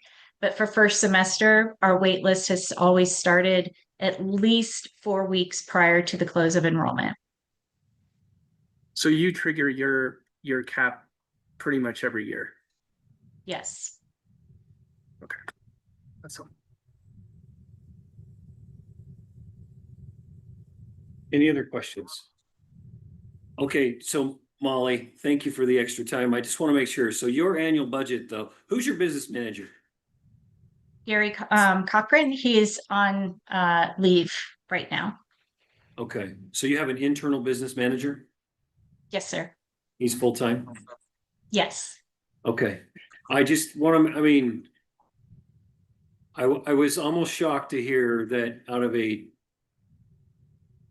11, or I don't know what I haven't looked at your numbers, but you know, out of a 11 or 12 million dollar budget, you ran at a deficit with an online program. So I'm glad to hear that you've identified those areas of need and kind of gotten in line with the budget. That's really helpful to hear. I just hope that you won't, get near that line again, because that would be, I don't want to say that's hard to do, but that would be, that would just be a pretty big alarm for me to see a school with that kind of budget with no brick and mortar facility to operate at a deficit. So I'm glad to hear that's been pulled into line. That was my concern as well when I was first hired, and we've been working diligently to make sure of that. So I understand your perspective. Great. Okay. Thank you. Anything else? Okay. Thank you. We'll revisit that motion in a few minutes. Our last one, Leadership Academy of Utah. Thanks for your patience. Thank you. Please introduce yourself. Thank you. My name is John Tripp. I'm the executive director here on behalf of our board. Special thank you to the state board and most importantly to your staff. They've reached out, helped us a lot along the way and very, very grateful for their efforts. And thank you for coming to our graduation as well. So thank you. Thank you. Okay, by way of introduction, Leadership Academy of Utah, last full year was at a 107% enrolled, serving grades 6 through 12. They are a statewide, I'm guessing, online school. And they are asking to add 100 students for grades 6 through 12. If you look at their accountability framework on the next slide, you can see in academic, they're in review, financial and operational, they meet expectations. You can see their enrollment trend over the last few years, and there are no determinations from USC. Thank you. Yeah, we continue to increase in enrollment and demand for our school. So we've worked with our board and feel comfortable allowing possibly, with your permission, 100 students. One thing that did happen, we were on school improvement several years ago. Our graduation rate has increased from 57% to 78 to 88 and over 90%. So we're really thrilled about that increase and believe that we're delivering a quality product for the students that attend Leadership Academy of Utah. So given the increase in our graduation, 4-year graduation rate, and given the demand, we're here to request another 100 students to be used over our current grade levels. Okay. Why are you under academic review? I think it's our participation rates. We have a lot of homeschool students and a lot of opt-outs, frankly. And so we struggle with participation in our academic review. And that's why one of the reasons that we're there. I think our academic rates are solid across the board, but getting our students coming for testing has been a challenge, frankly. So Are you a 28 credit diploma or 24? we're 24. Thank you. Can you just help me understand what that means? That's a great, but I just don't live in that world. How do you have one that's 24, one that's 28? Can you guys? 28, you have more electives. 24 credit diploma, you're covering your core subjects, but not so many electives. The state offers a diploma at the 24 credits. That's kind of the minimal baseline, and then other schools could add to it. Okay. Especially with the advent of a block schedule where students can take maybe 10 classes a year. Only getting 24 credits, we fail in graduating in some cases early 11th grade. So when I asked 28 or 24, to me that reveals they're not doing really CTE classes. They're not just the state required. Yeah. They're not really doing the arts, right? Those kinds of classes. For enrollment. Yeah. Okay. Yeah, because those would be those extra 4 credits. I will say, just looking at the academics, you're right, and the participation rate's like 80%. So it's significantly lower than what a typical school would. But in terms of growth, exemplary. Yeah, I know. High growth. Achievement is on par. Maybe math a little low, but overall it looks pretty good. Score, our ACT scores are spectacular as evidence in the collegiate readiness, and so we're really thrilled about our ACT scores, but there are pieces along the way that we're working. I'd like to ask, why do your students pick you? Well, thank you for the question. I think that they really are targeting our Williamsburg partnership and the learning model with Williamsburg. Yes. So our model is helping students to think, not telling them what to think. And we provide a Socratic method to engage students. Even in an online setting, our goal is to really connect with students and challenge students' thinking, not just jump through hoops. And I think that really appeals particularly to the homeschool population. So we'll have a lot of homeschool students that are drawn to our school. We also have activities that happen throughout the state on Friday, our Friday Adventure program. And we also have our summer leadership camp. And that's another piece that helps support students. So, and then we have what I would call family activities throughout the year, where we invite families to come participate with our students and their families throughout the state. We're going to Splash Summit on the 22nd to really engage and build some of those social skills. And that really adds a nice dimension beyond just simply the online classes. We're still trying to connect students in our school. That's great. If I were to look at a map of Utah, where's your dispersion? Where are the zip codes of your attendance? Like, Surprisingly, northern Utah, certainly that's the population. Some in southern Utah, but the primary, probably 85% of our students are between Ogden and the Provo region. so you're not tapping urban or rural Utah as much? We certainly have students there, but not as much as evidenced by where students are coming from, which has surprised me. But this may allow us to possibly work in some of those more rural areas as well for those students that might be drawn. Probably like on a percentage basis, it may be, I mean, 85% of the population probably lives. True. between Ogden Yeah, and that's right. Provo, So I don't. This is beyond anything I've asked before, but do you track where your students land after they graduate? Yeah, we do an alumni study. Matter of fact, we're just finishing up. So we go 5 years back and work on trying to identify what students are doing and how they are doing. Particularly, this is our 10-year anniversary. And so that's one of the things that we're really trying to look at. And so, I mean, we'll have students that will have landed all over. What I'm really interested though is in seeing what they're doing, at least at the higher education level, completion rates at the higher ed level. And I know there's data sets that we can access to look at that. We haven't accessed those data sets yet. Right now, we're doing it by survey, so. Thank you. We had a presentation earlier today that highlighted just another, kind of piece of evidence out there that rural Utah is getting left behind urban Utah in too many ways. And it's my own hope that programs like this can just reach out to those communities and offer, help and innovation and choice. And so, yeah, I would love to revisit this in the future with schools like yours, just to see if there can be a little more of an intentional outreach to some of these communities as, we can, as needs are identified. So not that those folks aren't doing a worthy job of education there, but it just seems like, any tailwinds that a community can have come in would be helpful. So. Well, especially in this day and age, right? Marketing can be really targeted.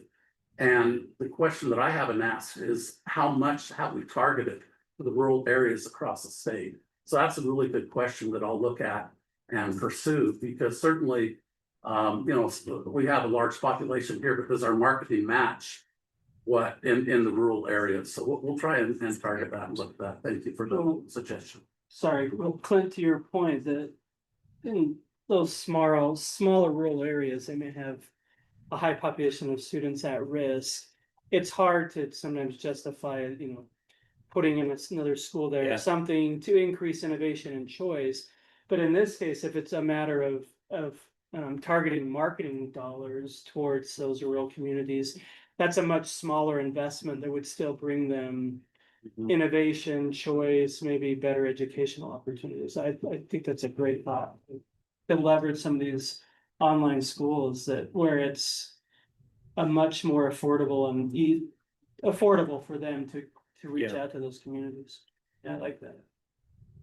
Okay, any other questions? I just had a question. You're adding another 100 students, looks like at the high school, 6 through 12 at least, right? Yes. Is that the hope? I think you're just 6 through 12. Yes. Okay. Correct. Oh, you are, okay. Yes.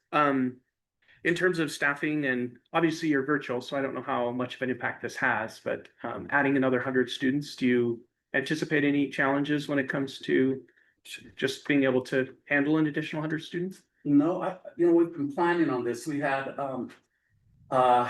Marie came last year and visited with our board at our board retreat.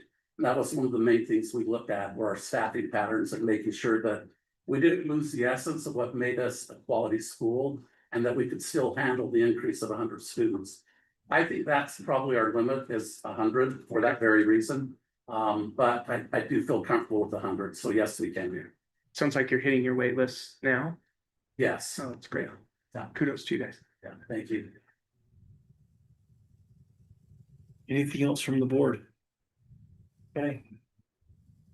Okay, then, thank you. Thank you. So, let me just, for a moment here, for our new board members, because we don't want to assume. You may have observed this or know this, but I didn't know this. So our, what do we call it? Conduct, whatever, Robert's rules is the umbrella or standard at which we operate. So I think we already had a motion today with a second, but that's how we do this. We have a motion. And then if we get a second, then that motion can, we can speak to that motion. Then we vote and then we move on. So that's kind of the quick about the process here. Member Pulsifer, would you correct me on anything I just said? It's just great. Okay. Should. So with that, I think if we could revisit these in the orders we heard them, that would be, if that's okay. So our first presentation was from Freedom Preparatory Academy of St. George. They were asking for the addition of 7th grade, but no additional kids, I believe was their ask. Is that correct, Director Hutchings? And let's see, do we have, can we take this down and then see Chair Spiker? Yes. Is that, with this slide? yeah, I don't know, maybe we're not. And I'm here, Vice Chair. Okay, good. so We thank can't you. see you, want to make sure you're here. Yes, and I was just, well, I know yours. Please. We no, were no, no. Yeah, exactly, please, I was let's just give gonna you say, a we were, chance to- I unmuted earlier. We were exactly on the same page. I was really thinking about that earlier presentation. And frankly, for many of these schools that we're hearing from, right, really being thoughtful especially for our virtual online schools and for many of our schools that have online programs, right? I mean, there are ways that we can really offer innovative opportunities across the state. So thank you. I'm here. I just wanted to make that quick comment and just so appreciate you and the questions being asked today. So incredibly helpful. Yeah. And Member Marshall, I think brought up something which may come up. It is fine. There is precedence to make an alternative motion, right? So an example of that, not a suggestion, but example might be authorize a grade, but less students than maybe was asked for. That would be, that could be, a consideration. So with Freedom Preparatory Academy, we'll entertain a motion. I'll make a motion to approve I guess it is a formal expansion, right? But expansion at the grade level of 6th or 7th grade with no additional students. Okay, motion's been made. Any second? Second. Okay, any discussion to the motion? Chair Spiker, discussion from you? No, thank you. Okay. I just mentioned, I really feel good about them really targeting this request to their needs, to their specific circumstances and their needs, and it makes sense, so. And I would just add, whenever you ask for additional students, there is a financial obligation there, not just to the school, but to the state to recognize those students. And to your point, I think it's an important one to recognize they're asking it to fill their needs, and their current enrollment can allow for this to happen, but to meet the needs of the community without changing the parameters there. Important. Great, thank you for those comments. Any other comments? Okay, we have a motion, we have a second. The motion was to approve the application for the increase of 7th grade. If no further comment, we'll vote on that motion. And if we could probably just quickly go around the table, we'll start with Member Johnson. Brandon, Nate, aye. Okay, Member Pulsifer. Aye. Aye. And Klaus. And Aye. I will be an aye, and Chair Yep. Spiker. Yes.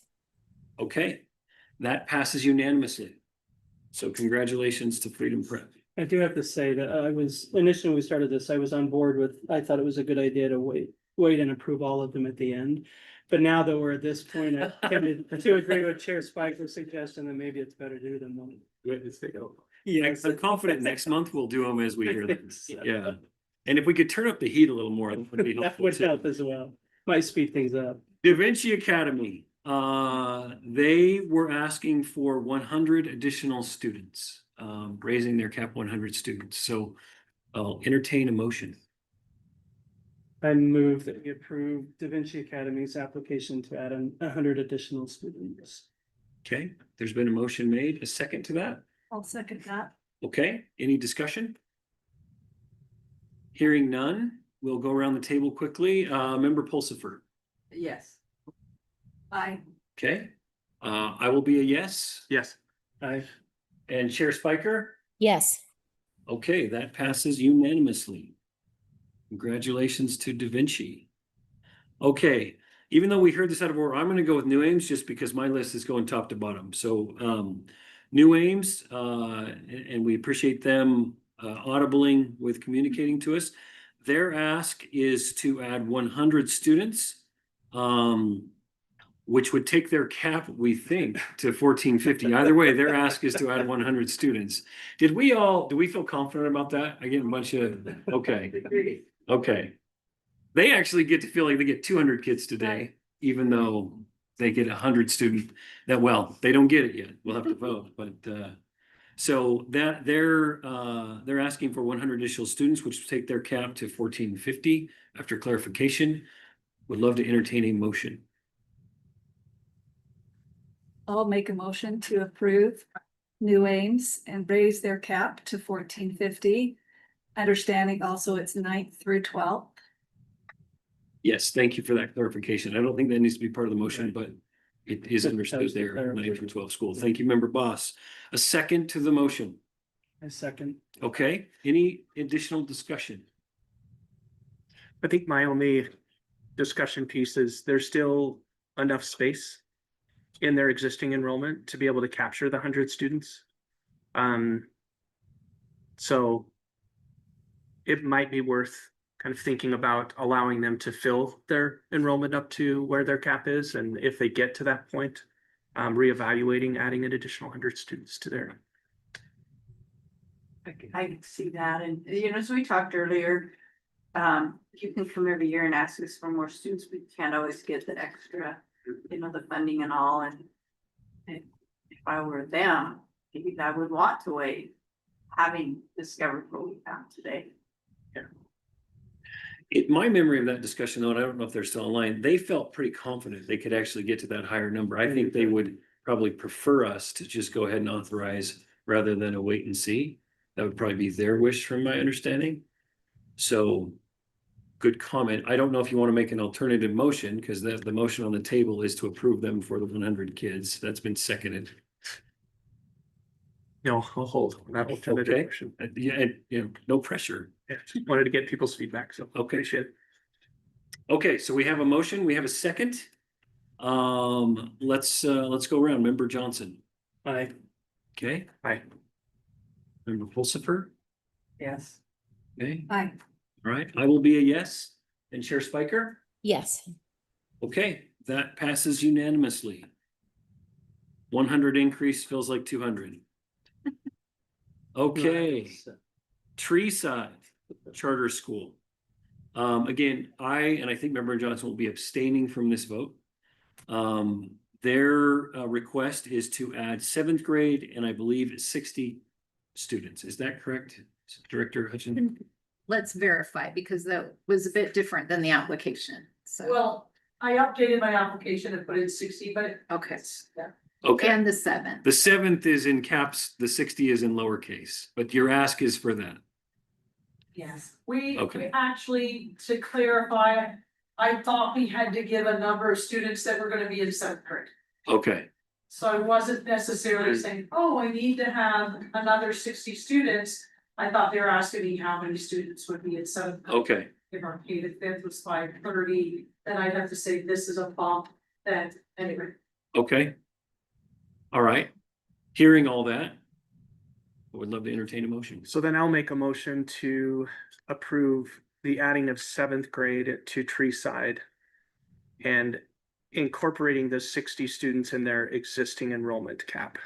Meaning we would not adjust their enrollment, it would just be basically including a 7th grade available for them to increase their enrollment as they go. I Okay. can second that motion. Okay, we have a motion, we have a second. Comments to the motion? Okay, hearing none, then we will go around and I will not go to Member Johnson. Yes. Member Marshall. Yes. Okay, Member Pulsifer. Yes. Member Voss. Aye.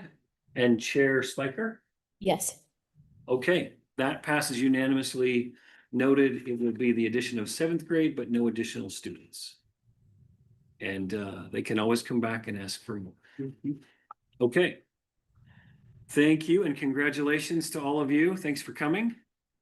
Let's see, Utah Connections Academy. Their request was for 100 students. I think they're already K through 12, so no additional grades, but 100 students on top of, I think their cap's 1250. So that would add 100 to their cap.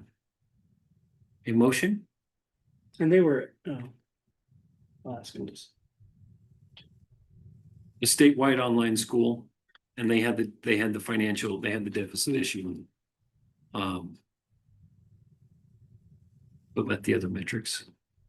I'll make a motion to approve Utah Connection Academy. I understand that they had a financial, but it seems like they increased their fund balance from 5 to 7 million, so they're on the right track, it seems to be. So I make a motion to approve. Okay, we have a motion. Second that. Second to the motion. Any discussion? I can't remember, were they at their cap or right near their existing cap? So they were at 1208, they're at 1250. Okay, So they were within about 35, 40 kids. yes. And the financial problems, it seems like there's been a change in Yeah, staff that, yeah. and that was not part of the old problem, so that gives me additional comfort that they are aware of the problem and are fixing it. It's not, yeah. It is concerning to me on a $12-ish million budget, you could, with no facility Yeah. burden, but it was concerning to them too. And they, looks like they have remedied that, so I'm glad to hear that. Okay, we've had a motion, a second. Any other discussion? Okay. Member Boss. Aye. Okay, Member Pulsifer. Yes. Aye. Yes. I will be a yes. And Chair Yes. Spiker. Yes. Okay, that passes unanimously. All right, our last application, Leadership Academy of Utah. They are an online school statewide, grades 6 through 12, not asking for additional grades, but asking for 100 students. Is there a motion to be made? I move that we approve the additional 100 students for Leadership Academy of Youth. Okay, do we have a second? I'll second that. Okay, we have a motion and a second. Any discussion? Hearing none. Member Johnson. Aye. Okay, member. Aye. Member Pulsifer. Yes. Aye. Okay, I will be a yes, and Chair Spiker. Yes. Yes. Okay. That passes unanimously. Okay, the hits kept on rolling today. All right. Great. Chair Spiker, any comments from you at the end of our meeting? No, just thanks everyone for a great meeting and I look forward to seeing everyone next month. Next month, I would just say, Member Hutchings, if we could potentially get those applications potentially I don't know, maybe a little bit more lead time, that might be helpful as we're just heading into that September meeting. I just made a note, you'll have them in your inboxes tomorrow morning. Oh, okay. I wasn't expecting that, but thank you. That sounds great. Didn't want to confuse things with the small Yeah, extensions. okay. No, that sounds They're great. They're As a ready new to go. member, I appreciate that. That sounds great. I Awesome. I have one request. I would love to invite the young man who won the presidential Yeah. award to a meeting, It's a great idea. to have him. Sure, that's a great idea. Is he from down there? Run out. I thought he was like, wasn't he? He could run him. I thought he was at Utah Military. Yeah, but he didn't see. They have a St. George Oh, they have campus. St. George campus. I'd still like to invite him. Or even virtual. Yeah, very Yeah. on Zoom, yeah. I love that. Virtually. could work. Yeah. You're right, he could run up from. He's gonna ask us to do a pull-up competition. That's incredible. I would love to hear, I'd give him a few minutes to just tell us about that and hear his story, and that'd be I love awesome that. if Yeah. he could do it. Okay, any other business? Okay, so what I hear a lot when I go to school meetings is they vote to adjourn. I have been told by authority that under Robert's rules, you do not have to vote to adjourn if your business is completed. No, or really? Meeting's over. Interesting. So that has been the precedence here, so we will deem meeting over. So I can't with my filibuster keep us all. No, you Tomorrow. I do have this sign up. Thank that you all. I was gonna pass Thank around. you, but everyone. Thank you, Vice Chair. Thanks, Tiffany. Okay, we'll talk soon. Good luck with the race. Thank you. Thank you. Okay. And